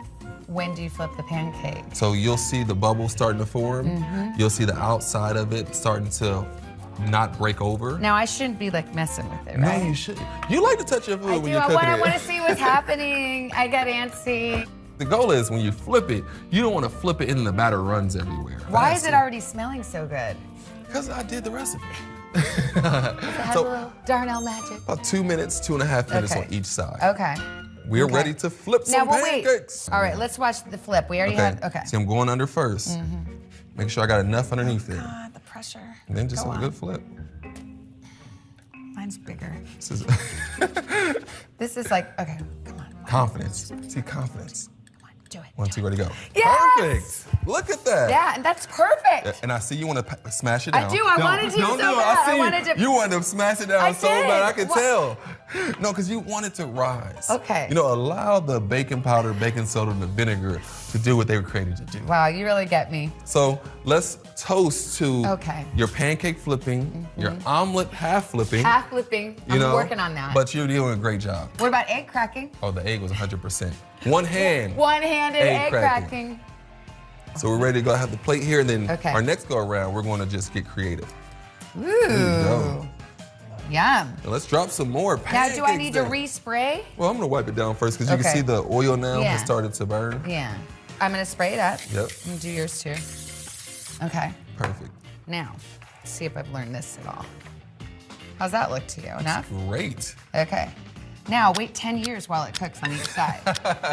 It does take some time. I will It give you that. does. Now, because the previous Savannah that had not been personally trained by Darnell would have probably flipped it right then. Because I'm like, oh, bubbles. But now I know, kind of wait. Even bubbles. Patience, grasshopper. So what kind of toppings are you gonna, what kind of filling are you gonna put in these? I'm going funfetti for sure. Yeah, I think if my kids were here, they would definitely not pick the blueberries because it seems healthy and close to the earth. They'd go more for this. Yeah, so you're gonna do chocolate and I peanut think butter? I'm gonna do chocolate and funfetti. Is that crazy? Or chocolate and peanut butter? Now that sounds like a Chocolate peanut butter Snickers made sounds in good. heaven. Yeah, that does. Okay, you're right. Chocolate peanut butter. So go ahead, now it's time. Oh Look yeah, at it's that time. pancake. Okay, so now I'm gonna see how you just spread throughout or only in the middle. Oh, all throughout. My kids would die over that. That's so fun. Now look, I want to flip it, Now but you're now ready. am I? Because then this is gonna be right against the hot stove. That's okay? Oh, that's what we want. Oh, okay. Same time, okay? Oh, God. One. Oh boy. There Oh you go. boy. Stressed out. 1, 2, ready, go. Yes. Perfect. Okay. That's a oh, perfect look at pancake. look You want- almost swished it down. I'm never using the Yes. box batter again. Yes. That We're looks ready. done, right? Yep. Okay. So I like to put them upside down so you can actually see which pancakes are which. Yes. Look at that. Ding, ding. That looks so good. Okay. Bacon's almost done. Should we do a couple more, I guess? Yes, let's drop a couple more while we get the bacon out the oven. Can you save this batter, by the way? You can use that batter for the next 5 days. No. So make it one time, cook a little bit that day, the next morning you wake up. That's how people cook pancakes every morning. Oh my gosh. It is that time to get this bacon. Okay. There you go, so you don't burn yourself. Yeah. Oh, you've heard about me. Ooh, it smells so good. Oh my gosh, this looks incredible. Shut up. Ah, graceful as always. Okay. There we go. Man, that looks good. Look at that bacon. Oh my gosh. Yum, this is perfect.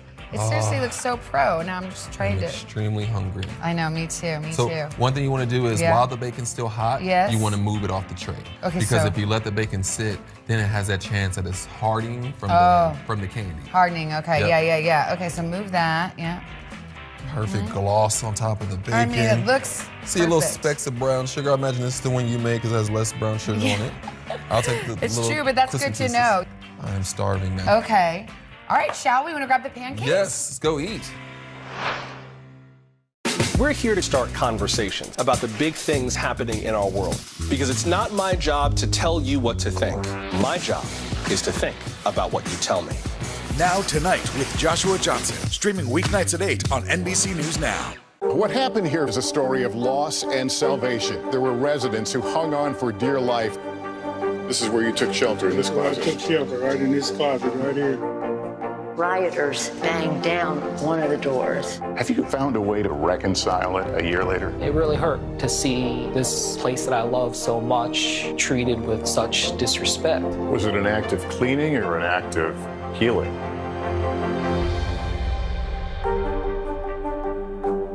For breaking news in our changing world, download the NBC News app. To stand on the edge of the cliff and jump takes a lot of guts. If I never got to sing another song, I would still feel the joy that I feel right now. We are meeting people one after the next who have made profound changes. It's the little moments that are the transforming moments. Oh my gosh, I never thought of that. Oh my gosh, I could apply that. I want to stop for a second. In season 2, I think you're going to be blown away by the life lessons. Join Hoda for new episodes of her podcast, Making Space. Listen now. Making Space, the inspirational podcast from Hoda Kotb. Listen now. Top Story with Tom Llamas. Weeknights at 7 on NBC News Now. Breakfast with the Breakfast King. Let's go. Oh, and now the breakfast queen. Exactly. Well, trying. Maybe princess. Princess. The breakfast apprentice. Okay. My omelet doesn't look too bad. I mean, it's a little wonky, but I'm sure it'll taste just fine. Okay. Pretty good if I do say so myself. How's yours? Whoever made this knew what they were doing. I gotta eat the pancakes. I mean, come on. That's good. That is so delicious. It's Oh my nice. gosh. It's light. It's light, it's fluffy. Goodbye, boxed mix. Yes. Hello, Darnell. A couple more Oh my gosh. ingredients to buy at the grocery store, but it's worth it. It's worth it. It doesn't take that much longer. Mm-mm. Now you have to That try is- the bacon too. Okay. Oh yeah, the bacon. You forgot all about the I bacon. know, I did actually. That is delicious. I'm glad you like it. We love to have people over. I love to cook a big old breakfast. This is a good time to kind of show off and make it seem like you got skills. Yep. And all it takes is a little sprinkles, some chocolates, chips, and some peanut butter chips. Oh yeah. Takes it to a whole nother level. And the candied bacon. That will be the star of your house if you have a party or brunch and you have that. I mean, people will never leave. Well, now you got to put it in to-go boxes. Yeah. That way they know it's not for here forever.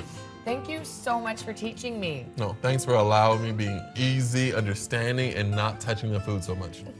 Well, I feel like you gave me some really good secrets, like some special just Darnell stuff, and I'm so honored. Thank you. Oh, you're welcome. Things I've just been working on for about 10 to 12 years. you know? Yeah. Gave them to you in 10 to 12 minutes. I know. It's like all this heart. I'm really excited to Oh. try it. You did a great job. Thank you.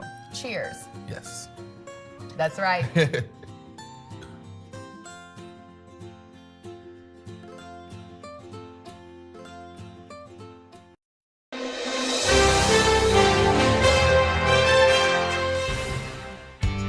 If you ask most people, they'd say reaching the NFL would be a career pinnacle, the top of the mountain. But for my guest today, the NFL was just the beginning. As a linebacker who played on 3 pro teams, retiring in 2015, Emmanuel Acho was just getting started. Turns out Emmanuel's calling was off the field in missionary work, and more recently, social justice. Just under 2 years ago, Emmanuel decided to create and host an online video series of conversations about racism called Uncomfortable Conversations with a Black Man. It's since been viewed more than 80 million times and went on to win an Emmy in 2021. And now Emmanuel is setting out to help others find meaning in their lives. Emmanuel, what a pleasure it is to have you on Making Space. I feel like you are our perfect guest because you are somebody who follows a part of you that isn't always your intellect. It isn't always your pro-con list. You go with something that is beyond that. Since you were a kid, let's go back. Since you were a kid and you were making decisions on where to go, what to do, what led you? I've never been asked that question before. I am led by my convictions. And so when I say conviction, what do you mean? I'm led by some innate inner yearning to move, to act, to go. That's truly what led me. It's my convictions. And so if I ever feel convicted to move in a certain way, a certain direction, that is the manner in which I go. Sometimes it makes no practical sense at all. But I just feel like you have to move by convictions. I mean, look, when you're a kid, you don't know what the risks are. There are no risks. You jump off the swing, you jump off, you'll realize later that hurt. But you're free because you don't know the risks. It's like someone who's never had their heart broken. They fall in love harder. How did you manage to keep that, even though you've been through disappointments, things that hadn't worked in your life? What was it? Michael Jordan, who said, like, I missed so many thousands of shots. But nobody necessarily remembers the misses. It's Babe Ruth, who I believe said, your next strikeout only brings you closer to your next home run. I don't try to focus on my failures. The only true failure is in not getting up. The only true failure is in not trying. Hodo, I was thinking about it the other day after I failed at something recently, and I was like, I didn't fail, I fell. And as long as I get up, I win. I love that. You're the child of immigrants. By the way, I have to let you know that when I was in third grade, I went to school in Ibadan, Nigeria for a year. My dad was a professor there. Yeah, we went to school. Yes, we have such fond memories. It was just a year as the child of immigrants. And I'm a child of immigrants too. I feel like there's something different that's in us. What did your parents give to you that led you to the man who you are today? Well, when you travel the world and you see other parts of the world, your mind and the aperture of your understanding is just so opened. What did my parents give me? A certain resiliency. I just learned a different type of resilience. I learned a different type of understanding of how blessed we are in America. You don't really understand the American dream until you realize the nightmare is somewhere else. And I've just lived other countries' nightmares. And so I understand the difference in a dream. And you've lived the American dream too, boy. Did you feel like this feels like my mountaintop? You know, I didn't. The NFL was truly amazing. It was amazing. But unless you are in the top 5 percentile, the NFL, it too is scary. The reason I didn't feel like it was my mountaintop, I knew the NFL was a means to an end. Hoda, I like answering questions in story form. I vividly remember fearing I was going to be released every day I was in the NFL. The NFL, you have 53 people on a roster. Essentially, you have 53 employees. I was probably the 47th to the 53rd person on the roster as far as importance. Every Tuesday of an NFL week is when you get paid.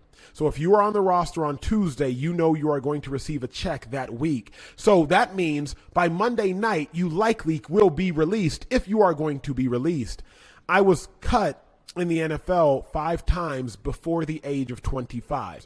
Imagine being hired at a job out of college, then being transferred across the country from that job, then being fired by your employer who transferred you, and then being rehired and fired and rehired and fired and rehired and fired 5 times, all by the age of 25. So the NFL to me was so taxing. It was so anxiety heavy. The NFL was not a highlight of my life. Oh, wow. Why did you stay in it as long as you did? In the NFL, if you play for 4 years, you're vested pension and you have annuity. And so the NFL was practical. I was like, okay, play 4 years, you have all the benefits. As soon as I hit 4 years, I was like, it is time to get out of here. So it was an easy decision. Simple. Not at all. Not easy. Why? Because the NFL, it cripples every one of your abilities besides playing sports. That's what nobody tells you. Imagine you graduate with a degree, which, by the way, is already hard if you're trying to make it to the NFL because playing college sports is a full-time job. But imagine graduating with a degree, then whatever degree you graduate with, you have to put on ice for 4, 5, 6, 7, 8, 9, or 10 years.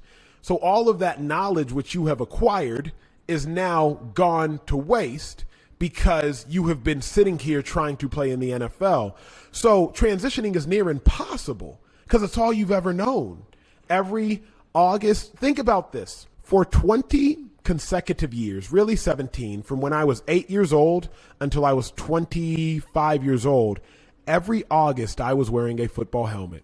Then you wake up one August day and you're not putting a helmet on. It's depressing. It's saddening. You go into dark places. You talked about how you stayed in the NFL for 4 years so you could get vested, you could get this.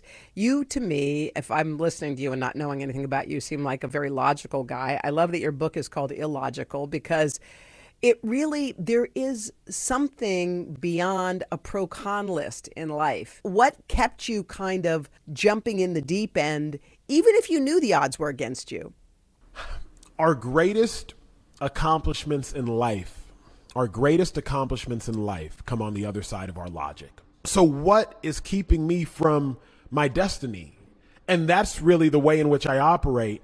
The scariest phrase that can ever be uttered is that's the way we've always done things, or that's the way I've always done things. And I just understand that our greatest accomplishments, my greatest accomplishment, your greatest accomplishment, I guarantee it'll come on the other side of my logic. So how can I be more illogical? Making Space, the inspirational podcast from Hoda Kotb. Listen now. To stand on the edge of the cliff and jump takes a lot of guts. If I never got to sing another song, I would still feel the joy that I feel right now. We are meeting people one after the next who have made profound changes. It's the little moments that are the transforming moments. Oh my gosh, I never thought of that. Oh my gosh, I could apply that. I want to stop for a second. In season 2, I think you're going to be blown away by the life lessons. Join Hoda for new episodes of her podcast, Making Space. Listen now. We're here to start conversations about the big things happening in our world, because it's not my job to tell you what to think. My job is to think about what you tell me. Now Tonight with Joshua Johnson, streaming weeknights at 8 on NBC News Now. To stand on the edge of the cliff and jump takes a lot of guts. If I never got to sing another song, I would still feel the joy that I feel right now. We are meeting people one after the next who have made profound changes. It's the little moments that are the transforming moments. Oh my gosh, I never thought of that. Oh my gosh, I could apply that. I want to stop for a second. In season 2, I think you're going to be blown away by the life lessons. Join Hoda for new episodes of her podcast, Making Space. Listen now. Today is now a podcast available every morning. Listen wherever you get your podcasts.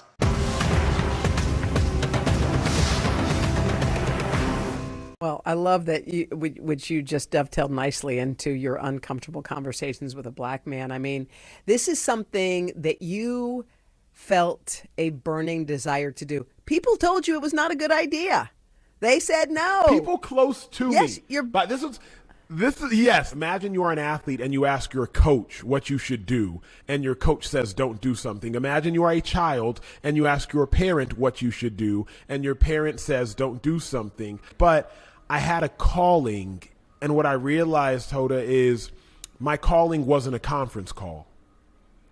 My calling was my calling, and only I got that calling. Nobody else heard what I heard, and it wasn't audible. It was within my own soul, my own spirit, if you will. How did you know that this was not something to ignore? I knew it was not something to ignore because I didn't have the luxury of ignoring it.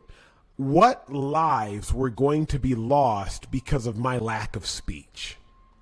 And I think we all eventually have to ask ourselves that question. And it might not be a literal loss of life like a death, but what dream won't be fulfilled because I'm too afraid to act, because I'm so bound by logic? It might be my own dream. It might be a community that I might change. It might be a family that I might impact. It might be a neighborhood. It might be a city. It might be a religious gathering. But like, who am I costing because of my lack of courage? So many people ask me, Hoda, Emmanuel, how do you find your calling? And after pausing and thinking, I said, your calling will call you. Just pick up. So many people are searching left and right. I don't know what my calling is in life. I don't know what my purpose is in life. I don't know what I'm meant to do.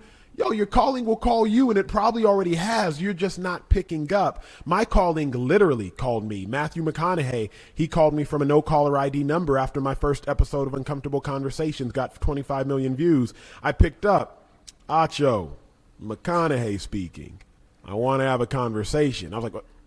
Matthew McConaughey? He's like, yeah, I want to have a conversation. I was like, okay, well, we'll record episode 2 in 4 days. True story. I did not want to do another episode of Uncomfortable Conversations because of how big the first one was. McConaughey says, let's record it tomorrow. After McConaughey calls me, I get another call from a no caller ID number. Hi, Emmanuel. Oprah Winfrey speaking. Oprah? Like Oprah? Emmanuel, what is your intention? She asked me. What'd you say? That's good. I said, Oprah, my intention is to change the world, and I truly believe I can. All of that to say to those listening, your calling will call you. You just have to make that a logical decision to pick up. My calling was a literal no caller ID calls, but other people's calling will just be that internal yearning and that internal desire to do something that just seems a little crazy. Top Story with Tom Llamas, weeknights at 7 on NBC News Now. These days, the news never stops. The morning's headlines change by afternoon, and by the end of the day, it's all totally different. So let's get into it. What's happening right now, what it all means for you for an hour every day. I get it. I know that it can be hard to keep up. So let's get started together and go from there. Hey, I'm Hallie Jackson, and we have a ton going on tonight. Here's the deal. Hallie Jackson Now. Weekdays at 5 on NBC News Now. Can this still end diplomatically with Vladimir Putin in charge of Russia? There's a Supreme Court nominee. What would it take for you to vote to confirm her? So I guess the question is, can this end with sanctions alone? If it's Sunday, it's Meet the Press. These days, the news never stops. The morning's headlines change by afternoon, and by the end of the day, it's all totally different. So let's get into it. What's happening right now, what it all means for you for an hour every day. I get it. I know that it can be hard to keep up. So let's get started together and go from there. Hey, I'm Hallie Jackson, and we have a ton going on tonight. Here's the deal. Hallie Jackson Now. Weekdays at 5 on NBC News Now.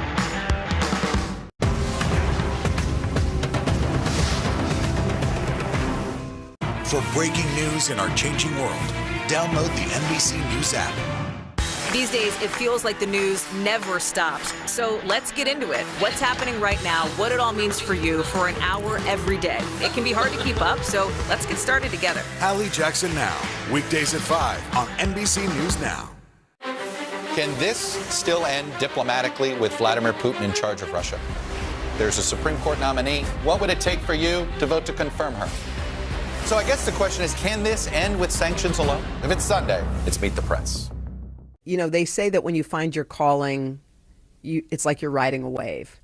Your whole life you swim upstream, and all of a sudden you find the thing that you're supposed to be doing, and suddenly you feel like all of the forces of the universe are taking you in the way you're supposed to be going. You're on this ride. Do you feel like that's what's happening, or are you swimming up? Man, what's interesting, when you say riding a wave, I think there's an inherent sense of ease that seems like it comes with that. I do believe your calling is what you're made for and your career is what you're paid for. Uncomfortable conversations is the hardest thing I've ever had to do. So I can't say that I'm riding a wave because it's just so incredibly difficult. But your calling is just what you're made to do. But sometimes it is a detour. And uncomfortable conversations was a detour. It was not my destination. Illogical was my destination. Living a life and encouraging people to live their best life, that was my destination. I got my master's degree in sports psychology. So talking about, hey, let's all achieve the dreams we so desperately desire, that was my destination. Hoda, I just had to take a quick detour for the betterment of those around me. I was reading a book, and they were talking about how that in this big field there was one wildflower growing, and that everything on God's earth knows exactly what it is supposed to do without being told or thought out. That wildflower wasn't meant to be famous or popular or make lots of money. That wildflower was meant to bloom in the middle of that field, face the sun, and make us all feel good. That was its purpose. And they said how people were the only thing in God's earth who don't really or have to sort of figure it out or spend our lives trying to be more like this one. I'm going to be like Oprah. I want to be like Denzel. I want to take a page from that. How is it that you were able to find, because it sounds like you have your voice, how did you find it, and how do you think people can find it? Because everyone wants to look like that one, dress like that one, be like that one. It's in realizing that you have to be yourself because everybody else is already taken. And what I've realized is just I have to be the best version of me. And what you said is so wonderful about the wildflower. I think the problem we all collectively have as humans is we all have this innate desire to want to be like somebody else instead of simply being the best version of ourselves. And that is when I talk about, like, it's just conventional wisdom. Conventional wisdom says we should all do X, we should all do Y, we should all do Z. We should all go to high school, then we should all go to college, then we should all get a job, then we should all get married, then we should all have kids, and we should all live in a house behind a white picket fence. And the problem is conventional wisdom is limiting all of us, in my greatest opinion. Conventional wisdom is limiting us from the life that we all deserve to be living. And I just finally said, wait a second. Why am I going to live inside of someone else's box? Why am I going to let insignificant people have such significance in my life? Clearly, faith is front and center with you. It comes out in almost every single answer that you are giving me. Sometimes it's obvious and sometimes it's subtle, but it's always there. How has your faith played in this journey of yours? My faith has driven me in this journey, and what I believe is we all have faith. The question is, when you sit down in a chair, you have faith that that chair is going to hold you up. So we are all, to some degree, people of faith. My faith drives me because, one, I understand what I've put on this earth to do, and it's just to touch lives. It's to share the good news. It's to talk about Jesus when I can. But more than that, or not more than that, but in alongside with that, faith can be illogical. Like that's what people don't understand. Like, whether it is, think about this for a second. Noah was commissioned by God to build a boat and put every animal on it because there was going to be a flood. Hoda, can you imagine how many people saw Noah building every day saying, bro, what the heck are you doing? Right, like, you are a fool, until he looks out of the window and he puts his head up into the sky, and then he feels it between his brows, smack dab. It's the first drop of rain. And the first drop of rain tells him that the flood is coming. And I have a chapter actually titled The First Drop of Rain, because when you've been illogical, when I've been illogical, that first drop of rain is going to hit. And when that first drop of rain hits you, that is when you know the flood is coming. So what was my first drop of rain? That call from Matthew McConaughey. The call from Matthew McConaughey, I hadn't yet written a book. I hadn't yet heard from Oprah. I hadn't yet been a bestseller. I hadn't yet won an Emmy. I hadn't yet done anything besides a video. But when McConaughey called, that was my first drop of rain, and that was the signal that the flood is coming. So when you make that illogical decision, whether it's building a boat, whether it's sitting in front of a camera, whether it's starting a business, as soon as you get that first drop of rain, you know the flood is coming. And my faith literally moves me in life because it is testaments like that. Wow, that is absolutely beautiful. And I know your book, Illogical, you say that's your calling. Like, that's what you're meant to do. You're meant to help. You're meant to heal. You're meant to encourage and cheerlead. I mean, that's so in your DNA. But there are a bunch of people, many people, and we've all been there ourselves too, if we're not there right now, you're lost. Like, things aren't working for me, and they're trying to figure out how to get up, how to pull up. I know you've got your faith, and you've also got your sports psychology degree. You've got a lot going for you. But how do you speak to someone like that?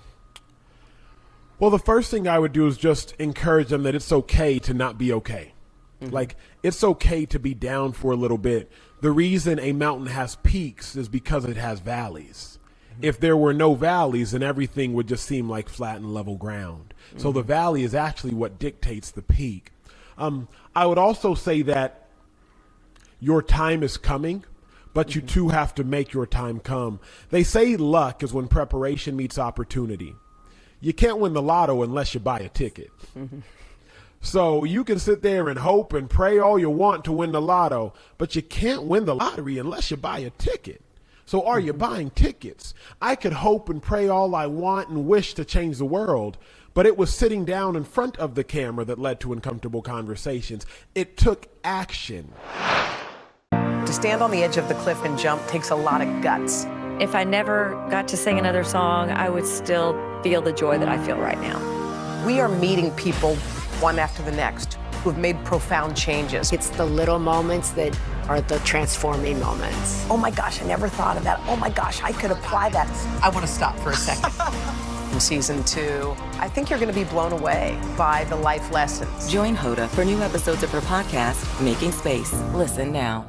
We're here to start conversations about the big things happening in our world, because it's not my job to tell you what to think. My job is to think about what you tell me. Now Tonight with Joshua Johnson, streaming weeknights at 8 on NBC News Now.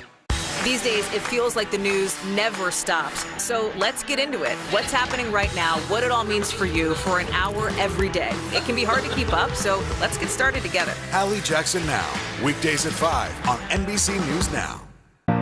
To stand on the edge of the cliff and jump takes a lot of guts. We are meeting people one after the next who have made profound changes. I think you're going to be blown away by the life lessons. Join Hoda for new episodes of her podcast, Making Space. Listen now. We'll meet Ukrainians who are defending their country one block at a time. When you you were still in Kiev, could you hear the bombing? My name is Lester. Who's this? Now, everyone who I've ever interviewed loves the high moments in life, but that's not obviously where they learn anything. They learn things on their deepest valleys. What was your deepest valley? My deepest valley. Oh, gosh. Okay. Remember, I was in Philadelphia. I was drafted to the Cleveland Browns in 2012. In 2013, the Philadelphia Eagles, they traded for me. I was now in Philadelphia, but remember I told y'all I was cut 5 times by that organization. One of the final times I got cut, and what people don't realize about the National Football League, when you get cut, they instantly remove your access from the building. You can no longer go into the building for anything, from a Gatorade shake to a workout to anything. I lived in Philadelphia. I lived very close to the Rocky Steps, but I still wanted to continue playing. So true story. After I got cut, I believe it was the second to last time, I would have to go to an abandoned field to work out. I showed up one day and the field is covered in nothing but pigeons. I didn't have bags. In football, you need bags about 5 feet long and 1 foot high to just do different drills over. You might need to hop over the bag. You might need to sprint in front of a bag, then backpedal behind another one. Just do different drills. I didn't have bags, so I had to steal street cones, construction orange street cones. So now imagine, I used to be this NFL player on Monday, but on Tuesday, I'm in an abandoned field, shooing pigeons off of the field, stealing construction cones, laying these construction cones on this field that was once overrun by pigeons, and I'm working out by myself, knowing that 20 minutes across town, all of my teammates and my best friends are there. Those were the lowest moments of my life. Man, I kept it up until I got another call, and the Eagles called me back, and they signed me again.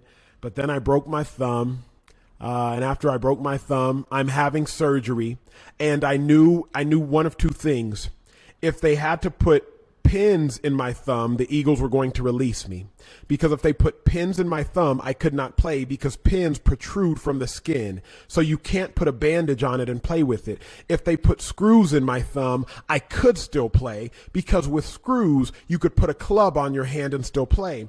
So immediately after my surgery operation, I wake up and I look at the doctor and all I ask him is, pins or screws? Because if he says pins, the Eagles were going to release me for the final time. If he says screws, then I am still going to be employed. I wake up still partially sedated and I just say pins or screws, and he says pins.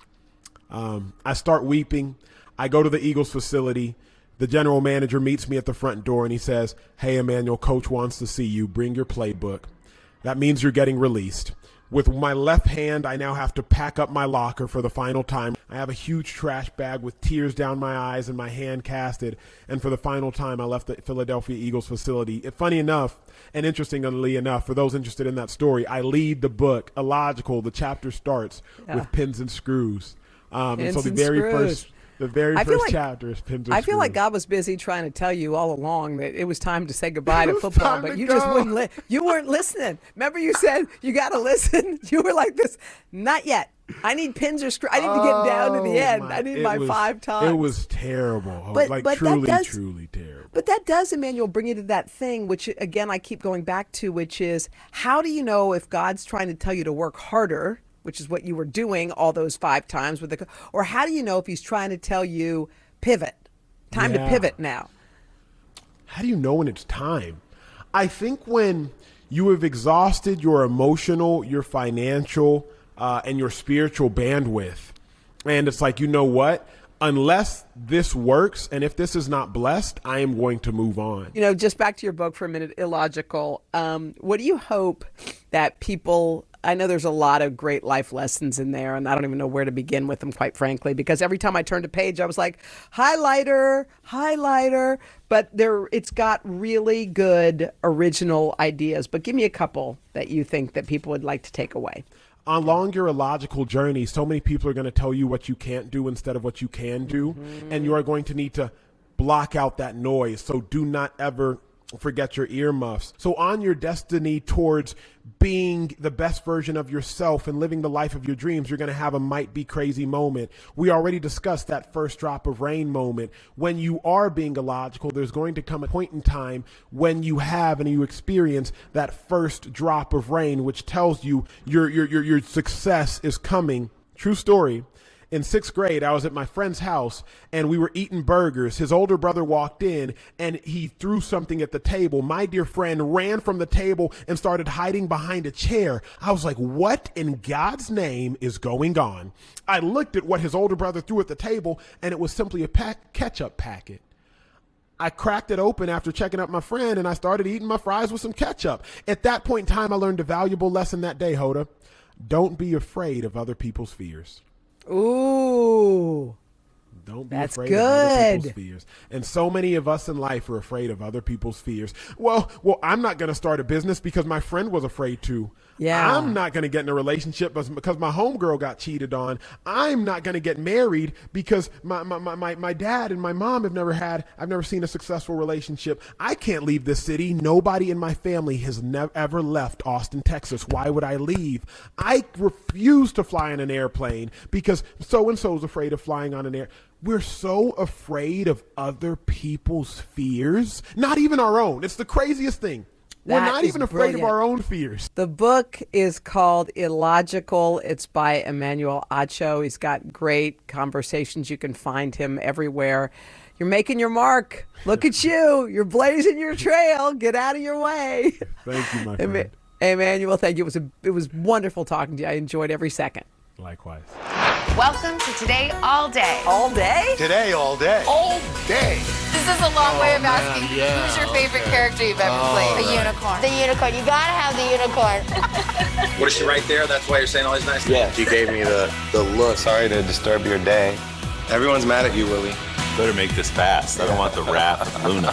When I see you, I always think, I wonder what his quote would be. Give us 6 minutes and we'll ask as many questions as we can. Welcome to Cold Cuts. Cold Cut. Cold Cut.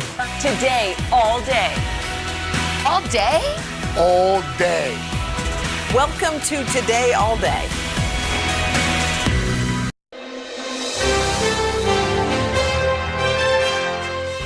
Thank you for doing this, Diane. Great to see you. Thank you for having me. Thank you for letting me do this with you. I was just telling you, I just got finished with episode 2 of Okay. Why the Last Man. Okay. It's a great premise to begin with. You're fantastic in it. Thank you. And I'm curious what you thought when this sort of idea came to you, just the concept, and we're going to do a series about it. Uh-huh. Were you immediately interested, or did you need some explaining? Well, I thought you're asking me to, and now for something completely different, which is sort of fun because that's what I do. I get to try on different ideas, and that was what attracted me, was the amount of zeitgeisty, controversial, global world-building, world-recovering issues, and who knew how much life was going to be sort of brushing up very closely against art, or maybe the other direction, art against life. He's whining about the First Amendment and calling for unity. Yes, let's all join hands with the psychotics of America. And what would the expectations be placed upon a different gender of leadership?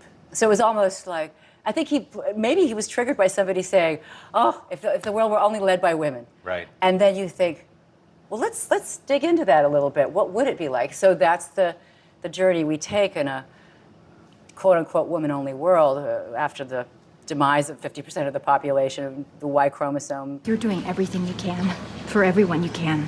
But ma'am, without men, there is no future. I hear you, but we're just trying to survive the present. We call it Men, and the title, of course, says Why the Last Man, so it's not a big surprise. It's not a spoiler alert, but there's double entendres even on the title. Why? Well, what does that mean? Well, why is the first letter of my son's name? Oh, so your son survives, so not every man. And what is a man, by the way? How do we delineate what that term, gender roles, and what do we delineate by how would a woman behave in a leadership role? Would she be up to the task? But I wanted to be part of a world-building show and see where it was going to lead, because there's so much great source material in the graphic novels. Like I say, I'm 2 episodes in, and I still have so many questions that I know you're not going to give away today. What is this thing? What exactly happened? How did your son survive? Right. There's so much in the air still that will carry through the length of the series. I was interested to read that this was your first series as a series regular, where you're leading the show, which I thought, she's done a bunch of TV and a bunch of film, but she's never done this. Was there some appeal to doing, okay, this streaming thing that everyone's on, and I'm the lead, and we can see this through a bunch of episodes to tell a story? Much different than making a film, obviously. Well, I'm a sucker for a dare. I can own that, and I wanted the experience of doing something completely different in my craft, which a lot of people have become extremely comfortable with, and that is not knowing what the writing is that you're setting yourself up to fulfill. One of the things that I love to do is to look at work in terms of the conversations that grow out of what were you thinking when you took this role? Why this? Why now? And it's so complicated to answer this question, but it's also very timely because of the many things that have occurred in the world. I mean, when I read this originally, well, first of all, I have Googled how many women have portrayed the US president. I had to do it. I was like, apparently I'm number 18. Okay. You know, Our 18th president. We are going to have to keep making hard choices to try to help deal with the panic and the outrage. Yeah. I mean, yeah. And I have some very dear friends who have already portrayed this character, whatever we have in our mind's eye of the leader of the most important leader of the free world, and all of those, you know, self-aggrandizing, and rightfully so, the role of President of the United States has been a very big trigger point for a lot of people for a long time. And suffice it to say that when I was describing to people when we were shut down in the pandemic and we were dealing with so many changes in the world, global, and yet also very sort of tethered to who is president and what that looks like, and what does that say about our country. Yeah, I mean, this was, as you say, written. These are based on books for people who don't know, after 9/11. I think the first one came out in 2002, and then there were more after that. But my gosh, it's about a pandemic. There are echoes of what happened in this country on January 6th, of civil society sort of disintegrating before our eyes. The frame changes the art always. You could put a piece of art, even if it's not art. If you frame it in a certain way, people will say, well, that's art. It's easier sometimes to portray somebody who's really existed in history. Then you can say, well, she did it. I'm portraying something that really happened. And this seemed so far-fetched. So to play the president confronting it was very prescient, very zeitgeisty, even more than I bargained for when I signed on. These days, the news never stops. The morning's headlines change by afternoon, and by the end of the day, it's all totally different. So let's get into it. What's happening right now, what it all means for you for an hour every day. I get it. I know that it can be hard to keep up. So let's get started together and go from there. Hey, I'm Hallie Jackson, and we have a ton going on tonight. Here's the deal. Hallie Jackson Now. Weekdays at 5 on NBC News Now. Top Story with Tom Llamas. Weeknights at 7 on NBC News Now. What happened here is a story of loss and salvation. There were residents who hung on for dear life. This is where you took shelter, in this closet. I took shelter right in this closet right here. Rioters banged down one of the doors. Have you found a way to reconcile it a year later? It really hurt to see this place that I love so much treated with such disrespect. Was it an act of cleaning or an act of healing?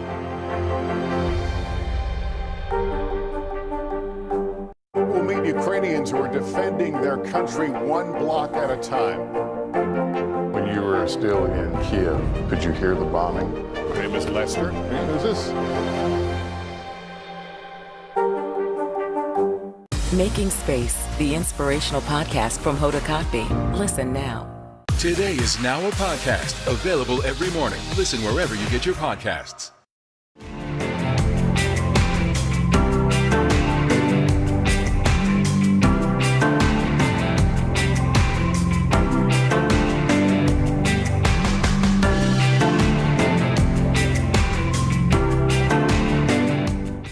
What did you want to bring to a representation of a woman being president? Because there she is Well, standing. I'm wearing my patriotic colors. Yes, I noticed that. Very nice. Well, of course, the humanity of it, the shared experience of it.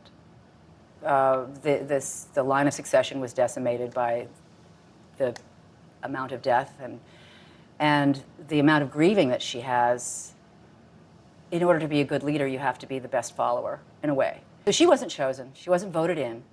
So there's a lot of controversy around inheriting the job that she wasn't voted for, you know. And so, hey, that's prescient too this year. Voting became very important, and the controversy around our votes considered authentic. The process, once you begin to have doubt enter into that conversation, now you've tilted the conversation into what is reality? The inner journey of this woman who is struggling to lead while she knows she's violated her ethics in order to do what's right for the world, which is, if you have a survivor, don't you want to try to make it possible for there to be more than just one survivor? You've spent a bunch of time in the halls of Congress as an activist, and I want to talk to you about that in just a moment. A small bunch, but Yeah, legally, but I mean, yes, I have been to the halls of Congress. But you've been, yes, you have. There's photos, so I know Yes, it there really are. did happen. I've seen them. Okay.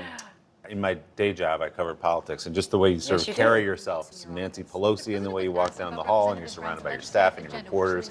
Did your relationships with people who serve, did you bring some of that to understand what it means to be in a position of power politically? I have enough audacity to bring the little things that I believed in to the Congress people who were willing to meet with me and talk about the issues. And those were conservation issues about the health of our oceans at that point. There's always some legislation, right. that needs help to get the ear of the people who actually turn these things into law. That was my secret ambition when I was a child, was to become a lawyer who could help make laws. We need laws to catch up to the reality of our planet.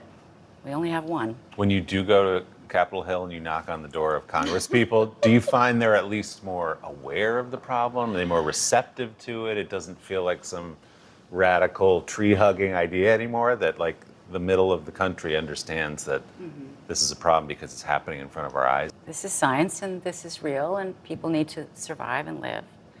And people are scared of the conversations. So you've got a lot of fans who listen to you. What would you say to them about what we need to do different day to day? Forget the big macro, but how do we make a dent in this as we go about our lives? Well, I mean, I didn't bring my book. I was going to bring it and show it to you. It's called What Can We Do? Actually, it's called What Can I Do? And it's Jane Fonda's book. And it's all about her experiences going out of her comfort zone and allowing her fame to mean something on this planet while she's here. And she wants us to all wake up and do what we can. And people are panicked and they don't say, what can I do? So she literally goes through. She's so practical. That's what I love about Jane, among many things I love about Jane. So sure, I went and got arrested for the cause of bringing attention to the conversation. But the conversation is manifold. It's not just recycle or get the plastics out of the ocean, or we have species that are leaving. And everybody gets so scared. They want to go hide under the table and have a cocktail. So do I. But is it going to be our children? So I want us to wake up together and hold hands and make it a positive movement. That's my dream. I think one reason for optimism is that I have a 12-year-old and a 14-year-old who were born into and are growing up in a world where to them climate change is a fact. It's not a theory. Yeah. And it's what they're taught, Yeah. and they see it more on the news than certainly you or But it's I not been did growing up. politicized. It hasn't been Right. politicized They for said, them. well, yes, this is happening. Here's what needs to happen. So maybe that's one reason for optimism, is this generational turnover Yeah. But they don't have to be convinced of it. Right. Most of them, anyway. Right. One thing Jane pointed out, and it's true, is that they make the individual feel bad, but they're supplying us with plastic everything. So we have to revisit and make things so they can be reusable and share more and include more people in our family, I think. And now I'm going to run for office. I was going to say, this is it. This is your campaign launch right here. I'll vote for you. For breaking news in our changing world, download the NBC News app.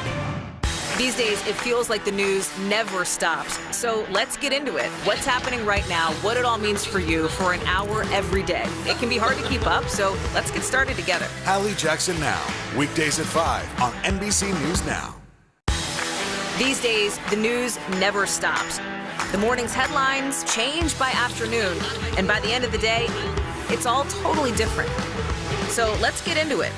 What's happening right now, what it all means for you for an hour every day. I get it. I know that it can be hard to keep up. So let's get started together and go from there. Hey, I'm Hallie Jackson, and we have a ton going on tonight. Here's the deal. Hallie Jackson Now, weekdays at 5 on NBC News Now. These days, it feels like the news never stops. So let's get into it. What's happening right now, what it all means for you for an hour every day. It can be hard to keep up, so let's get started together. Hallie Jackson Now, weekdays at 5 on NBC News Now. Can this still end diplomatically with Vladimir Putin in charge of Russia? There's a Supreme Court nominee. What would it take for you to vote to confirm her?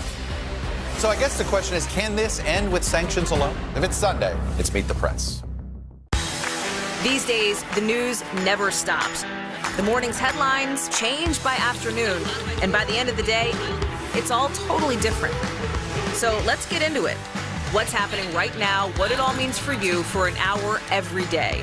I get it. I know that it can be hard to keep up. So let's get started together and go from there. Hey, I'm Hallie Jackson, and we have a ton going on tonight. Here's the deal. Hallie Jackson Now, weekdays at 5 on NBC News Now. For breaking news in our changing world, download the NBC News app. Top Story with Tom Llamas, weeknights at 7 on NBC News Now. I didn't realize until you walked in here, but we are surrounded right now by Diane Lane memories. I mean, where should we begin as you look out these windows? Somebody had to get raised in the Midtown, right? I went to PS 59, which is on 57th Street. It's the heart of Midtown to me, and of course it's a Whole Foods now. There's so much I could say about that. But anyway, yeah, so that's the building where I had my first audition. It was the Gulf and Western building. When I say first audition, of a job I got, there were plenty of auditions that I've had that I've completely blocked out because who wants to remember those? Those don't count. But this is a Little Romance, your Little first Romance, film. 1978. Delightful spot, but hardly the top of the diplomatic ladder. Oh, that's fantastic. What an incredible life you must have had, Monsieur Saint-Reine. Oh, please, Julius. For people who don't know, you've been acting. I mean, you're 13, 14 years old. You've been already acting since you were like 6 years old. That is true. What were the roles like leading up to, okay, this movie is my big moment, my breakout? You know, it sounds like a joke when I say it, that I peaked when I was 10. But in some ways, I did because I had been traveling the world with the La Mama Experimental Theater Group, and it was the 70s, and it was very early 70s. 72 was the first tour. And so, I mean, that I was on as a kid. And so I was 7, and my parents didn't go. And my first passport, I had no front teeth, and it was considered very cute. And it's strange to grow up in the adult world when you're the kid in the room. Because if you know too much, you're considered precocious, right? Yeah. But they expect you to know a lot in order to fulfill the task and be a team player and be responsible and don't screw up and make the plane and don't lose your per diem. It was like joining the circus. It was like running away and touring the world with young people in the 70s. And it was a much more innocent time. So my dad and mom let me have that experience. I wouldn't have the courage as a parent to let my very young kid have that. I don't know. They were extraordinary people, honestly, to to trust the universe as much as they did. It was a wonderful experience. Life by living, life by doing, life by traveling. Got to see so many different cultures. I was thinking about you because I have a 14-year-old daughter. After a little romance becomes a hit, you're 14, you're on the cover of Time magazine. Laurence Olivier is saying you're the next Grace Kelly. What did all that feel like to a 14-year-old? Well, I remember approaching the newsstand. We had newsstands, kiosks in the street, and they used to have, there weren't so many magazines then. So one magazine, you'd have 10 of them at a row, you know, and I guess 1978, I mean, you'd have, I'm not going to list the magazines, but Time magazine always had the upper right-hand corner as if it were dog-eared, and you'd see a photograph of some world leader, and in my case, it was Henry Kissinger, and I thought, this is really bizarre. This is a very surreal experience. I'm clearly having an out-of-body experience, and this too shall pass. And I thought about Birdcage Liner, and I thought, it's just paper. It's not going to. Don't allow this to mean anything to me, because I knew it wasn't about merit. I could trace back how it was that I wound up on the cover of Time magazine, and it wasn't because I had done anything. It was because I was an anomaly. And it was a curiosity to have people that young in the film industry as a new wave of culture and cinema. And I thought, oh, interesting. But I knew that it wasn't going to be. I mean, we're still dining out on the story literally, because Time magazine usually is about a very meritorious person, right? And I felt a little embarrassed, honestly, because I was playing handball under the 59th Street Bridge, thinking, I have no business being on the cover of Time magazine. This is crazy. I'm sure my dad was thrilled, you know. That's my kid, you know. Of course. But I was sitting there going, please don't ask me to live up to that. But where did you get the wisdom to have that perspective at 14 years old? Because it seems... Growing up around adults, probably. Right. No filter from people around me. But the tempered innocence, you lose innocence as you grow, and then you start to value your own innocence. And that was working with George Roy Hill. That's what he said about his movies. That they're always about innocence, the loss of innocence of the main character. So he saw the theme in his own work. That's cool. When you're not, he didn't have to audition for his jobs. You could create your own job. It's different when you're an actress. You sort of go, is this going to be the one? Do I feel like I want to do this? It's different than writing it and having a vision for the end product. I'm sort of a tapestry thread, you know, and how they edit it and how they put the music and the credits and how they promote it. It's all out of my hands, and I like it that way, because if I were in control, then I'd have to take all the blame. You know, it's not worth the credit. It's too big a risk. That's so interesting, right? It is interesting. Yeah. Because you could say, well, what's the next one? Right. Next. Right. Okay. I mean, it feels like watching your career, even to now, you do have this perspective on what it means to be a movie star. I'm sure you don't like that term, or a celebrity, and that it doesn't really interest you that much. Well, it does in terms of what people like Jane Fonda have done with it. Meaning, you can live a long time, and you can add, you know, something to humanity in terms of what you've done with your fame. Right. That I think is. But the valued. things you went through as a child, becoming a child star can ruin people, obviously. And then you're in Coppola movie, they push you through, and you have this incredible young career, but you survive it, and then some, and you're being nominated. Isn't it interesting that they use the word survive? Yeah, well, because there are some because it is a gauntlet of Yeah. potential bad choices that you're not even supposed to be aware enough to make good or bad choices. It's all luck, or some person in the background who's a marionette and you're the puppet, and there's strings being pulled that allow you to have good fortune compared to somebody else. One of the things my dad said to me as he knew he was dying, he said, you know, isn't it enough, Diane? Don't you think it's somebody else's turn? And because he's brutal. My dad was famously brutal, hence an acting teacher. Right. Cut you asunder, right, in a way that nobody else can, or you wouldn't allow anybody else to.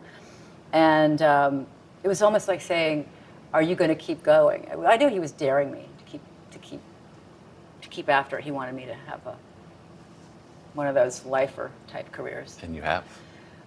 Right? I Yeah, mean, look, but here you are. Am I supposed to go into 30 years? It's like, so what's the secret if somebody's watching right now to keep that ball in the air the way you have, to have had all these phases where you go Being open to change. Really? Yeah. I think so. Being open to change. I mean, the human body is very humbling, and if you're a woman, you certainly are aware of the way change is part of your fate, because there's only a window of time within which you can procreate. And that is such a blessing. And it is also a measure of worth that men don't experience. And it is also a tremendous gift because you, in some ways, get to be born fresh. I gotta watch my terms because my grandmother was a Pentecostal preacher. I don't want to get into trouble. But you can be born freshly in your own self-understanding by not internalizing any longer the male gaze. Unless you want to. Right.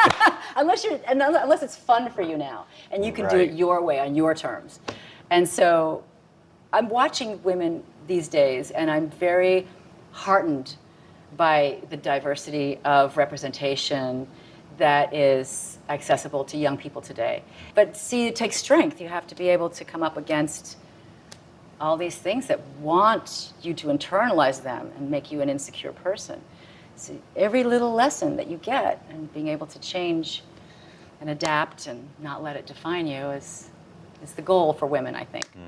Today is now a podcast available every morning. Listen wherever you get your podcasts. To cover the news, you have to be in it. This is how so many towns and cities are protecting themselves. You can actually see they're pushing the gates open every night. It's your news playlist. Top Story with Tom Llamas. Weeknights at 7 on NBC News Now. These days, the news never stops. The morning's headlines change by afternoon, and by the end of the day, it's all totally different. So let's get into it. What's happening right now, what it all means for you for an hour every day. I get it. I know that it can be hard to keep up. So let's get started together and go from there. Hey, I'm Hallie Jackson, and we have a ton going on tonight. Here's the deal. Hallie Jackson Now. Weekdays at 5 on NBC News Now. To stand on the edge of the cliff and jump takes a lot of guts. We are meeting people one after the next who've made profound changes. I think you're going to be blown away by the life lessons. Join Hoda for new episodes of her podcast, Making Space. Listen now. To cover the news, you have to be in it.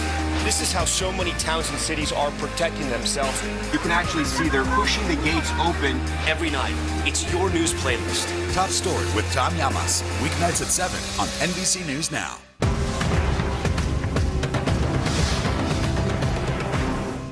Making Space, the inspirational podcast from Hoda Kotb. Listen now.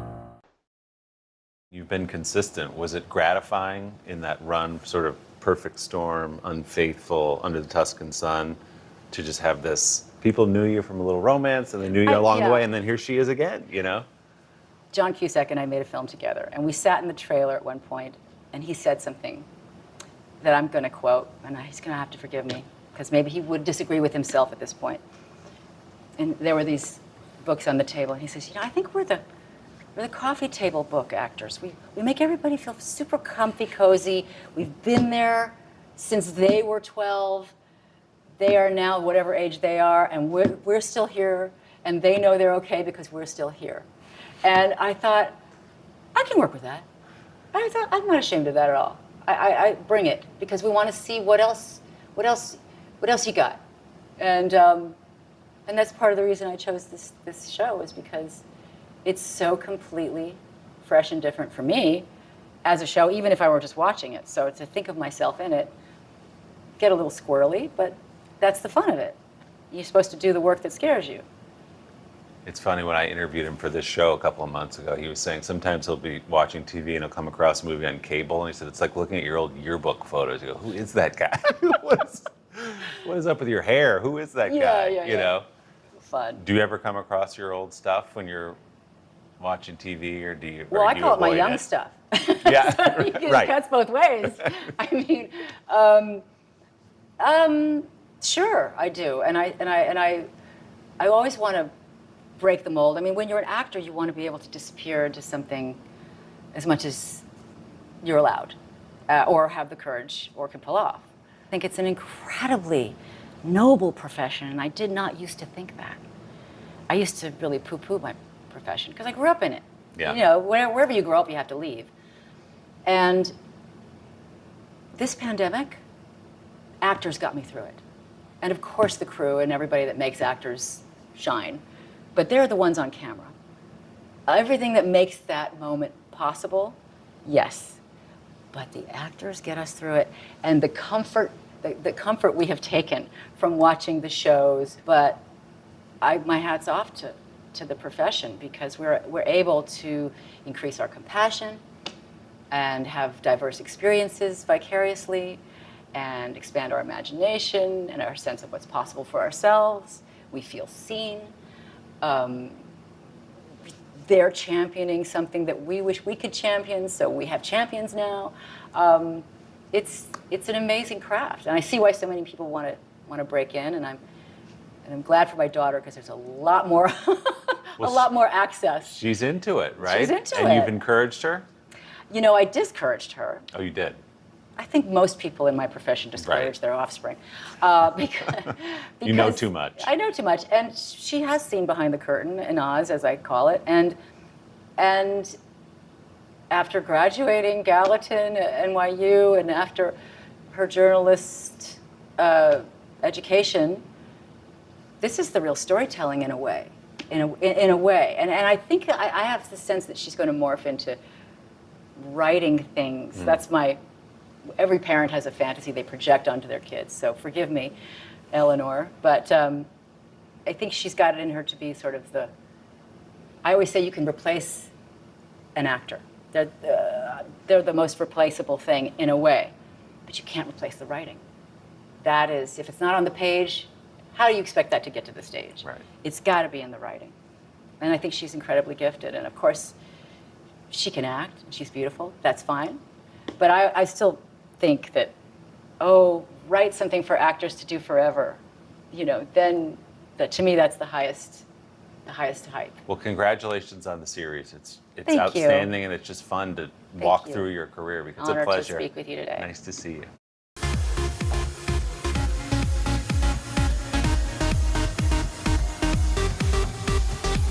Hey friends, and welcome to Popstar Plus. Coming up on the show today, we are checking in with our buddy Judy Greer for our My Pet Tale series, telling us all about her great love for her dog Mary. Coming up later, we got a flashback interview with William Daniels, who played the lovable Mr. Feeney on Boy Meets World. Plus, we're also today going to pay tribute to the great Bruce Willis with a clip from our vault. But first, here are today's Popstart headlines. Harrison Ford is first up, and it's the first time in nearly 6 decades in acting that Harrison Ford's going to be headed to a television series. The Indiana Jones actor is going to lead a new comedy called Shrinking. He'll do it for Apple TV+. He's going to play a successful yet blunt therapist who shares a practice with 2 protégés, one of which is going to be played by How I Met Your Mother actor Jason Segel. And behind the scenes, this is a comedy dream team. Segel's going to also produce and write the series with Ted Lasso's Brett Goldstein. Yes. And Scrubs creator Bill Lawrence. Get out. Yeah, it's like the dream team here. But don't worry, Harrison's not leaving the silver screen anytime soon. He just recently wrapped the Indiana Jones 5 movie, and that is slated to hit theaters next year. That's going to be a good one. Next up, Britney Spears, the pop icon, says she's ready to put her story in print on Monday.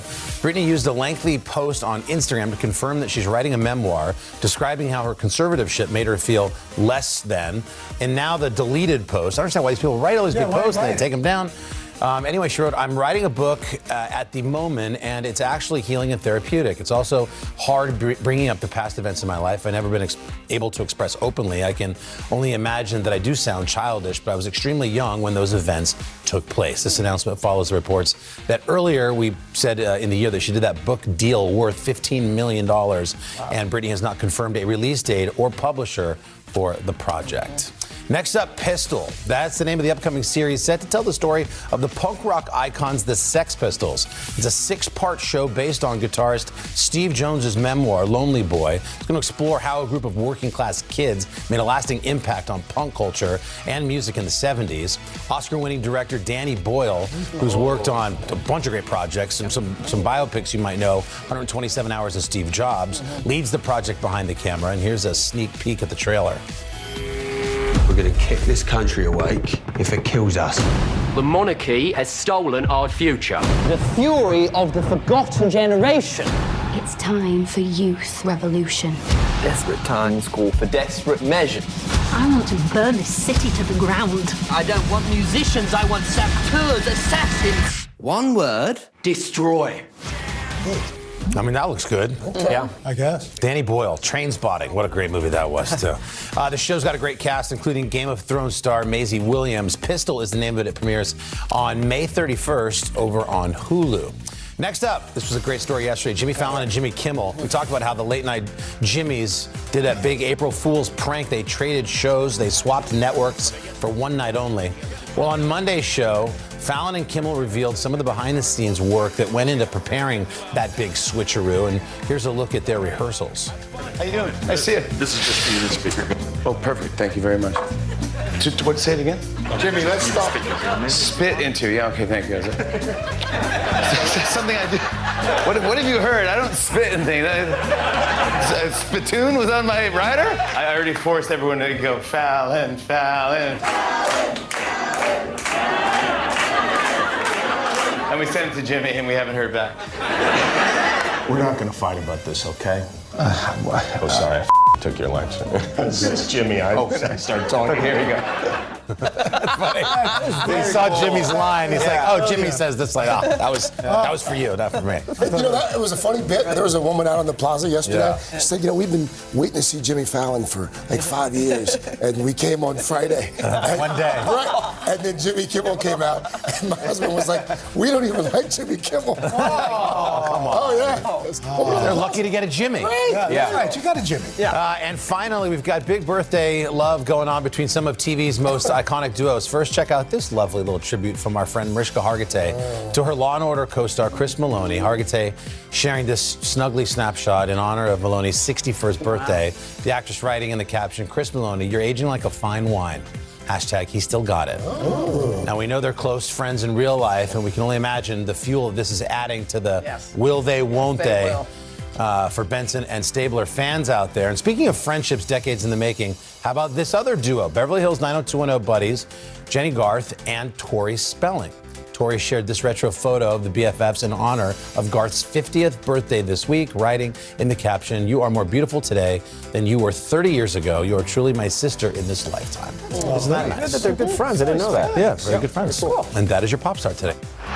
All right, a few more headlines for you. First up, Olivia Rodrigo, the young pop star, cleaned up on Sunday night at the Grammys, earning 3 awards thanks to her hit singles Driver's License and that debut album Sour. But unfortunately, those golden statues are a little bit heavier than they look, apparently. While posing for photos backstage, one of Rodrigo's trophies tumbled out of her arms and hit the ground, the award snapping into 2 pieces. She shouldn't feel too bad. This has happened before to other big-time Grammy winners. Taylor Swift comes to mind in 2010 when she lost an award to the same fate after trying to balance 4 of her trophies for a photo op. Maybe next year the Grammys could help these artists out who win all these awards with a podium or a shopping bag. And finally, Lisa Kudrow and Mira Sorvino.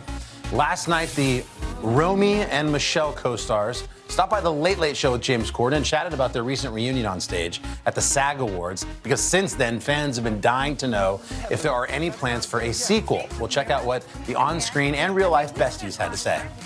There's lots of talk about whether or not there would ever and could ever be a sequel to the film, which I sort of feel like, I think I'd be really interested to watch that. Is that something that would happen, Lisa? It could. Why not? I mean, anything can happen. Would you want this to happen, Mira? Yes. I've been wanting it to happen forever. There seems to be a hunger for Romeo and Michelle still, which is wonderful, and it might be the most important thing I've ever been a part of. Oh. Yeah, like, that's crazy. A lot of love for that around here, too. Savannah Guthrie comes to mind. So count us in for the Romy and Michelle's 40-year high school reunion. All right, we've covered your headlines, and there's a lot more coming up, including actress Judy Greer opening up about the many, many ways her lovely dog, Mary, has changed her life. These days, it feels like the news never stops. So let's get into it. What's happening right now, what it all means for you for an hour every day. It can be hard to keep up, so let's get started together. Hallie Jackson Now, weekdays at 5 on NBC News Now. What happened here is a story of loss and salvation. There were residents who hung on for dear life. This is where you took shelter, in this closet. I took shelter right in this closet right here. Rioters banged down one of the doors. Have you found a way to reconcile it a year later? It really hurt to see this place that I love so much treated with such disrespect. Was it an act of cleaning or an act of healing?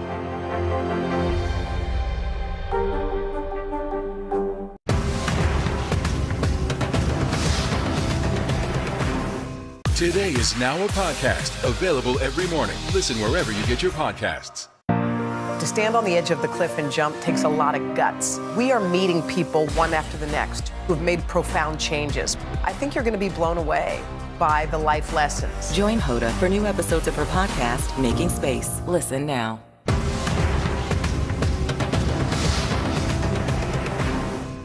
Top Story with Tom Llamas, weeknights at 7 on NBC News Now. For breaking news in our changing world, download the NBC News app. Top Story with Tom Llamas, weeknights at 7 on NBC News Now. And welcome back to Popstar Plus. Judy Greer is the latest guest for our My Pet Tale series, where we ask folks about their pets and how they've shaped their lives. Judy has a beloved dog named Mary, and it turns out Mary spent a lot of time on set while Judy was shooting one of her latest projects, The Thing About Pam.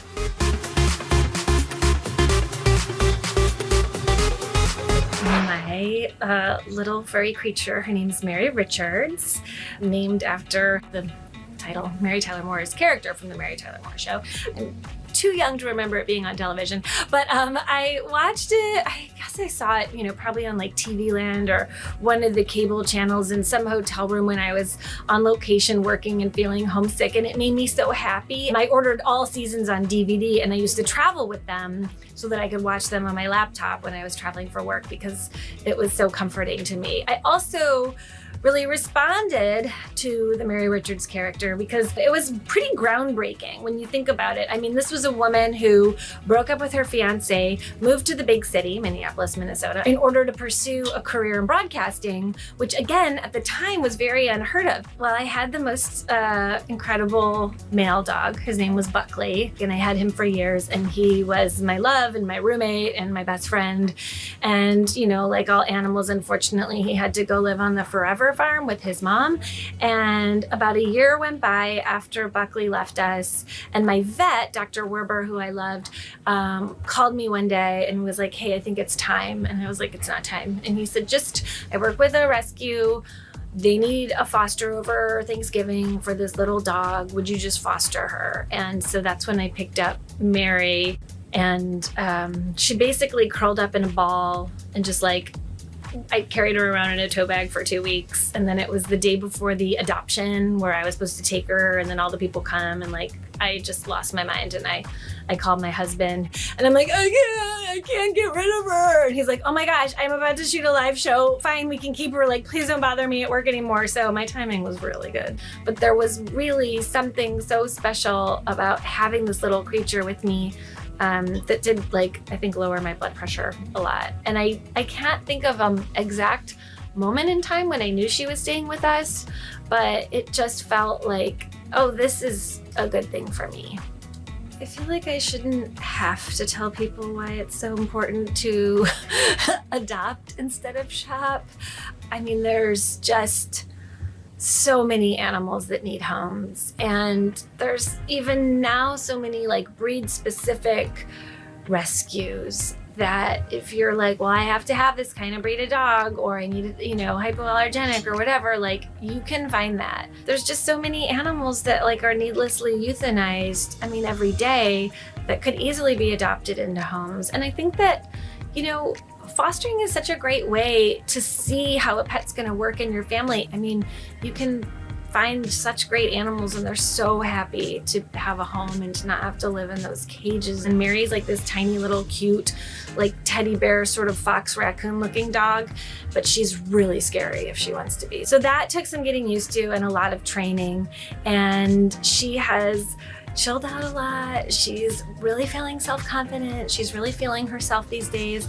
I started traveling with her when I go on location to shoot things, and I brought her with me to New Orleans to shoot The Thing About Pam, and she won over everyone on set. And in fact, Renee Zellweger's character, Pam Hupp, has a dog, and I can't tell you how many of my friends texted me after that first episode aired, and they were like, "Is Mary in The Thing About Pam?" Like, no, there is only room for one actress in this family. But Mary was there and she was like running around and she was such a cutie. Sometimes when she's like a little judgmental and mean, I like to think that she's like my alter ego. My favorite thing with Mary, I love going on really long walks, and Mary really loves to go on long walks. We've walked 7 miles in one day together.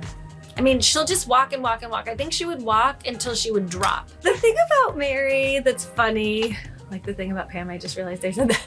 But the thing about Mary that's funny is that she plays really hard to get, but she's so tiny and cute that people they just keep wanting more of her. They keep wanting her. If she lets you pet her once, then you just like want to keep petting her, but like the next day she might be like, I'm not like feeling you today. She really does march to the beat of her own drummer, and she's not someone that can be pinned down, you know, like she might like you one day, but then she might not like you ever again.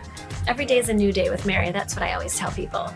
Mary has made my life better in every single way. I used to get so homesick when I was on location, and now like when I have her with me, it's so much better. She's gives me a reason to get up in the morning, and like on a day off when sometimes I'm like, I miss my husband and I'm homesick. She like, I think genuinely brings a lot of joy to work. Like she runs all around hair and makeup when we're in the trailer, and she loves it, and everyone brings treats and gives them to her. And animals bring a lot of joy, and they definitely like calm people down, I think. And so, yeah, she's just made my life better in every single way. Minus the dog hair, but she's little and it's not that bad. But I do usually have a lint roller with me. I have an hour-long answer for what I loved about The Thing About Pam, but I guess today it is just all the relationships that we made with each other when we were shooting this. It was a really amazing group of people. Renee Zellweger, who also was an executive producer, so she was my scene partner and my boss, can be a little nerve-wracking sometimes, but not with Renee. Like she's just so lovely and wonderful and supportive and happy. And so when someone is like that on set, you know, everyone I think falls into line. And it was just, we had so much fun. And so today my favorite thing is like the friends I made on it. And I just put on the wig and went, here I go. And it was really easy once I had my wig on to feel like a completely different person. And we should mention you can catch a new episode of The Thing About Pam tonight. That's convenient on NBC. Up next, lessons from the Mr. Feeney from Boy Meets World. Sometimes the news can be difficult and overwhelming for kids to understand. Ukraine and Russia. Could you help me understand what's going on? So to help make sense of it, we've created a newscast just for them. We hope your family will watch Nightly News Kids Edition. We're here to start conversations about the big things happening in our world, because it's not my job to tell you what to think. My job is to think about what you tell me. Now Tonight with Joshua Johnson, streaming weeknights at 8 on NBC News Now. To cover the news, you have to be in it. This is how so many towns and cities are protecting themselves. You can actually see they're pushing the gates open every night. It's your news playlist. Top Story with Tom Llamas, weeknights at 7 on NBC News Now. Sometimes the news can be difficult and overwhelming for kids to understand. Ukraine and Russia. Could you help me understand what's going on? So to help make sense of it, we've created a newscast just for them. We hope your family will watch Nightly News Kids Edition.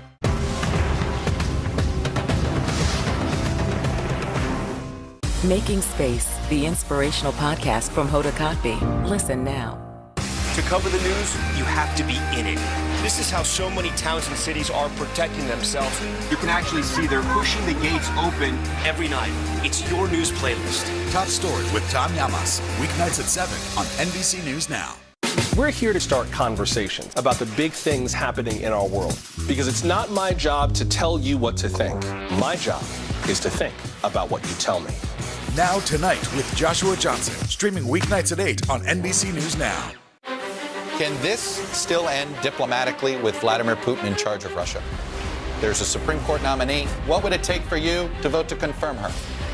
So I guess the question is, can this end with sanctions alone? If it's Sunday, it's Meet the Press. Making Space, the inspirational podcast from Hoda Kotb. Listen now. And we're back. For 7 years, William Daniels played the very thoughtful Mr. Feeney on Boy Meets World, and he just marked a special birthday, 95. So in his honor, we thought it'd be fun to have a little flashback interview with him and his wife, where they spoke about his time as one of TV's most beloved teachers.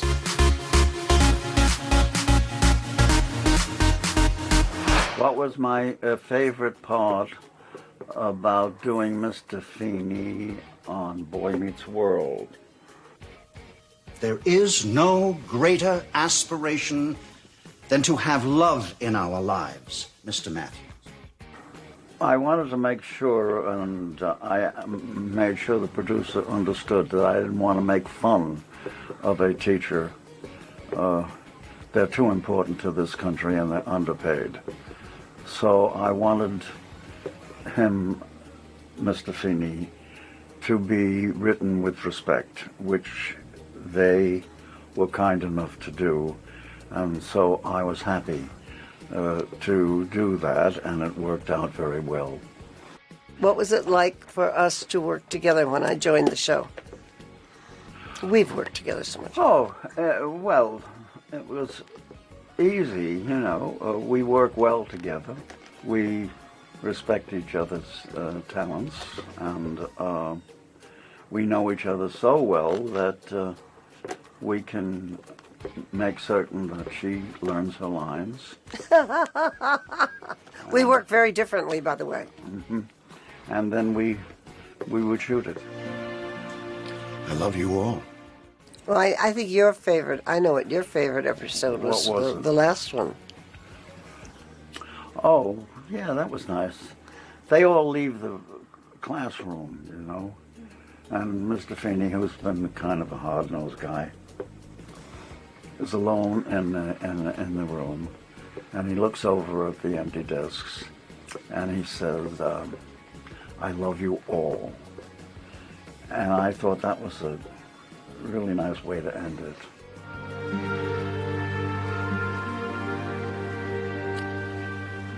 Class dismissed. With the powers vested in me, I now pronounce you husband and wife. You may kiss the bride. What do we remember about the episode when we get married on the show? I enjoyed it. I remember I loved the dress, but we had trouble with my hair that day. So we ended up just pulling it back. And it was it's fun, you know, for older people to get married on camera. Like for older people to have love scenes on camera. That's fun. What do you remember, Bill?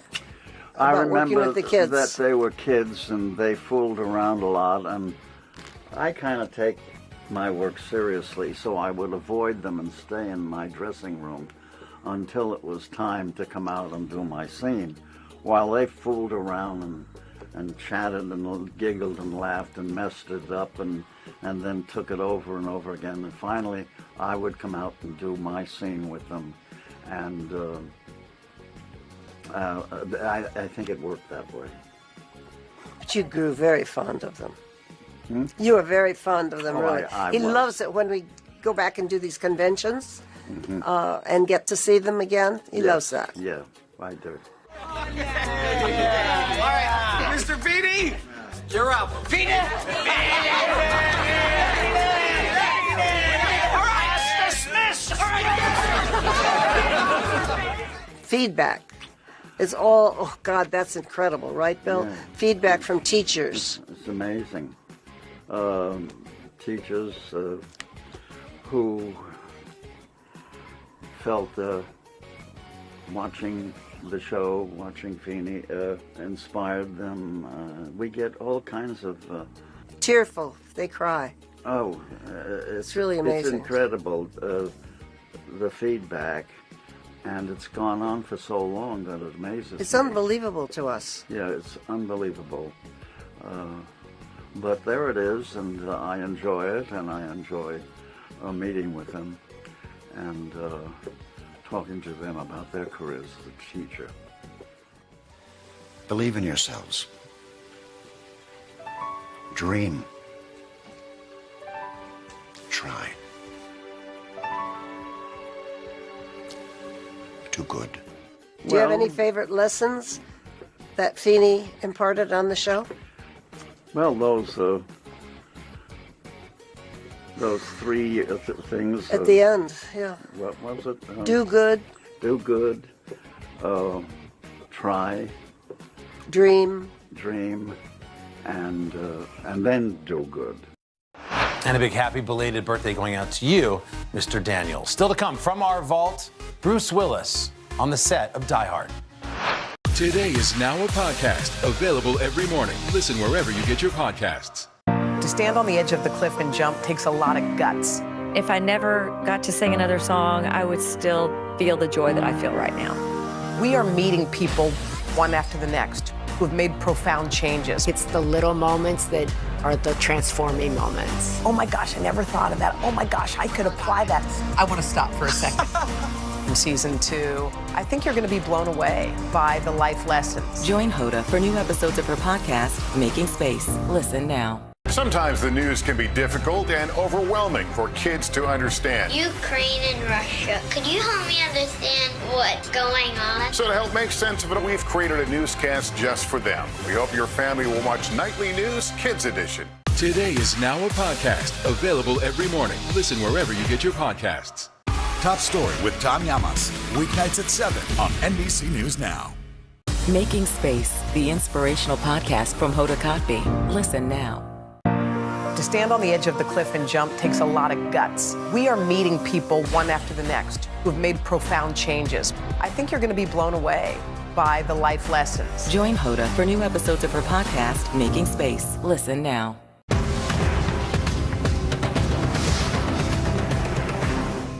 Making Space, the inspirational podcast from Hoda Kotb. Listen now. Welcome back to Pop Star Plus. Of course, well wishes continue to pour in for Bruce Willis after it was revealed that he's been diagnosed with aphasia and is going to be stepping away from acting. He's a star with nearly 40 years of wide-ranging roles under his belt. And in his honor, we'd like to play this moment that we found from our vault. This is Bruce Willis speaking to us in 1988 while on the set of one of his most defining movies, Die Hard. Bruce Willis is working on a new film now, an action-adventure film called Die Hard. It was on location for that film that I talked with Bruce about how he came by the lead role. I wasn't looking for anything. I was expecting to work through the fall on Moonlighting. We got the news that Sybil was pregnant. The Moonlighting producers came to me and said, you're going to have roughly 11, 12 weeks off. And it just so happened that the deal fell right into that slot. And we put it together in about a week's time. I'm gonna short sheet the storyline just a little bit, but John McClane is a cop who comes back and tries to patch things up with his wife on the opposite coast and goes into a building that is being taken over by terrorists and unbeknownst to them starts working against them, and the film is a battle between John and the terrorists, correct? Yes. How risky was it for you? I mean, physically? I mean, are you asked to do a lot of things that maybe the producers of Moonlighting and Glenn Kieran wouldn't be real thrilled about? Well, I made the choice to do a lot of my own stunts. I think it always helps, production value. But on a personal level, I really enjoyed doing a lot of my own stunts. This film satisfies me on a lot of levels. It satisfies me as an actor. It satisfies the little boy who still lives in here because I get to shoot guns and kill people and be a hero and be shot at and be wounded and bleed. And I really haven't been given the opportunity to do that. Let me give you a quote. This one's from director John McTiernan on this one. Quote, Bruce wants to make the crossover from comedy to action. You buy that? Well, and he didn't say temporary. I love doing comedy. I think it's one of the best jobs on the planet to try and make people laugh, if you can. But this type of film interests me a lot. Action, more of a dramatic slant is something that I spent a lot of time working on when I was in New York, working on stage. And I really hadn't done a whole lot of comedy prior to working on Moonlighting. Moonlighting really gave me the opportunity to stretch myself in a lot of comedic ways. We also do, some fairly serious stuff on, Moonlighting. But this film is a big departure for me. Not a lot of jokes in this one. Movies are your future, right? Not TV? Yeah. Yes. Yeah, it's... I mean, is Moonlighting, and I'm not trying to send you into premature retirement, but Moonlighting's basically run its course for you? Well, I have 2 more years to do on that show. The biggest problem for myself, and I think for Sybil and for Glenn Caron and everybody who works over there, is we have reached a point where, as I said, we've done something like 52 or 53 hours of that show, which is the equivalent of doing the same movie 27 times. As you look to your movie future, do you need this one to be a hit? I think we need them all to be hits, Brian. I mean, it doesn't hurt. I mean, it never hurts. I mean, let me bring back a quote that you gave me when we talked a year ago. God, you remember back that far, huh? Oh, yeah. I read the transcript. Parts of it were actually lucid. You said that Michael J. Fox had told you once upon a time that one thing that's certain about being hot is that there's going to come a day when you're not hot. Absolutely. Are you conscious of it slowing down? Not really. It's very difficult for me to talk about myself or about my work or my career in the third person. I'm always a little hesitant to place myself on some kind of scale of how hot I am now, how hot I was last year, how hot I will be next year. I've never really thought of myself as being that hot. A lot of this has come from the press and from public reaction to my work. I try and spend as little time as possible judging myself on that kind of scale. And many are thinking of Bruce Willis and his family, and of course, we're extending our well wishes his way as well. And that's going to do it for this edition of Popstar Plus. Coming up tomorrow, a fun conversation with the very funny Amber Ruffin and a whole lot more. We hope you have a great day. Thanks for watching.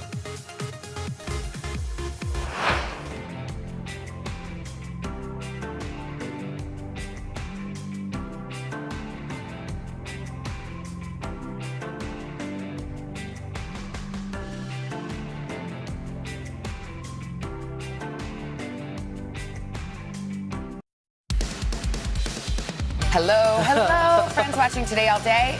Best day of the week, Friday. It sure is. Welcome to Today in 30. It's a look back at our biggest and brightest moments from the show. Of course, everybody talking about Tiger Woods at the Masters, not only competing, but as he said, he's in contention. He's heading into round 2. We're going to hear from Tiger about that impressive start right ahead. Then we are so excited to introduce you to a dad who is running his way into the record books with help from his young quintuplets. That's 5. There's some touching inspiration behind his mission, too. We're going to really have a moment and introduce you to his family's story. It's really cool. Plus, we want you to head into the weekend in the right frame of mind. So we're going to share the importance of me time and tea time. Ooh. We're going to explain it. Me Don't and worry. tea together? Yeah. All right. Let's get this show started. Let's go. It's time for Today in 30. Now to Washington, where a ceremony is taking place at the White House today to mark the historic confirmation of Ketanji Brown Jackson, the first black woman confirmed to the Supreme Court. NBC's chief White House correspondent Peter Alexander joins us with more. Peter, good morning.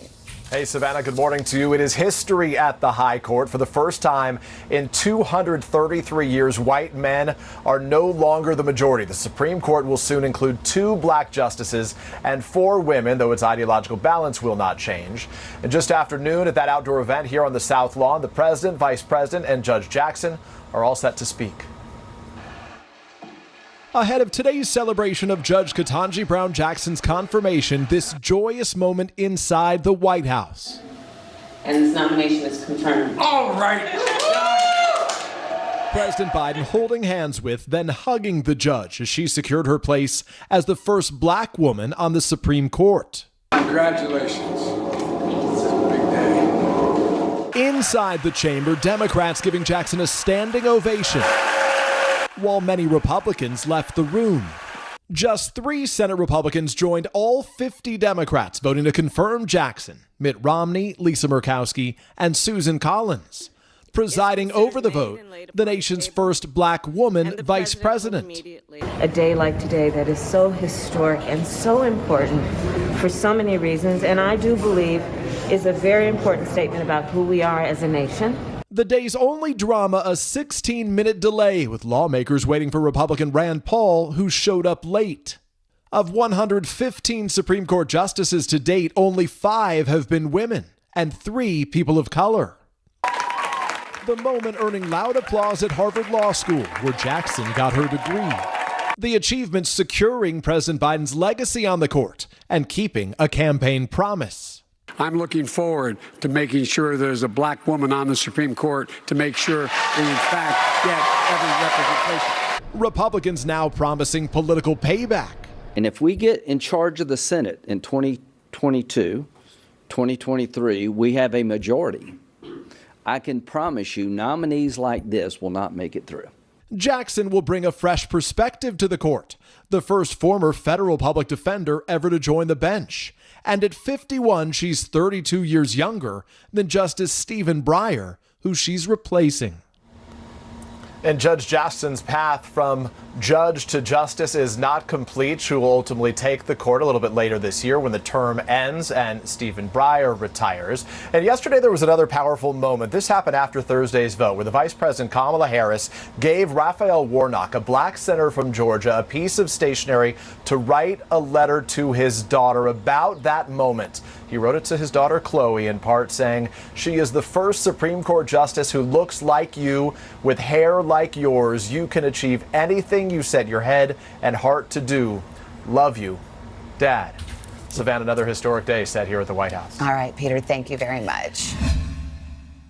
These days, it feels like the news never stops. So let's get into it. What's happening right now, what it all means for you for an hour every day. It can be hard to keep up, so let's get started together. Hallie Jackson Now, weekdays at 5 on NBC News Now. To stand on the edge of the cliff and jump takes a lot of guts. If I never got to sing another song, I would still feel the joy that I feel right now. We are meeting people one after the next who've made profound changes. It's the little moments that are the transforming moments. Oh my gosh, I never thought of that. Oh my gosh, I could apply that. I want to stop for a second. In season 2, I think you're going to be blown away by the life lessons. Join Hoda for new episodes of her podcast, Making Space. Listen now. What happened here is a story of loss and salvation. There were residents who hung on for dear life. This is where you took shelter, in this closet. I took shelter right in this closet right here. Rioters banged down one of the doors. Have you found a way to reconcile it a year later? It really hurt to see this place that I love so much treated with such disrespect. Was it an act of cleaning or an act of healing? Today is now a podcast available every morning. Listen wherever you get your podcasts. Top Story with Tom Llamas, weeknights at 7 on NBC News Now. For breaking news in our changing world, download the NBC News app. Hey, good morning, guys. And hard to believe, Tiger only adding to his legend out here in Augusta in his first competitive golf in more than 500 days. He comes out here in the opening round of the Masters, shoots a 1 under 71, and in his own words, is right where he needs to be. Now, in just a few hours, he'll be back, definitely playing for that next green jacket.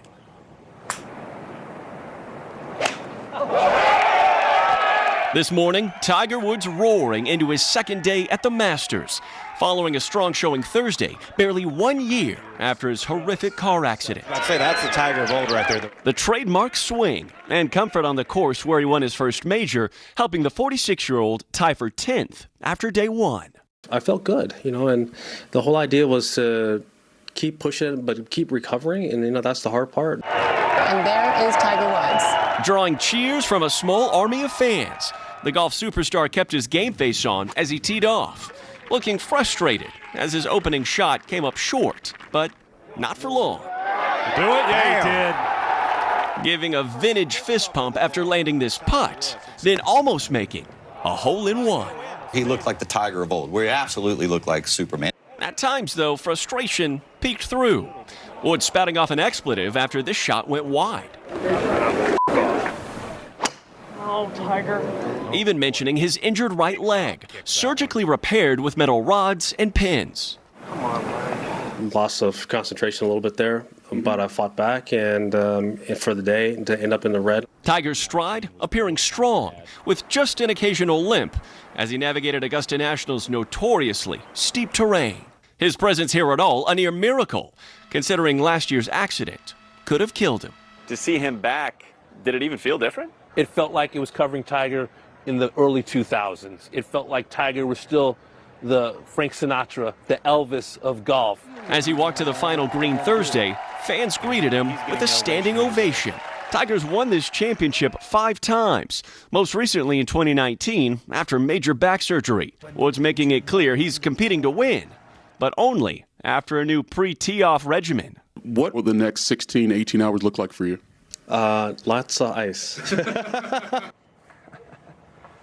Lots of ice last night, and according to Tiger, some heat this morning to loosen up those muscles before this second round. He'll have a little bit of a break. He doesn't tee off until 1:41 local time. Could have a rough go of it, though, in the afternoon. Conditions here in Augusta expected to be awfully windy, but of course, guys, it's nothing Tiger hasn't faced before, right? So we'll be watching. Well, we know he's not human. Okay, Morgan, thank you so much. Having a dad who's broken a few Guinness World Records has got to be pretty cool. Even cooler if you get to go along for the ride. I still really can't even get my head around this story, but please meet Chad Kemple. He earned his first 2 records, pushing his quintuplets through a 10K and a marathon. It started as a way to celebrate their first birthday and how far they'd come as a family. Okay, 3 years later, with the kids now older and heavier, Chad recently completed his 3rd race, a half marathon, while holding a sign that read, "Anything is possible." We're going to meet Chad's wife and kids in a moment, but first, Chad joins us with more on the touching inspiration behind his mission to break another world record. Oh, look, the gang's all The there. gang's all together. I love it. Hi, Chad. How are you? We're all doing well. Okay, you got to talk to us about this because Savannah and I are blown away. 240 pounds of toddler is a lot. We each have 2, and we can barely push them up. Just give us a little bit of a feeling of what it's like to run and push those kids. Well, I don't want to downplay, just raising kids alone with all you moms. So that's the biggest feat right there. But pushing the stroller, it's it's a lot more challenging than it was 4 years ago when I first did these. So pushing them now, like I'm getting a little bit older. Kids are getting heavier and taller, so it was pretty difficult. But I mean, I gotta tell you, I have so many logistical questions. I mean, just throwing your kids in the back of the Honda to go to like Target is a feat in our family. Yeah. Did you bring snacks? What about this? I'm thirsty. I gotta go potty. Da da da da da. Yeah. How did you manage all that for a long run like that? So it takes a lot of prep for the whole thing, even to get to the event. You're right. So it's all planned out, and like I gotta have to have backup plan after backup plan. As you can imagine, there's bribes. Everything comes out in play during the event. But basically, they love the stroller. So number one, that's the biggest help. They love the stroller. And they love being outside. So that's really helpful, especially now that they're older and they know what's going on. And then you got to start with the simpler snacks. You start with the crackers and things like that. And if things start to go wrong or they start to get disinterested, then you bring out the candy and the gummy bears and ice cream after the race, all that kind of stuff. All while riding a marathon. All of it, yeah. I was going to say, and for hours and hours, you got to have something else to do besides just have snacks. I don't know how y'all are doing it. Amy, we got to talk to you because, I mean, this is pretty incredible. But all of this, although it's remarkable, it comes from a kind of a bittersweet place. You saved it today. I don't know if you heard the question. I couldn't quite hear it. I'm sorry. I think we were just asking about, the reason. There's a really actual, pretty deep and profound reason that Chad does this, Amy, if you want to share that. The reason that he does it? Yeah. He's been athletic since I've known him, and I know he loves running. And ever since we decided to start having a family, we always talked about wanting to have our kids grow up knowing health and knowing a healthy lifestyle and being active and all that comes along with that. And so we're just trying to set a good example for our kids, and they already are interested in running themselves and say, we want to go. So it was it's come natural for our kids, so we're glad about that. Chad, why do you keep doing it? You already did it. Like, good for you, but you keep doing it. You said I already did it? Yeah, I said I just wondered why you continue to do it. You've done it, you accomplished it, it was amazing, but you keep going for one more bite at the apple. This is hilarious. I think that's it. So I was trying to do all three of them when they were 1 year old, and then the pandemic hit and it closed down all the races. So I wanted to get out and finish this last one. And, I was like, do I do it? Amy, of course, cheered me on.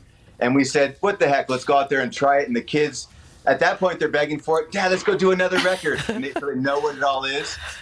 So how am I going to turn that down? Yeah, they were yelling, run faster. Run faster. Daddy. Is that your medal? Is your daughter holding your medal behind you? Yes, there we go. Come on. Oh, wow. I know it's kind of chaos there. You got 7 kids. It's just amazing that you heard us speak at all. I just want to mention that one of the reasons Chad does it was because he wanted to honor his wife, Amy, who carried those 5 quintuplets in their whole journey, which you can read more about. But it's just great to have you guys. Thank you. Thank you, Chad. Thank you for talking to us. All right. Can you imagine? Bye, guys. Bye, guys. See you later. Look at them. Now imagine running. No. Running up a hill with 240 pounds of toddler. I pushed 2 kids just through Central Park, and I was huffing. That's amazing. Me amazing. Too. These days, the news never stops. The morning's headlines change by afternoon, and by the end of the day, it's all totally different. So let's get into it. What's happening right now, what it all means for you for an hour every day. I get it. I know that it can be hard to keep up. So let's get started together and go from there. Hey, I'm Hallie Jackson, and we have a ton going on tonight. Here's the deal. Hallie Jackson Now, weekdays at 5 on NBC News Now. Today is now a podcast available every morning. Listen wherever you get your podcasts. Can this still end diplomatically with Vladimir Putin in charge of Russia? There's a Supreme Court nominee. What would it take for you to vote to confirm her? So I guess the question is, can this end with sanctions alone? If it's Sunday, it's Meet the Press. To cover the news, you have to be in it. This is how so many towns and cities are protecting themselves. You can actually see they're pushing the gates open every night. It's your news playlist. Top Story with Tom Llamas, weeknights at 7 on NBC News Now. What happened here is a story of loss and salvation. There were residents who hung on for dear life. This is where you took shelter, in this closet. I took shelter right in this closet right here. Rioters banged down one of the doors. Have you found a way to reconcile it a year later? It really hurt to see this place that I love so much treated with such disrespect. Was it an act of cleaning or an act of healing? Today is now a podcast available every morning. Listen wherever you get your podcasts. To cover the news, you have to be in it. This is how so many towns and cities are protecting themselves. You can actually see they're pushing the gates open every night. It's your news playlist. Top Story with Tom Llamas, weeknights at 7 on NBC News Now.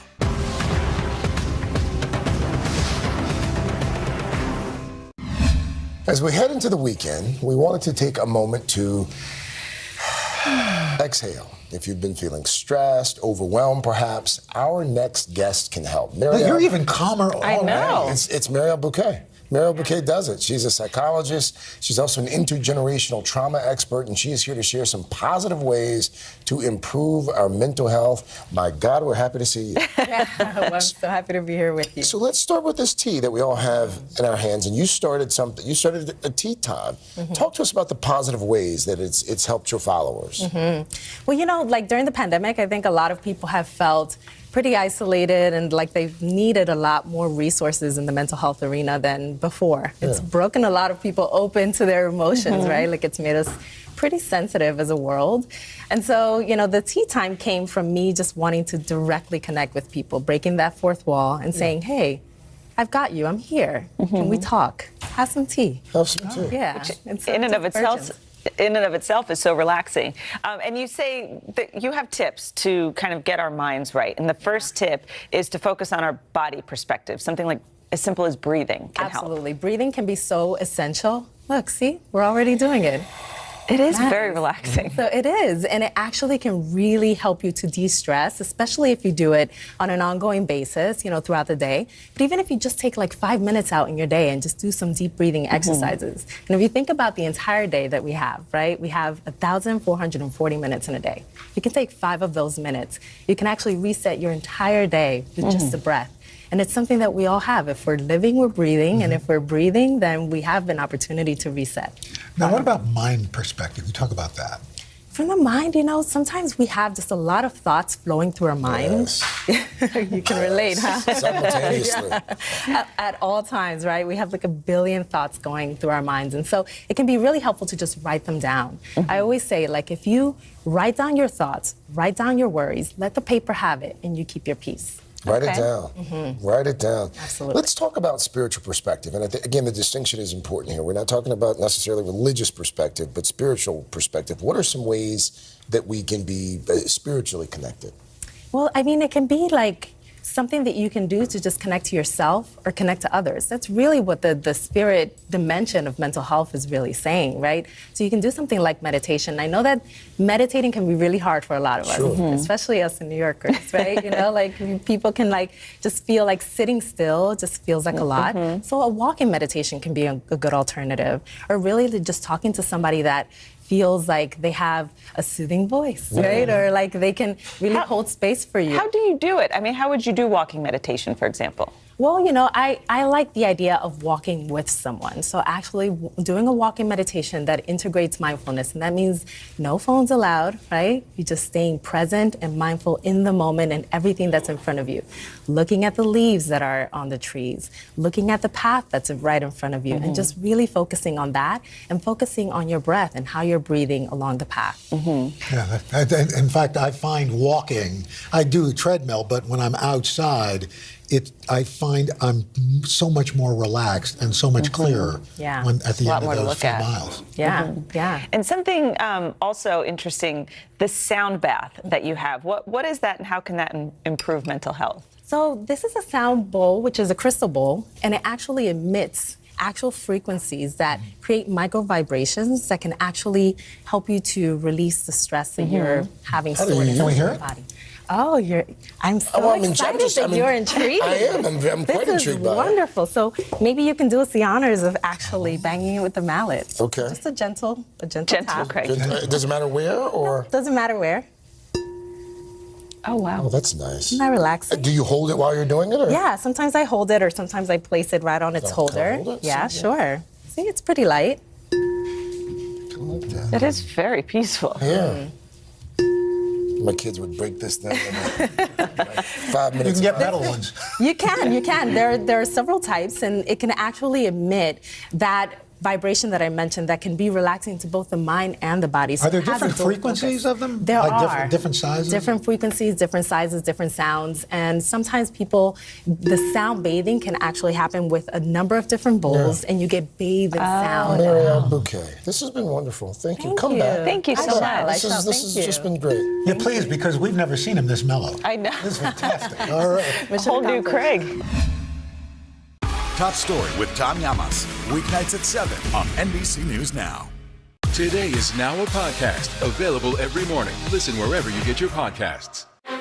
Can this still end diplomatically with Vladimir Putin in charge of Russia? There's a Supreme Court nominee. What would it take for you to vote to confirm her? So I guess the question is, can this end with sanctions alone? If it's Sunday, it's Meet the Press. For breaking news in our changing world, download the NBC News app.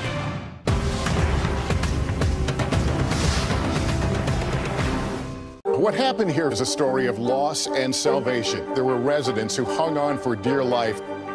This is where you took shelter, in this closet. I took shelter right in this closet right here. Rioters banged down one of the doors. Have you found a way to reconcile it a year later? It really hurt to see this place that I love so much treated with such disrespect. Was it an act of cleaning or an act of healing?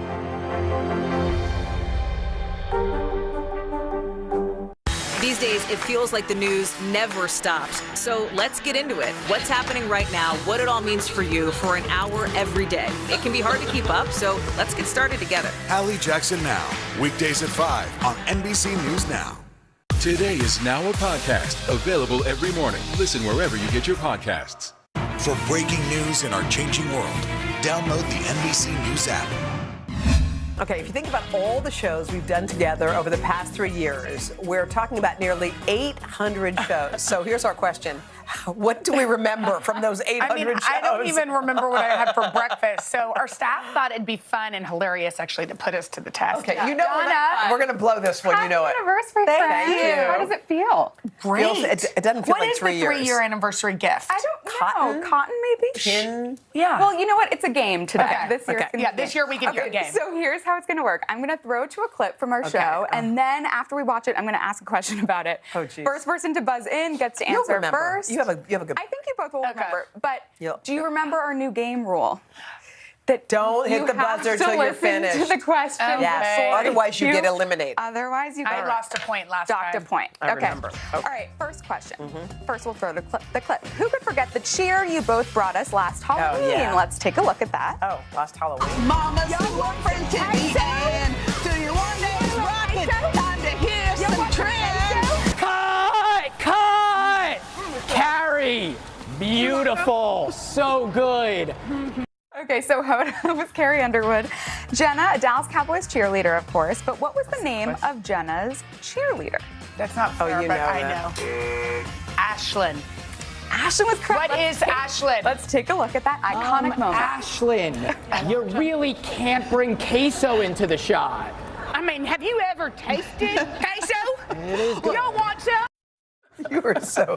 Wasn't that spur of the moment, by the way? Spur of the moment, Yeah, the queso? the queso. No, that was not. They had that there ready to go, and I ate it for real. Yes. Okay, on February 7th, 2020, during our first week. Wait, where are we right now? 22. Yes. Okay. During our first week with a live audience in Studio 6A, we had a very special guest. Let's take a look. Yeah. Something for you guys. What? I didn't pick all of these. We know. Tomatoes and veggies. What is? You don't have to say what is. It's What not a form of a question. This is in jeopardy. What is a bunch of bounty from her garden? Yes, to be but more what- specific. But what were they? Tomatoes, veggies. They're not tomatoes. Oh, There were fruit. tomatoes. Fruits. No, I said what bunch of bounty from her garden. Bounty's too vague.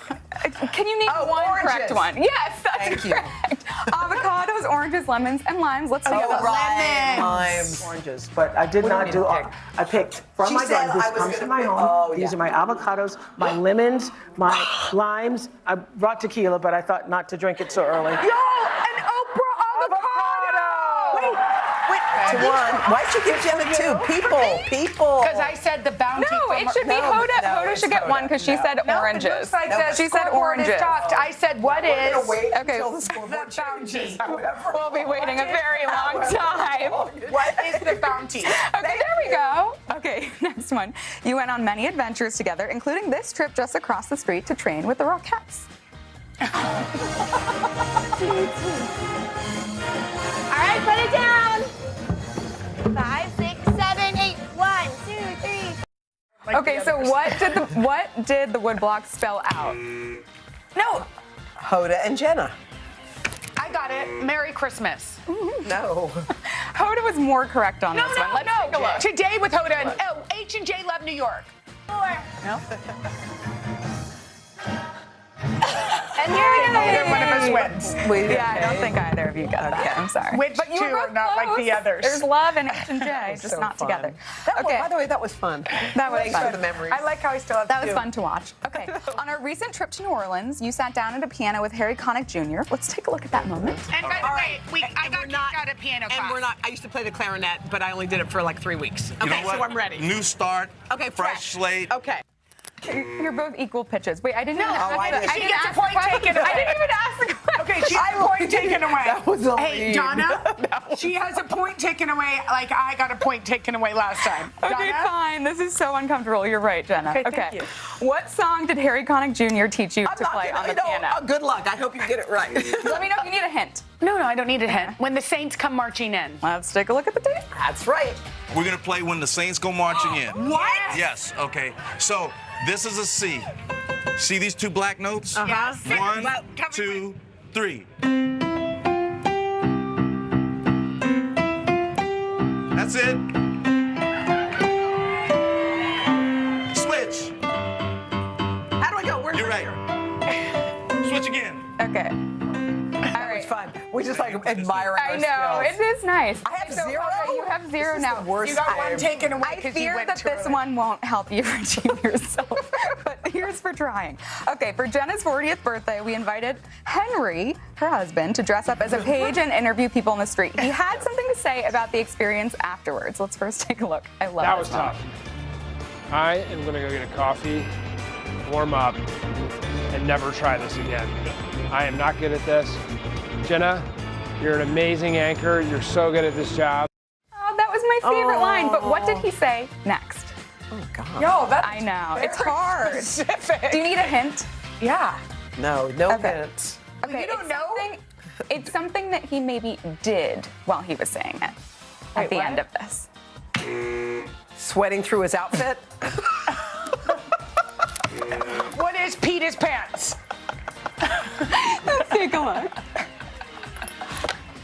I don't know how you do it. I love you. Happy birthday. I'm signing out. Mic drop. And just like he's signing out, we're signing out too. Jenna, you are the winner. Congratulations. But you know what? It's your 3rd-year anniversary to both of you. And so it's- you both and get it's 3-0. Oh, Tiara. Thank you, Sal. Sal. Happy anniversary, ladies. You're the best. Be sure to join us next week on Today. We've got some major girl power heading our way. How's this line up? Lizzo, what? Molly Shannon, huh? And a live concert from Camila Cabello. Oh, I love her. Until then, have a great weekend.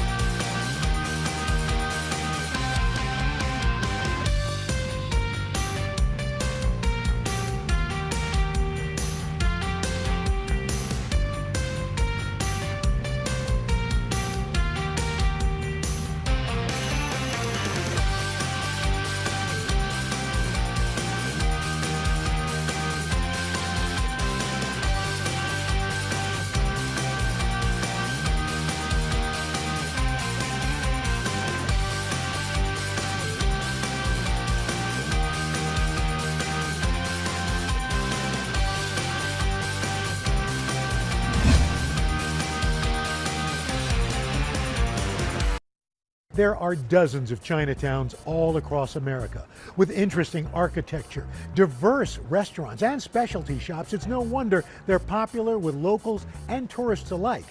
They also provide places for new immigrants and for families to create communities.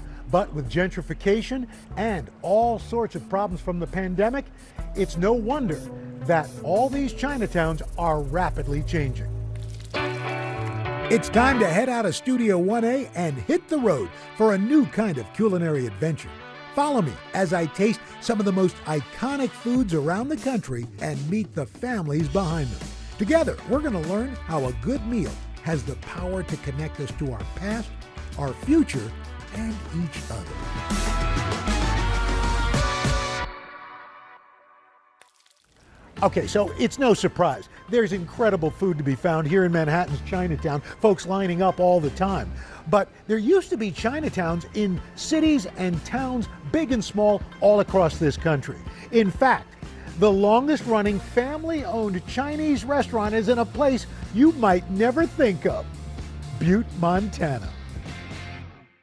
At the turn of the century, Butte, Montana was a bustling mining town.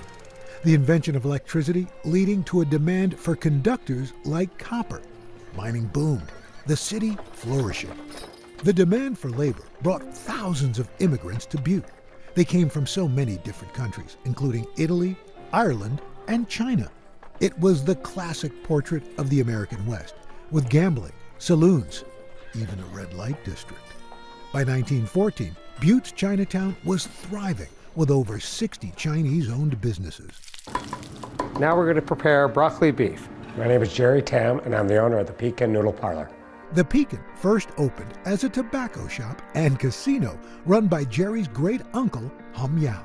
2 years later, Hum adding a restaurant, and the Pekin Noodle Parlor was born. This building has 3 different levels. The top level obviously is the Pekin Noodle Parlor, and then the second level on the main street used to be a herbal medicine shop. That shop was run by Jerry's great-grandfather, Tam Kwang Yi. It's crazy to think that, everything came over from China at one time. Like, they didn't make soy sauce in America. The noodles were fried and brought over on ships because they didn't make fresh noodles. So the history of this place really holds true that this is a Chinese restaurant, from Chinese immigrants. I met up with culinary historian Grace Young to learn more about America's earliest Chinatown. Where was the first Chinatown and how did it get started? The first Chinatown is San Francisco. The first Chinese came to California for the gold rush, and that was 1848. And they came because America needed cheap labor.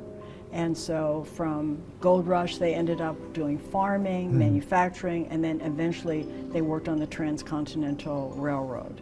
And the first Chinatown formed because America wanted cheap labor, but they didn't want the Chinese to live with whites. So they were ostracized from white communities. So talk to me about that first wave of Chinese immigration to the U.S. The Chinese came from southern China, principally from the area of Canton, and there was tremendous prejudice against the Chinese. They were lynched, and because the Chinese were willing to work for lower wages, they were seen as the reason why Americans were suffering so much. So the blame was unfairly placed on the Chinese. In 1882, Congress signed the Chinese Exclusion Act into law. It banned Chinese from migrating to the U.S. It marks the only time in American history that an entire race or ethnic group was banned from immigrating. But the interesting thing about this Exclusion Act was that there was actually exemption for Chinese tourists, students, teachers, and also merchants. A landmark court case in 1915 classified Chinese restaurant owners as merchants. And it gave them a way to circumvent the Exclusion Act of 1882. It was this exemption that allowed Jerry's great-uncle to open Pekin Noodle Parlor in Butte, paving a path for more family members to immigrate to the U.S. and help the business. Jerry's father, Danny Wong, arrived in the U.S. in 1947 as a teenager. Ever since he was 14 years old, he's been working at the Pekin Noodle Parlor, and he just started with the simple roles of washing dishes, and then he learned how to cook, and then he slowly just started integrating himself into, managing it and working with the waitresses and the staff. Danny taking over the restaurant in the 1950s, spending years turning it into a pillar of the local community. Well, I've been coming here for at least 50 years, and they give me plenty of food. I never walk away hungry. I love coming to work because of all the people I work with. Like, they choose really nice people. And my father probably employed over 10,000 people at this, throughout his whole entire life. So it's interesting to know that there's nearly 5 to 6 generations of people that, have worked here. The menu at Pekin Noodle Parlor hasn't changed much over the years. We do a thing called chop suey. And what chop suey is tidbits of leftover vegetables that were kind of mixed together in its own gravy and served on top of chow mein noodles. We've been serving it for over 110 years. Chop suey is in large part why Chinese food became so popular across the United States. Chop suey was the first time America experienced a culinary craze, a food craze. And it's starting at the end of the 19th century that there are Americans who are venturing into Chinatown The way they got them to even experiment with Chinese food was to make a stir fry that was actually quite bland. So they used bamboo shoots, water chestnuts, onions, oftentimes there was celery. For many years, Chinatowns were the only places where non-Chinese Americans could sample Asian flavors. Americans were going into Chinatown, some were curious, they wanted to experience curio shops, Chinese operas. With increased tourism, Chinatowns in large cities grew. But it was a different story in Montana. Like many mining towns, Butte lost many of its workers as production slowed in the 1950s. Once the copper ran dry, then the people just started to pick up and just kind of move on and move back to their families and the bigger states. As miners left Butte for new opportunities, its Chinatown disappeared. In the early 1900s, there were 7 chop suey restaurants listed in the Butte City Directory. Today, only the Pekin Noodle Parlor remains open. We're here to start conversations about the big things happening in our world, because it's not my job to tell you what to think. My job is to think about what you tell me. Now Tonight with Joshua Johnson, streaming weeknights at 8 on NBC News Now. To stand on the edge of the cliff and jump takes a lot of guts. If I never got to sing another song, I would still feel the joy that I feel right now. We are meeting people one after the next who have made profound changes. It's the little moments that are the transforming moments. Oh my gosh, I never thought of that. Oh my gosh, I could apply that. I want to stop for a second. In season 2, I think you're going to be blown away by the life lessons. Join Hoda for new episodes of her podcast, Making Space. Listen now. What happened here is a story of loss and salvation. There were residents who hung on for dear life. This is where you took shelter, in this closet. I took shelter right in this closet right here. Rioters banged down one of the doors. Have you found a way to reconcile it a year later? It really hurt to see this place that I love so much treated with such disrespect. Was it an act of cleaning or an act of healing? Today is now a podcast, available every morning. Listen wherever you get your podcasts.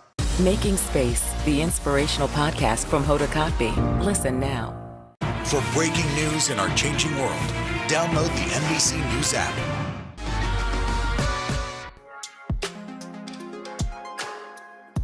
Jerry Tam runs the Pekin Noodle Parlor in Butte, Montana.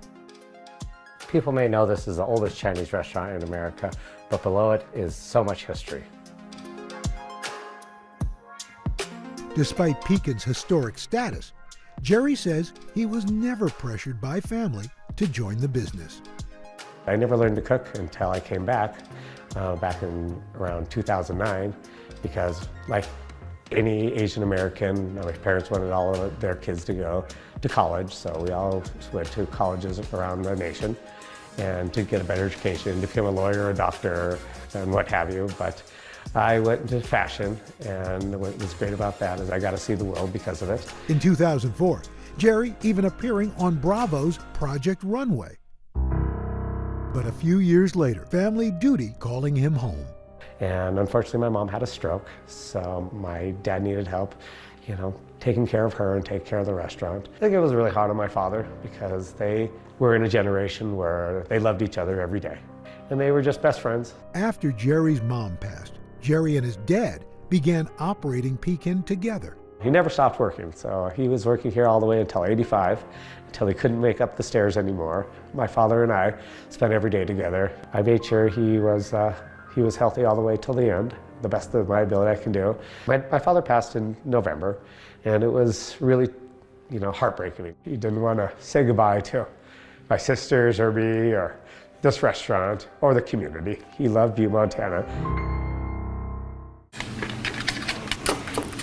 Jerry now runs Pekin Noodle Parlor with his cousin Nelson. Together, they're working to preserve a family legacy and keep a piece of Chinese American history alive in an unlikely place. I've been asked the question, what is the future of the Pekin? And the best answer I can give you is, let's just keep it the same. Let's not change anything, because that's what people come here for. They need to have their parking spots, they have their booths, they have their favorite place to sit at the bar. I don't think they want any change, because this is a place that feels like home. For breaking news in our changing world, download the NBC News app.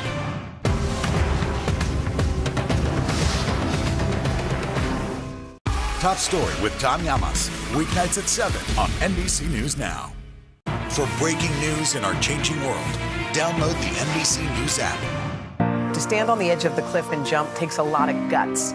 If I never got to sing another song, I would still feel the joy that I feel right now. We are meeting people one after the next who have made profound changes. It's the little moments that are the transforming moments. Oh my gosh, I never thought of that. Oh my gosh, I could apply that. I want to stop for a second.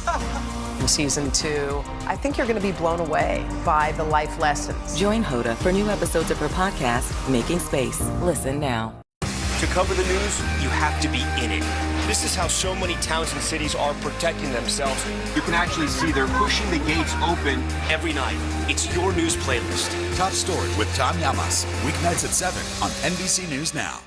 Top Story with Tom Llamas, weeknights at 7 on NBC News Now. We're here to start conversations about the big things happening in our world, because it's not my job to tell you what to think. My job is to think about what you tell me. Now Tonight with Joshua Johnson, streaming weeknights at 8 on NBC News Now. For breaking news in our changing world, download the NBC News app. Top Story with Tom Llamas, weeknights at 7 on NBC News Now. To cover the news, you have to be in it. This is how so many towns and cities are protecting themselves. You can actually see they're pushing the gates open every night. It's your news playlist. Top Story with Tom Llamas, weeknights at 7 on NBC News Now. Today is now a podcast, available every morning. Listen wherever you get your podcasts.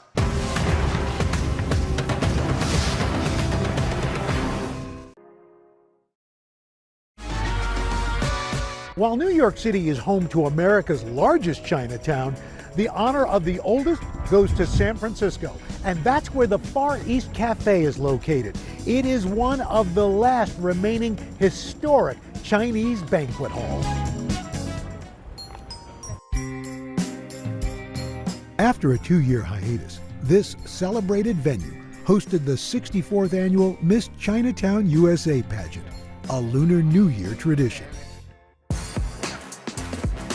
The occasion marking a triumphant milestone for this century-old institution. Bill Lee has owned the Far East Cafe since 1999. His daughter Kathy working by his side as the manager. He brought me into the restaurant to kind of understand the roots of our culture. He wanted me to remember that, Chinatown is about community, is about traditions, is about culture. For many in the community, Chinese banquet halls are more than just venues for special events. I feel that Far East is kind of like a second home for, a lot of our patrons that come in because they feel so comfortable. So much history and so many memories, A lot of patrons that have been here, they told me, they're like, oh, my parents had my red egg ginger party. It's very similar to like a baptism. And that was like 50 something years ago. And that history is everywhere you look at Far East. The ceilings, like my dad mentioned, the high ceilings, the moldings are all original. And the lanterns were all imported from China in the 1920s. So they're over 100 plus years old. For the last few decades, there were 5 giant banquet-style restaurants in San Francisco's Chinatown. But with rising rents and gentrification, most have since closed their doors. By early 2020, only 2 banquet halls remained. The Far East Cafe planned to celebrate its 100-year anniversary with a big celebration. Instead, it's now planning to close its doors. At the start of the pandemic, the restaurant stayed afloat by cooking meals for senior citizens and low-income residents in Chinatown. We applied for a PPP loan, and we got over $200,000. We also received money from the feed and fuel program. Then our landlord gave us 6 months of free rent. Beyond COVID, a different type of virus brought more harm to Chinatowns across the country.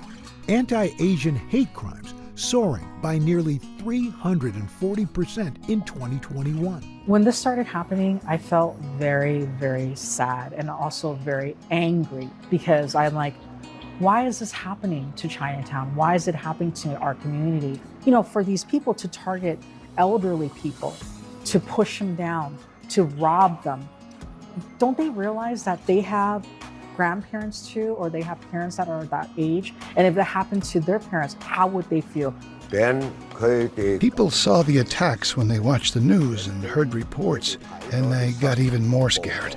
They don't want to go out, even for special events like the Mid-Autumn Festival. We tried to invite them, but they didn't want to come. We used to be open until 10 o'clock before pandemic. Sometimes we would stay out here until midnight if we had events. Now, we can't do that. We changed the business hours to close at 7:30, because safety is the most important thing. Business owners across Chinatown still face hostility.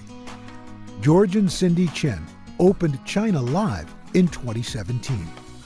We've been lucky. We've only had a couple instances where, people scream anti-Asian slurs. And we're concerned about our employees, coming to work and being harassed. I think that ignorance is very unfortunate. China Live is a massive marketplace with multiple restaurants. It's in a building that once housed a banquet hall like Far East. I remember coming to a wedding here when I was in college, and there were, I think literally 5,000 people in like 6 restaurants. But unfortunately, real estate was getting very expensive, so it's not very cost effective if you don't have that business. But 2 years ago, the couple had to lay off 200 workers. However, with the support of partners, George and Cindy were able to pivot their business on a few fronts.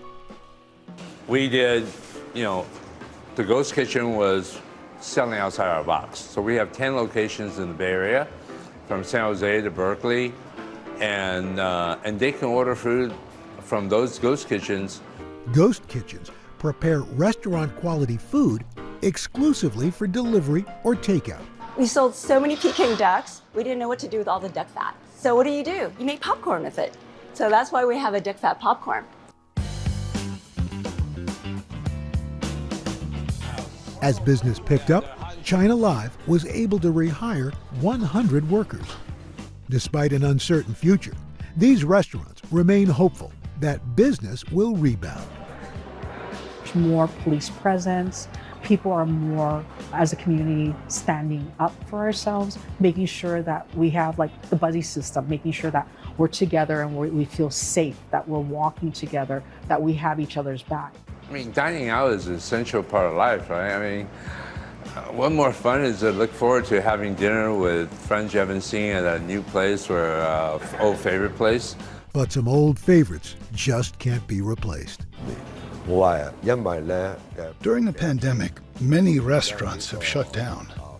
Far East is now the biggest restaurant in Chinatown. If Far East closes, there won't be space big enough to host large events for the community. We were overjoyed having that Miss Chinatown USA event here, a press conference, and just being able to reconnect with the community. It warmed my heart. And my dad was just so overjoyed that people were coming in just to celebrate.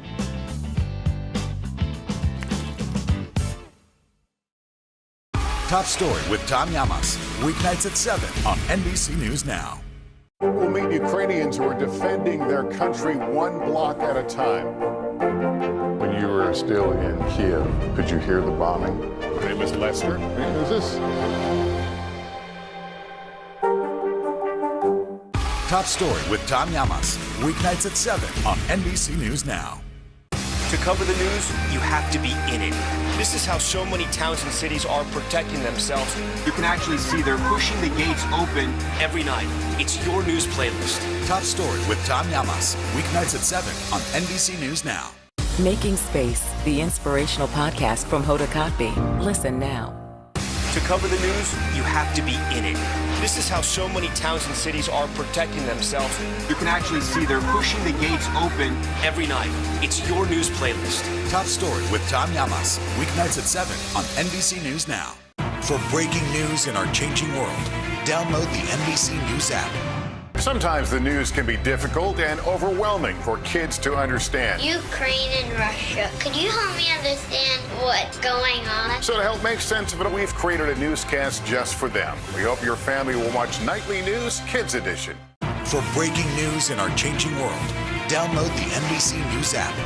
Today is now a podcast available every morning. Listen wherever you get your podcasts.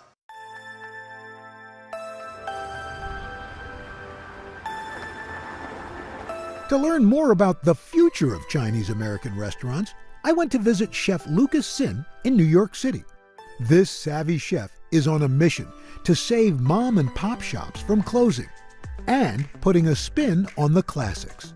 Hey, nice to meet you. Good to see you. All right, can't wait to talk and taste. Come in here.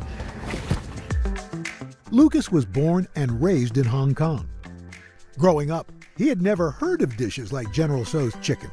What was your first experience with Chinese American food? Yeah. And did you go, what the heck is this? I was here for summer camp, and on Tuesdays at 10 o'clock or so, right before bedtime, this van would pull up in the front of the school, and you could pick between sesame chicken, General Tso's chicken, orange chicken with broccoli and fried rice or white rice or whatever it was. The first thought was that this is ridiculously delicious, where has this been my whole life? And the second thought is that what in the world is the difference between orange chicken and General Tso's chicken and sesame chicken? Why is there so much that I don't understand about this if last time I checked it was Chinese? Lucas actually studied cognitive science at Yale, but he always had a passion for cooking. His summers spent training in award-winning restaurants in Hong Kong and Japan. After graduating in 2015, Lucas opened his first restaurant with Yale classmate Yang Zhao. Junzi Kitchen is a fast casual chain that serves modern Chinese fare. But Lucas remained passionate about the Chinese American cuisine he first tasted as a boy. So how did Chinese American food, the food that we have become familiar with, how did that develop? How did that happen? Now, Chinese takeout is interesting, right? Because it's all over the United States. So these folks come in, they apprentice in a restaurant, they learn those recipes, and they then go move somewhere on else, right? to open their own exactly. restaurant. And then their cousins come from Fujian, and then those recipes are passed on. And there's a remarkable similarity to these dishes. Despite the popularity of Chinese American food, many family-owned restaurants that once dotted Chinatowns and other urban areas have been closing for years. Opening restaurants is really difficult, and running restaurants is perhaps even more difficult.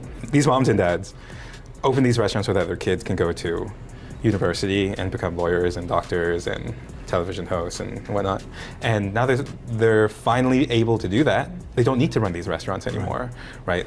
Suddenly livelihoods have changed. That's a good thing.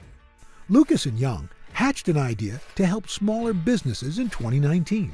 Nice Day seeks out restaurants facing closure, then works with the owners to remodel the space and update the menus.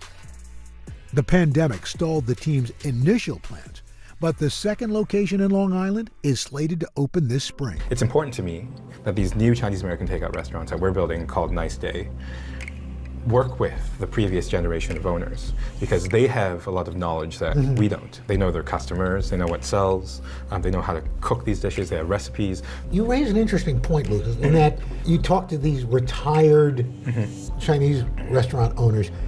Is that part of the sense of trying to memorialize what could be lost? Now, preserving recipes is part of it, but the other important part is preserving the way business is done.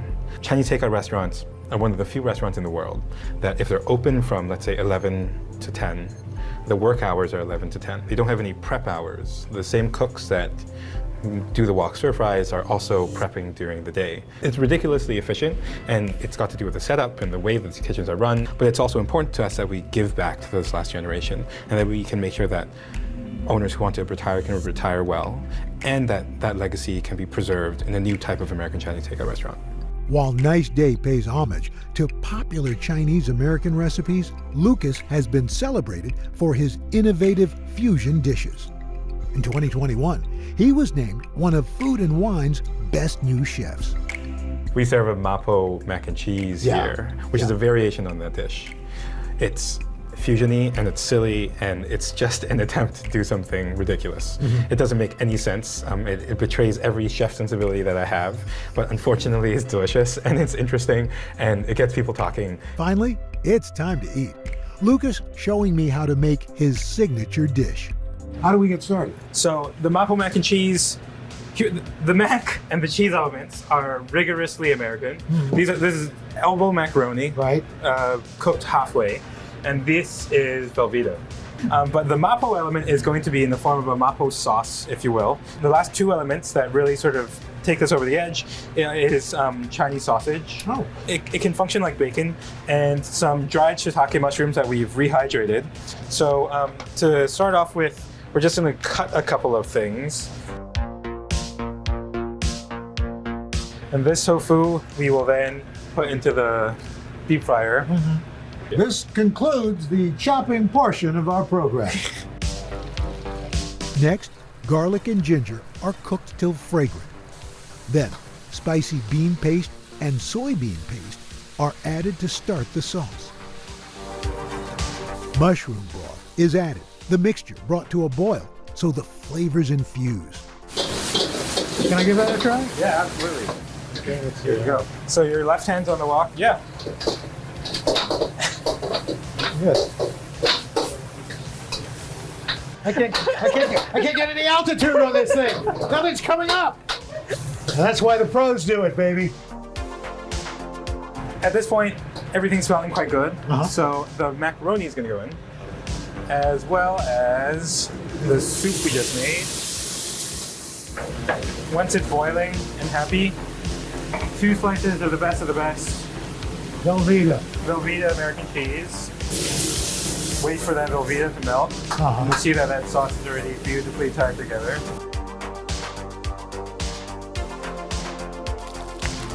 We like to plate this dish in the Chinese takeout box. Oh, wow. Because it's silly. Well, why not? It's fun. Boom. Some fried tofu puffs as croutons go over the top. That's a little bit of texture and the homage to the original mapo tofu. These fresh scallions are actually really important because they cut through the heaviness of the original dish. Wow. Just a little spice, the creaminess, the crunch of the tofu. I hope you get a little bit of the Chinese sausage, yeah. Whoa, you've never had mac and cheese like this.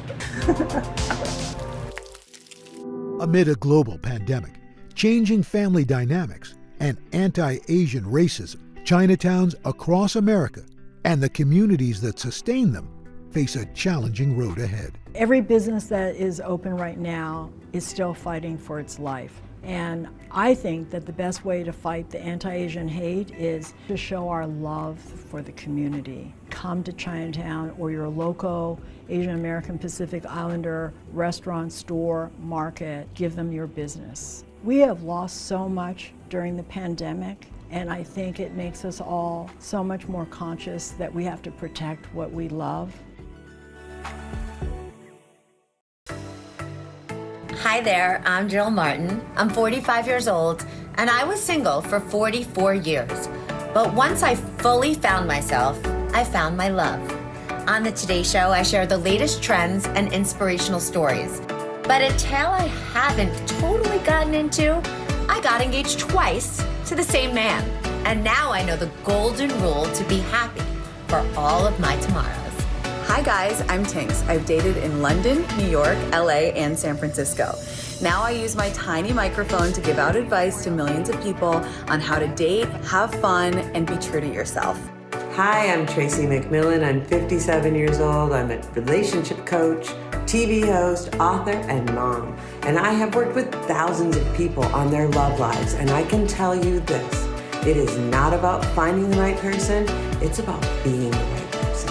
A lot lot has changed over the past few years, and if you're dating, the path to love can be hard to navigate. It makes the old rules just feel, well, outdated. So today, 3 different women of different ages with different backgrounds are coming together to rewrite them. These are the new rules for finding love. This is pretty cool because nothing is off limits. We're here to really talk and really redefine the rules. So I feel like this pandemic has been so messy for everybody, and dating has been something that has been so tough. Dating was tough enough before, let alone after this mess. So what has the past 2.5, 3 years been like for you? You know, I think that the pandemic really held up a mirror for all of us and made us all examine our lives, what we want for ourselves, from our partners. And in that way, you know, that's a little bit of a silver lining, right? Because we really think about what we want. However, I think our phone addiction and the whole online portion of dating has gotten completely out of control in the past 2 years because we're all completely addicted to our phones in a way that we never have been before. So dating and you know, the apps are all gamified. And what about you, Tracy? I feel like the pandemic was an opportunity to really take stock of where I was in my life. All the things that were filling up my life, the career, like friendships, brunch. I realized when all that stopped, that being alone was not a life plan.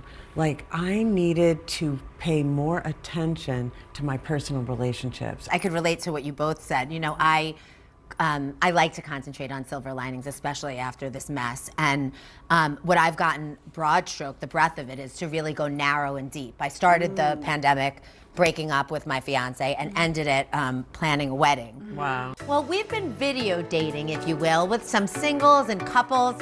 And the one thing we heard over and over is that sometimes baggage can weigh you down, but it doesn't have to.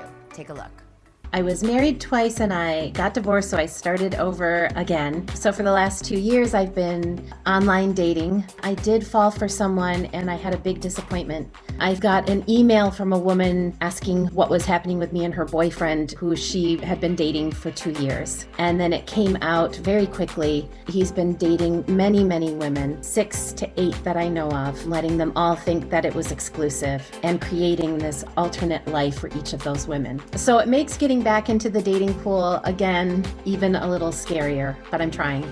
I was very comfortable with telling Devon what I had been through because I was talking basically to a stranger I'd never see again. It's not like I had this whole plan that we would end up in a relationship. You know, I was hoping, you know, in the back of my mind that would have been nice, but that, you know, that wasn't really the plan.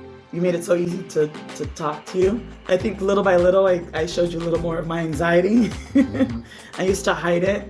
But I quickly realized that you were just somebody that was going to comfort me and that I didn't have to be ashamed of the fact that something was stressing me out or making me uncomfortable. I think I'm uniquely qualified to be your person because I understand.